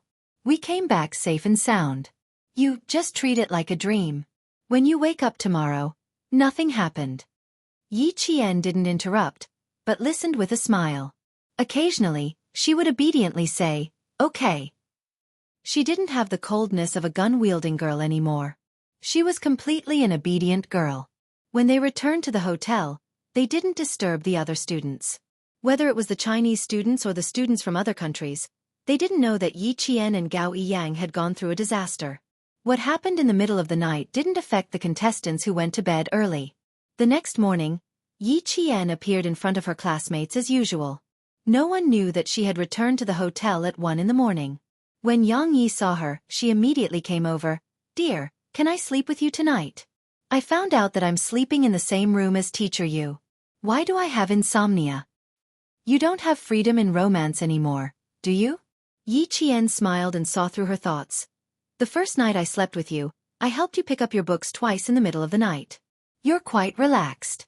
Tell me, where did you hide them? Before coming to Australia, the 4 teachers had specially checked the students' luggage, afraid that the students would bring books that had nothing to do with them. In the end, there were still some that slipped through the net. Yang Yi, who was startled, looked around guiltily and pulled Yi Qian to a corner. Oh my, you even found out. Good sister, I'll definitely thank you when I get back to the capital. The students hadn't all arrived yet, So the two of them huddled in the corner and whispered. Hurried footsteps sounded, and they heard Gao Yang ask the other students, "Did Yi Qian come down? Did you see her?" "Yi Qian? No, I didn't see her after I came back from looking for you last night." Wouldn't he be suspicious if he looked for her in such a big way? Yi Qian leaned over to take a look. Seeing that he was about to ask the other students, she quickly raised her voice. "I'm here? What's the matter?" "This Gao Yang, looking for you early in the morning is like looking for his mother. TSK, TSK, TSK. I'm afraid there's something urgent. I'll go eat breakfast first." As Yi Qian snickered, Yang Yi waved at Gao Yang, who was striding over. "Come, come, come. Over here, over here. I'll abdicate my position, and you can talk." On the other hand, Gao Yang, who was supposed to arrive at 7:30, was only staring at Yi Qian. He didn't even spare Yang Yi another glance. After he hurried over, he lowered his voice and said, "You came to the hospital last night, but I didn't know anything.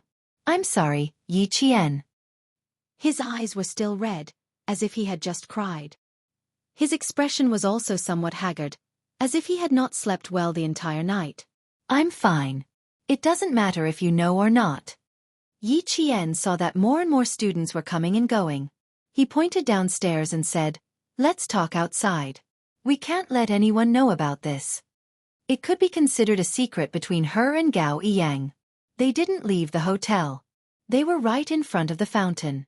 With the sound of the fountain as a cover, and with the volume lowered, it was a very good place to talk. "I'm fine here. You don't have to worry. But you, why do you look like you didn't sleep well last night?" Perhaps it was because of last night's experience, but when Yi Qian looked at him again, he wasn't as cold as before. He could even stand and talk to him calmly. "It's not a big deal. Yesterday's matter should be fixed on yesterday. Take me for example. If I don't think about it, it won't affect me."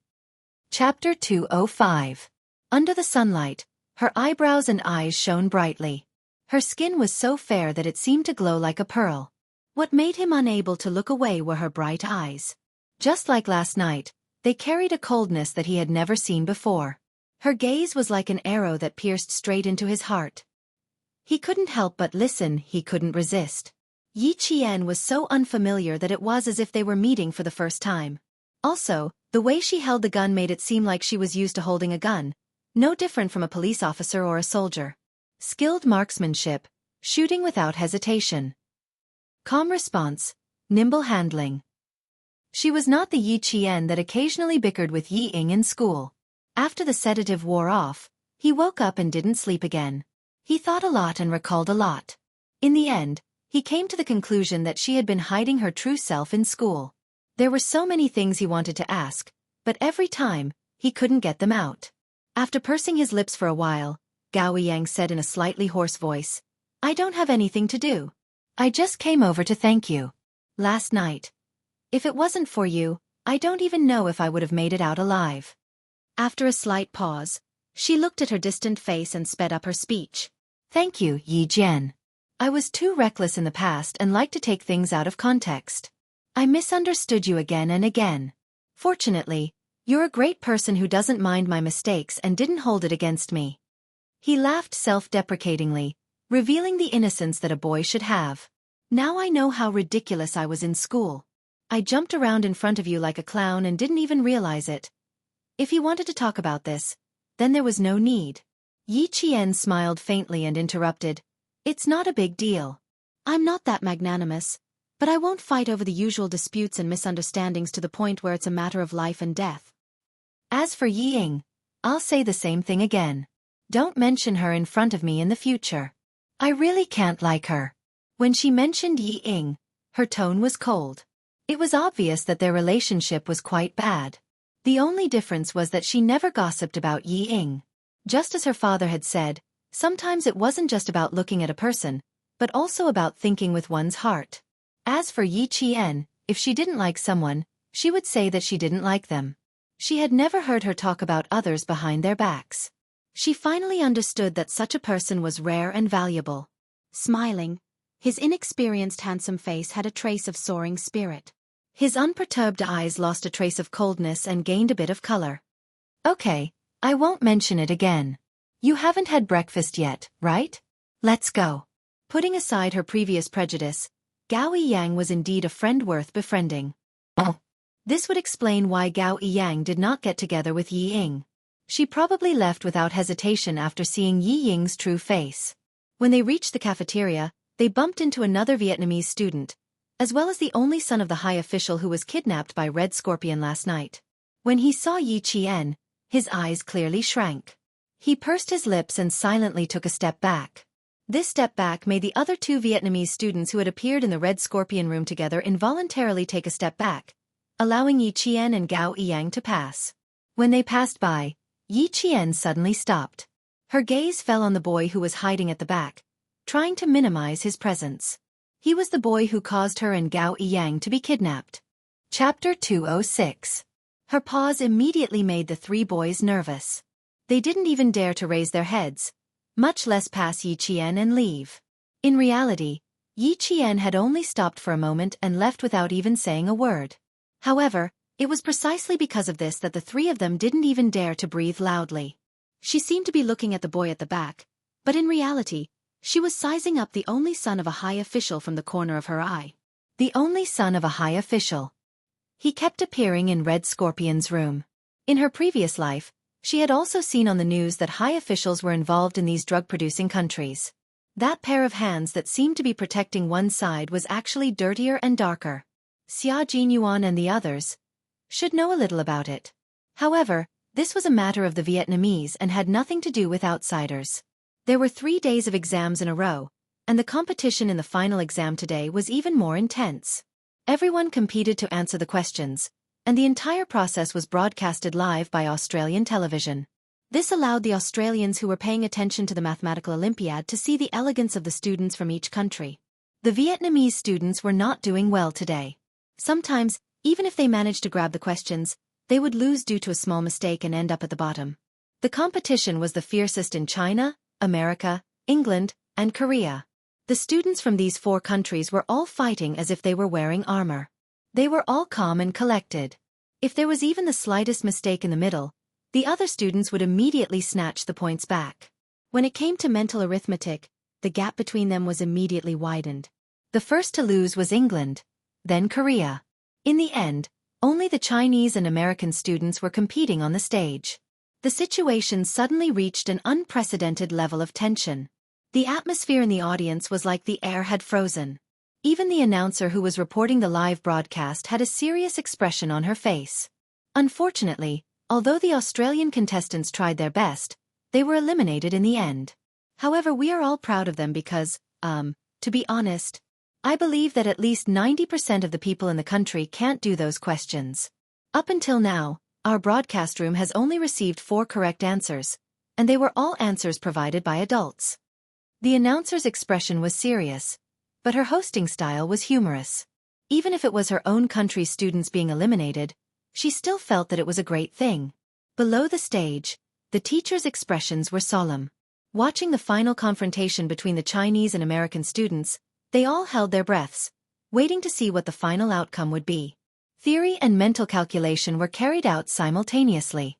Even if the adults watching the live broadcast were confused, they could still feel how fierce the competition in the examination room was. The Chinese and American students did not give in at all. The students' mental calculations and answers were like calculators. Their verbal and logical abilities were extraordinary. The calmness and confidence they displayed when they defeated their opponents pushed the entire competition to the climax. Director Lee sat on the stage with his arms crossed. His expression looked very calm, but in fact, his hands were clenched tightly under his armpits. His palms were already sweaty. Our country's Olympiad started relatively late. We only joined this competition in 1985. Team competition has always been our country's strength. This time, we came with the determination to win the team gold medal. Therefore, when the rest of the opponents were defeated and only one opponent was left, Director Lee did not even dare to blink. He stared at the stage, afraid that he would miss the slightest bit. 5 hours later, when the time was up, the Americans shrugged their shoulders regretfully. The Chinese team had won 3 gold medals, while the Americans only had 2. Chapter 207. In this mathematical Olympiad, the Chinese team once again stood out. The individual gold medal and team total score were among the best. When the results were announced, Director Li stood up with a whoosh and strode to the examination room to give all the contestants who had persisted for 5 hours a warm hug.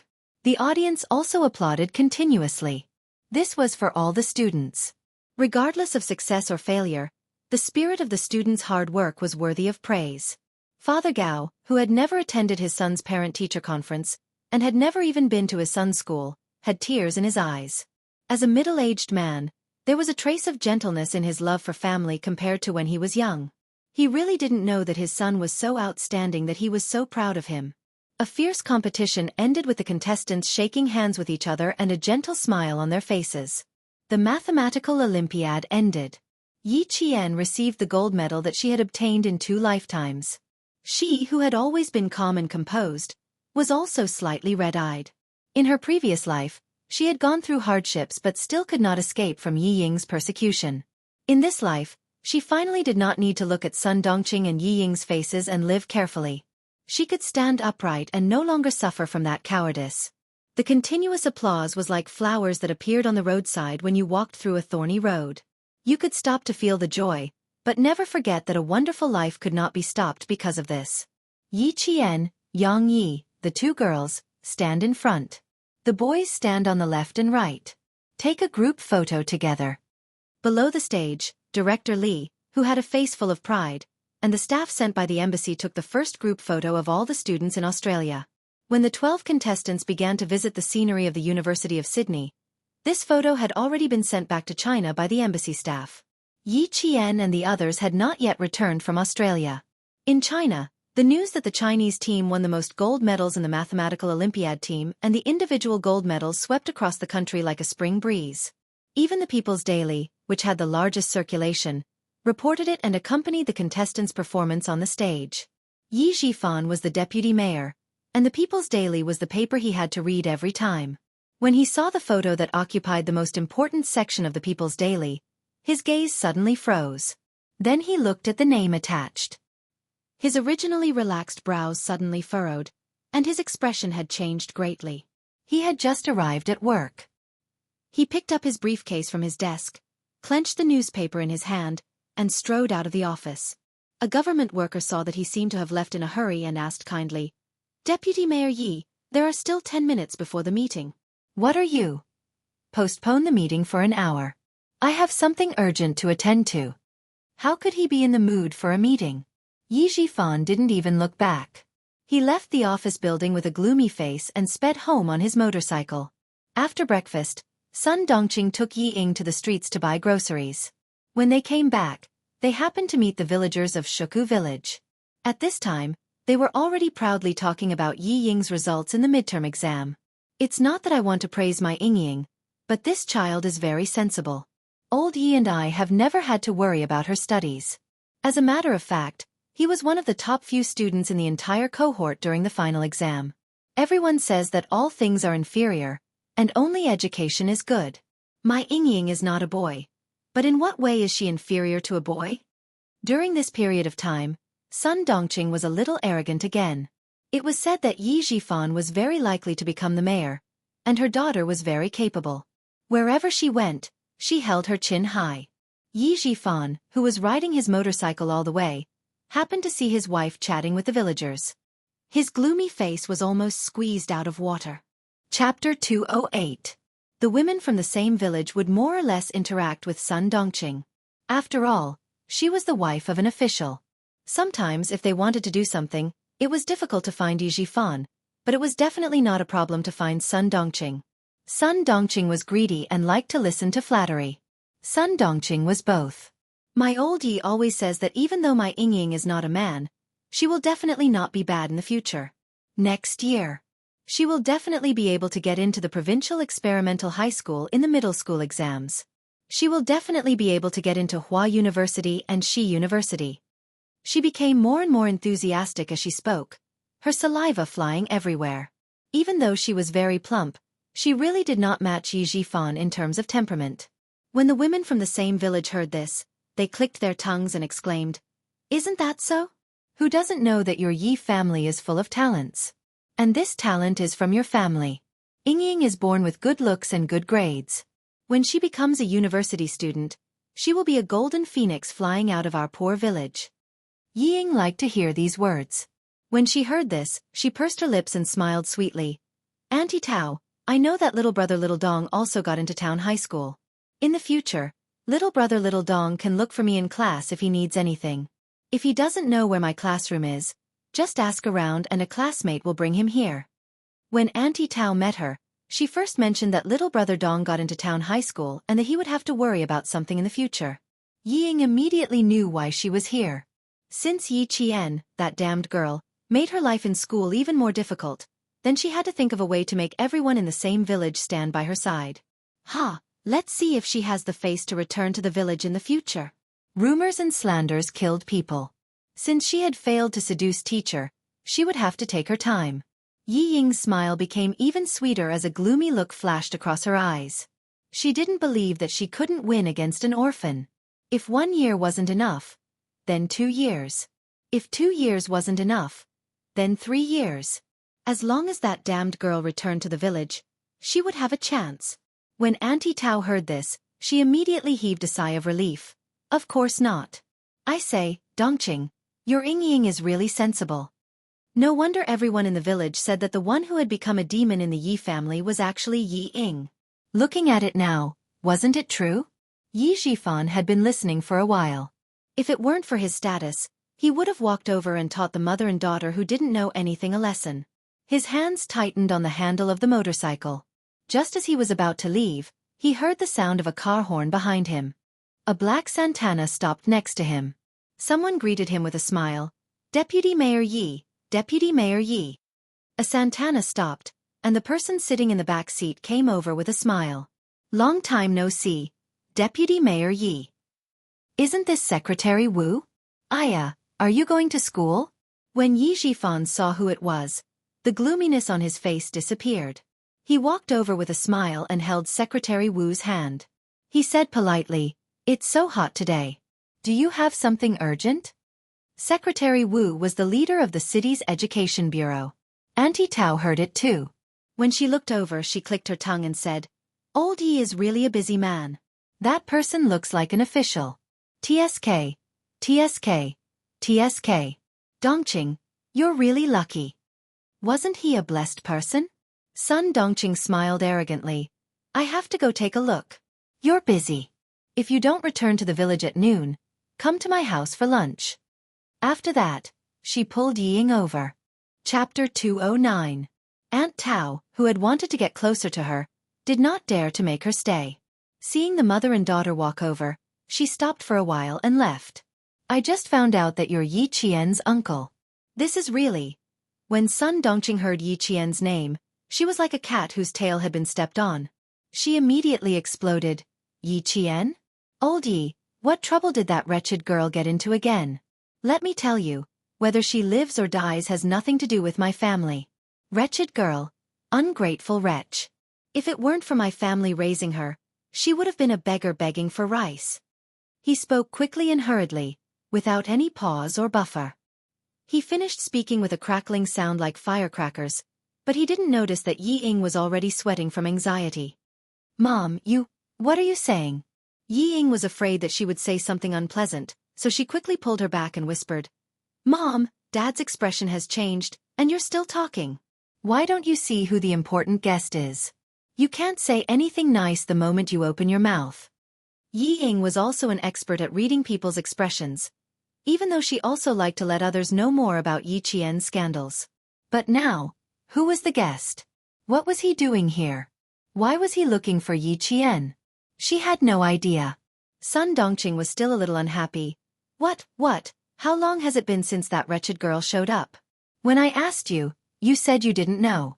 When I asked your dad, he wouldn't tell me. Who knows if she got into trouble outside?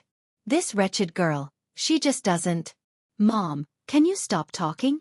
Yi Ying's little face was now pale because Yi Xiaofan's gaze just now was so sharp that it made her shiver involuntarily. Secretary Wu was talking happily. With Sun Dongqing's reprimand, he could tell that something was wrong. He did not show it on his face, but he smiled and asked, "This is... Sigh, I've embarrassed myself in front of you. This is my wife. She doesn't know anything. All she knows is to take care of her 3 meals a day. The children like to spread rumors about the slightest mistake. It was impossible for him to teach Sun Dongqing a lesson in front of outsiders. People who worked in the officialdom were good at smoothing things over. They didn't need to explain anything, but they could explain everything clearly. Secretary Wu's expression softened a little. He had wanted to say a few more words, but now he was not in the mood. It seemed that he should wait for Yi Qian to come back. He smiled and said, "So it's Madame Yi." That little classmate must be Deputy Mayor Ye's daughter. That's right. Come, Yingying, say hello to Secretary Wu. How could Yi Zhifan not see the change in the situation? The other party was clearly here for Yi Qian, but he could not bring himself to mention it. He had to smooth things over first. In terms of social interaction, Yi Ying had always been polite and appropriate. With Sun Dongqing's previous offense, Yi Ying's actions and words were very dignified. Hello, Uncle Wu. If my mother offended you just now, please don't take it to heart. She was just worried about my sister, so she spoke without thinking. Please don't take it to heart. Yi Zhifan, who was suppressing the anger in his heart, saw this and calmed down quite a bit. His daughter was still sensible, but she was still a little narrow-minded. He would teach her slowly in the future. It's normal for a family to be worried. Then I won't disturb you. Deputy Mayor Yi, let's chat again next time. Secretary Wu saw some clues, but for Yi Zhifan's sake, he naturally wouldn't embarrass his wife. He said a few words of courtesy, which was considered as giving face to her. Chapter 2:10. Yi Zhifan knew that he couldn't persuade him to stay, so he smiled and said, "That's good. You came to the village on such a hot day. You must have something urgent to attend to. I'll have a drink with you when I'm free." After watching Secretary Wu get into the car, Yi Zhifan's smile immediately disappeared. He glared at his wife and said to Yi Ying, "Look after your mother. I'll deal with you when I get back." It was time for the meeting, so he had to rush back. Yi Ying was always afraid of him. Hearing this, her back broke out in a cold sweat and she nodded timidly. Suppressing his anger, Yi Zhifan didn't even have the mood to attend the meeting. Whenever he thought of his wife's complacent look outside, he felt his heart burn fiercely. He had a belly full of anger that he couldn't vent. Yi Qian, the wretched girl she kept calling, had already gone abroad and won an award. People's Daily even published a photo and highlighted the students who won the gold medal in bold. Yi Qian was one of them. They even used the phrase, "turning the tide," to describe Yi Qian's performance in the exam. Let's see if he still has the face to talk about Yingying's exam results. Let's see if he still has the face to talk about how amazing his daughter is. Let's see if he still has the face to step on Yi Qian's face and make himself look good. Originally, he wanted to come back after work to scold his wife. Who knew that after the meeting, he would call Yi Zhifan to go to the city? The matter that had been hanging in the air for half a year finally had an answer. He was promoted from deputy to official. On the same day, he had to report to the city and study for half a month. He could only come back when school started. The success of his official career made Yi Zhifan temporarily put this matter aside. He packed his luggage and rushed to the city. In Shuku village, Uncle Zhen and Principal Chen came back from fishing early in the morning. Both of them were full of smiles. They knew about Yi Qian's results before Yi Zhifan did. At the same time, they also knew about the dangerous incident that happened that night. Although it was dangerous, when they thought about how the military knew about it and recorded Yi Qian's achievements in the file, the two elders were pleasantly surprised. Little Yi is brave and careful. Once she sets her mind on something, there's nothing she can't do. Old man Zhen dealt with the big grass carp that he had caught early in the morning and laughed out loud. Even the deep wrinkles on his face looked like blooming flowers. I feel at ease now. Ever since Principal Chen returned from the province, he and Uncle Zhen, to live in Shuku village, and go to the military once a week or so. Hearing that, a smile appeared on his wrinkled face. He sighed and said, "A 4-year plan is a long time, but half a year will pass in the blink of an eye. Little Yi will only be with us for a year. The rest will have to wait until the winter and summer holidays." There was no high school in town. If there was a high school, with little Ye's talent, she would not be held back if she went to high school in town. She was smart and eager to learn. No matter where she went, she wouldn't be bad. Uncle Jen was already laughing. Children grow up. Sooner or later, she'll fly high. She can see further. She just has to come back to visit us occasionally. Don't restrict her. Although the time is short, we'll teach her strictly. If she studies seriously, she'll be admitted to school sooner or later. They removed the scales, dug out the innards, and washed the fish clean. Their lunch of braised fish was inevitable. Chapter 2:11. The two elders usually talked about Yi Qian. Other than that, they also talked about the training of some soldiers in the army. For the two elders, this kind of topic was their hope and spiritual sustenance. In the hotel, Yi Qian had already packed her luggage. She sat on the bed and looked at the letter that the front desk had just handed her. After a while, she finally tore up the envelope and the letter inside, and flushed them down the toilet. It was from Xia Jinyuan. It wasn't a letter, just a few words. He said that he wanted her to rest in Jing City for 2 days and that he could only go back to China after 2 days. So what if he went back to China? Dangerous men were like poison. She couldn't touch them. Especially when this dangerous and poisonous man liked to show signs of ambiguity from time to time. This made her even more unwilling to have too much contact with him in her life. Without any hesitation or consideration, Yi Qian maintained her original attitude and insisted on staying away from Xia Jinyuan in her life. After shaking hands with the local Australian students one by one, the Chinese students finally embarked on their journey back to China under the guidance of Director Li and the other 3 teachers. It was 11 a.m. when they arrived in Jing City. Yi Qian didn't plan to stay in Jing City for too long. Her plan was to fly back to the province at 2 p.m. If time didn't allow for it, she would rest in the province for one night and take the train back to the city early the next morning. Not only did she have to travel back to town from the city, but she also had to take a bus back to town. Don't think it's over. From town to the village, she still had to take a bus. Old people would probably feel their scalps tingle when they heard this, but for Yi Qian, she couldn't wait to take the train back to the city as soon as she arrived in the province. She was anxious to return home. Director Li tried her best to persuade her to stay in Jing City for a few more days and visit their school, but was rejected by Yi Qian. This made the eloquent Director Li so worried that her hair turned white. "You little girl, why don't you understand?" Teacher Li took a big gulp of water. He wanted to persuade Yi Qian to come down, but when he saw the sly smile in her eyes, he didn't know whether to laugh or cry. "Good girl, are you pretending to be confused in front of your teacher?" He was smart and well-mannered, and he handled the relationship between students quite well. He was not arrogant, and he was not arrogant because of his strengths. He really did not want to give up on such a good seedling so easily. When Yi Qian heard that he wanted to continue, he stopped feigning ignorance. He smiled and said, "Director Li, to tell you the truth, if there was a high school in our town, I would have studied there as well." "Why was that? Everyone is racking their brains to get into a top school. Why is it so weird when it's your turn? I can tell you that in the whole of Beijing, our school has the strongest teaching staff. Not to mention Hua University and Xi University. Most of the students who study abroad have a bonus."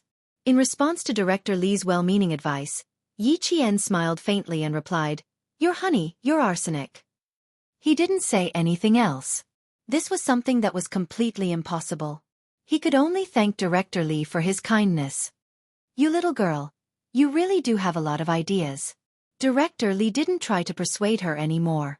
He sighed heavily and said to the 2 boys, Gao Yang and Wang Mo, "Take care of the girls on the road. When you arrive in the province, remember to call me to let me know you're safe." Chapter 2:12. Wang Mo chuckled. "Don't worry, I'll definitely call you." Since the 3 of them were traveling together, Director Li wasn't too worried. However, he still called Teacher Zhu from the provincial high school, who was responsible for bringing the 3 of them to school. He told him what time the students would be arriving at the provincial high school and personally escorted them to the departure lounge before leaving. "After I get off the plane, I'll go directly to the train station to see if there are any train tickets back to the city tonight." As soon as they boarded the plane, Yi Qian told Gao Yang her plan. "I can go back alone, and I want to go back earlier." She hadn't trained in a long time, so she was very anxious to go back. Gao Yang glanced at her and frowned slightly. He pursed his lips and said, "There are tickets. Let's go back together." He didn't hear her mention that if she hadn't been able to get the tickets, she would have gone back alone. "That's fine too." Yi Qian nodded slightly. Although there was no misunderstanding like before, she wasn't very interested in closing the distance between them. It was enough to maintain a casual friendship. Although she wasn't as cold to him as before, she didn't want to be friends either. Gao Yiyang, who realized this, felt a little bitter. He didn't say anything more and closed his eyes to pretend to rest. After Wang Mo and Yi Qian chatted for a while, Wang Mo also yawned and closed his eyes to sleep. Only Yi Qian, although she also closed her eyes, her mind was clear. She didn't feel sleepy at all when she thought about how she would soon be able to immerse herself in the intense training. As she wished, when they arrived at the provincial capital at 5:30 p.m., Gao Yang immediately called to book the train tickets for 7:45 p.m. The two of them didn't even meet Mr. Zhu and rushed to the train station without stopping. From Australia to Beijing, then to the province, the city, the town, and the village. Yi Qian spent a total of 2.5 days on the road. At noon, the sun was so hot that even the cicadas were resting. The entire village was extremely quiet. Even the dogs were lying under the shade of the trees, panting heavily. When Yi Qian walked into the peach forest with her luggage, Xia Jinyuan stood at the hotel where he and Yi Qian had agreed to meet. "No one contacted you? Are you sure?" Xia Jinyuan frowned and looked at Han Zheng in disbelief. He pressed his lips together and asked, "Are you sure no one called you when you were at the nightclub?" Han Zheng was on the verge of tears. He patted his chest and swore, "Absolutely not. They were watching him 24 hours a day. That little girl of yours definitely didn't contact me. I guarantee it." What was this? Could it be that his brother's words were false? The aggrieved Han Zheng pretended to cry and said sadly, "Why would I lie to you? Let me tell you, that little girl is not interested in you at all. The great young master Xia also has a time when he is despised by others. My heart is really fucking happy." Amidst his childhood friend's gloating laughter, Xia Jinyuan's face gradually tensed up. The little girl didn't come, so the next time they met would be difficult. It might be a few months or a few years. Xia Jinyuan was originally supposed to join the team at the end of the year. Now, because of Operation Pebble, the transfer order was sent to his original unit the day before yesterday, and he would be transferred to the new unit the next day. Each unit was responsible for special missions, such as war zone operations, overseas pursuits, foreign assassinations, intelligence spying, and so on, which were classified as Red Level 1, Snowfield Brigade. Since she didn't come, Xia Jinyuan could only leave Beijing with regret and go to the Snowfield Brigade. Chapter 213. Before leaving, Xia Jinyuan wrote a letter to Yitong School, hoping that she would receive his letter when school started. He left without saying goodbye. Only the little girl was familiar with this kind of thing. He didn't want to learn from her. The letter arrived at school 2 days before school started. After returning to the mountains and arriving at the army, Yi Qian fought with the soldiers all day long. She didn't even miss her daily exercises and training. When she looked up from the target, the days passed by like flipping through a book. In the blink of an eye, it was time to report back to school and usher in the 3rd year of middle school. She still couldn't bear to leave the army, causing the soldiers in the army to laugh and tease Yi Qian, who was like a little sister to them. It was noon when she left. Dozens of people sent her off at the same time. The scene was so spectacular that the regiment commander laughed out loud. He said to the political commissar, "This little girl was born to be a soldier. How can you tell that she's a little girl?" For the sake of training, she cut her silky long hair just like that. Now, she looks just like a boy. He paused and added, "It's just that her skin is a little too pale. She's been under the sun for more than 20 days, but I don't see her tan. If the little girl really turns into a coal under the sun, she'll cry." The political commissar laughed. There wasn't a single female soldier in the army. Even the military doctor was a man. With Yi Qian, the little girl's arrival had the effect of balancing yin and yang. Although ordinary people weren't allowed to enter the military grounds, Yi Qian was different. Even the military took note of her. When they found out that she was here, they even called and told her to teach her well. The little girl had a good temper and was hard-working. She was like a piece of gold in the army, shining wherever she went. Any army would be willing to open their doors and welcome such a talent. More than 10 days passed by quickly. Looking at this group of soldiers, he knew how much they couldn't bear to see her leave. Not only the soldiers, but even he, the political commissar, couldn't bear to see her leave. They walked all the way to the entrance of the barracks. Only then did the soldier who couldn't go out pass Yi Qian's luggage to her. He patted her shoulder as if she was a comrade and said with a smile, "Come back on Saturday and Sunday. There are a lot of pheasants in the mountains in autumn. When the time comes, we'll carry the company commander and roast some pheasants." "Okay, then I'll have to bring a few more bags of cumin powder. Sprinkle a handful of cumin powder on it when it's cooked. That's called fragrant." Yi Qian had cut his hair as soon as he entered the army, revealing his exquisite and flawless facial features. His eyes were as dazzling as the stars in the sky, and his smile was as bright as the morning sun. "Wait for me. See you on Saturday morning." Compared to the colorful life outside, Yi Qian loved this blood-boiling land more. When she walked out of the barracks, she turned back to look at the tall figures dressed in army green who seemed to blend into the mountains. Even the corners of her eyes were smiling. One by one, they stood ramrods straight like rows of spears at the entrance of the barracks. Even if it was resting time, they were always ready. In the army, the most common saying was, "Soldiers are trained for 1,000 days to be used in an hour." The most discussed topic was, protect the country. No matter what era it was, those rows of army green figures would always be the most adorable people of that era. After leaving the army at noon, they took a village car to town in the afternoon. The people in the car were either from the same village or from the neighboring villages. They talked about their hometown all the way to town. Chapter 2:14. My chickens are hanging outside. They can't run away. I have to give them away. When the bus stopped midway, some villagers, under the urging of the conductor, didn't forget to remind them that they couldn't let anything happen to the chickens they brought into the town. The ticket seller was actually the driver's wife. She took the money and said, "Who wants your chickens? They're hanging in the back. It smells like chicken poop. Who can smell it in the summer? Get on, get on. Don't dawdle." It was common to see chickens and ducks when visiting relatives in town. There were many students on the bus. They chatted and chatted all the way to town. The buses driving in the town were not good cars. They were all old minibuses that had been eliminated by the city. There was no air conditioning in summer and no heating in winter. Everyone sitting in the bus hated that they could not tear down the windows. Gao Yang had been waiting for a long time. There were only 3 buses from Shuku village to town. One in the morning, one in the afternoon, and one in the afternoon. The first 2 buses did not see Yi Qian, so it had to be this bus. Soon, a shabby minibus came from afar. Gao Yang put some money on the counter of the canteen and bought 2 mung bean popsicles. He pushed the bicycle with one hand and walked over, but after a few steps, he stopped. He saw Yi Ying and the mayor's wife, who had been in the limelight for the past 10 days. Yi Qian, who was sitting by the window, got off the bus. He felt that today was not a good day to go out. He saw the fashionably dressed mother and daughter, Sun Dongqing and Yi Ying, getting on the bus. They were talking to a woman who said that she wanted to take care of her chickens. It turned out that the woman's sister was giving birth at the town hospital. The mayor's wife, Sun Dongqing, had helped a little. She was here to thank them personally. Yi Qian did not plan to avoid them. So what if he bumped into them? When they got to school, she and Yi Ying would be in the same classroom. They would not see each other all day. How could she avoid them?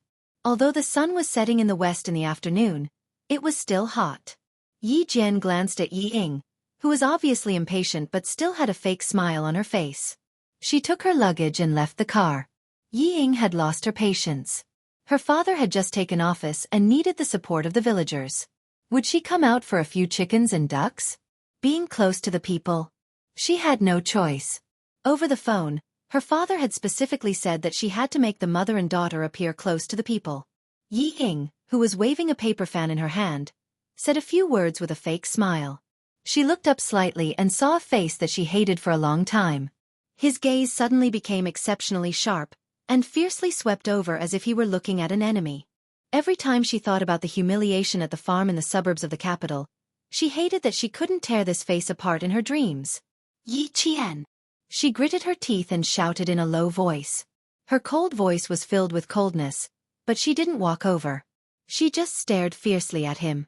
Even on a hot day, the coldness in her eyes would cause goosebumps. She was still the same. A leopard could not change its spots. Yi Qian curled his lips. Facing Yi Ying's coldness, He returned a cold smile. His smile was as clear as water, filled with indifference and disdain. Sun Dongqing already had a conditioned reflex when she heard the name Yi Qian. She immediately shouted, "Where are you? Where is the wretched girl?" She looked up and saw Yi Qian grabbing his luggage and leaving the bus. She was furious. Like a weed on fire, it instantly started a prairie fire. "Wretched girl, stop right there. Do you still have any respect for your elders? Hey, where did all the reading go? You don't even have any respect for your elders." Chapter 2:15. After not seeing Yi Qian for a few months, and hearing her daughter say that she was bullied by Yi Qian at school today, Sun Dongqing was so pleased with herself that she wanted to teach Yi Qian a lesson. Yi Qian turned a deaf ear. She wanted to make a fool of herself in front of everyone, but she didn't want to. Of course, if she really wanted to make a fool of herself, she wasn't afraid to play along. He ignored her and didn't even look back. He was clearly ignoring her. Sun Dongqing thought about it. Which one of them didn't greet her with a smile in the past 10 days? Only this wretched girl dared to disobey her. She was so angry that she swung her arms and chased after him. Her reaction was so big that it made Yi Ying's heart sink. She thought to herself, "This is bad." She hurriedly chased after her and stopped her. She whispered, "Mom, we're on the streets. There are so many people coming and going. Don't embarrass Dad. Don't forget, Dad specifically told you not to." The mention of her husband made Sun Dongqing slam on the brakes. Her chubby body trembled a few times under her skirt before she managed to calm down. She glared at Yi Qian's back, her chest still heaving up and down violently. "Wretched girl, she's lucky." She cursed in a low voice before she stopped.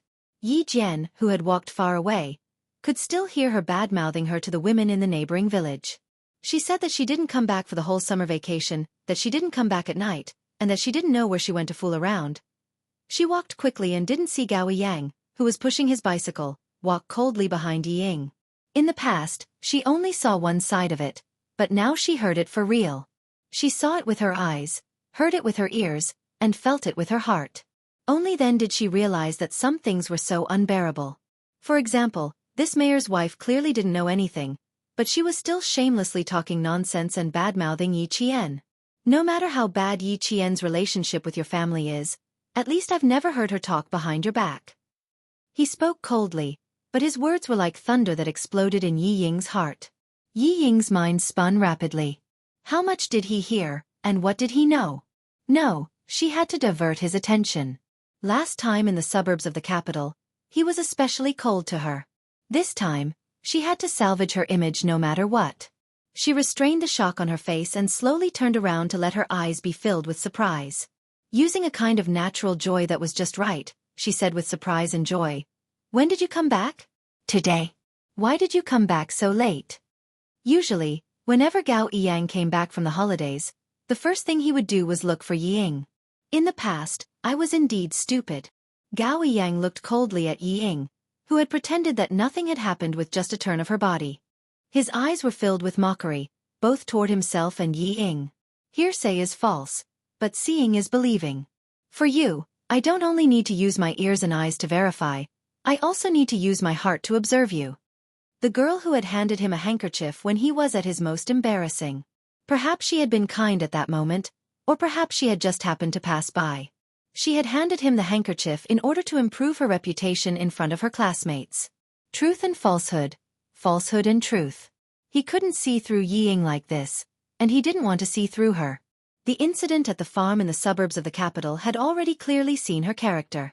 Now that she was saying these things, did she expect him to say something to make her apologize to Yi Qian? Chapter 2:16. She was afraid that even if she apologized, Yi Qian would not accept it. Sun Dongqing was confused. This boy was tall, good-looking and fair. From the way he dressed, she could tell that he came from a rich family. Why couldn't she understand a single word he said? Gao Yang looked at the mayor's wife, who was looking at him suspiciously. She didn't seem to understand what was going on. He pursed his lips and suppressed the words he wanted to say. He said to Yi Ying coldly, "You're on your own now." Pushing the bicycle, Gao Yang didn't look at Yi Ying, whose eyes had turned red because of what he said. His cold eyes no longer had the faint joy he had when he saw Yi Ying. Because, The last trace of love he had for her had been wiped clean by the incident at the farm in the suburbs of the capital. The love between a boy and a girl was always unavoidable. Perhaps, only through such experiences would one gradually grow and mature. Gao Yang, what right do you have to say that to me? You bastard. Yi Ying felt wronged. Seeing that he still didn't say anything to her, she couldn't continue to be dignified. She cried out. What do you know? You don't know anything. What right do you have to say that to me? What right do you have to say that to me? Yi Qian was so arrogant in class. He stole everything that belonged to her. Why didn't he stand up for her? Why did he participate in the mathematical Olympiad? He could have helped her deal with Yi Qian, but he didn't. Now, he even helped Yi Qian teach her a lesson.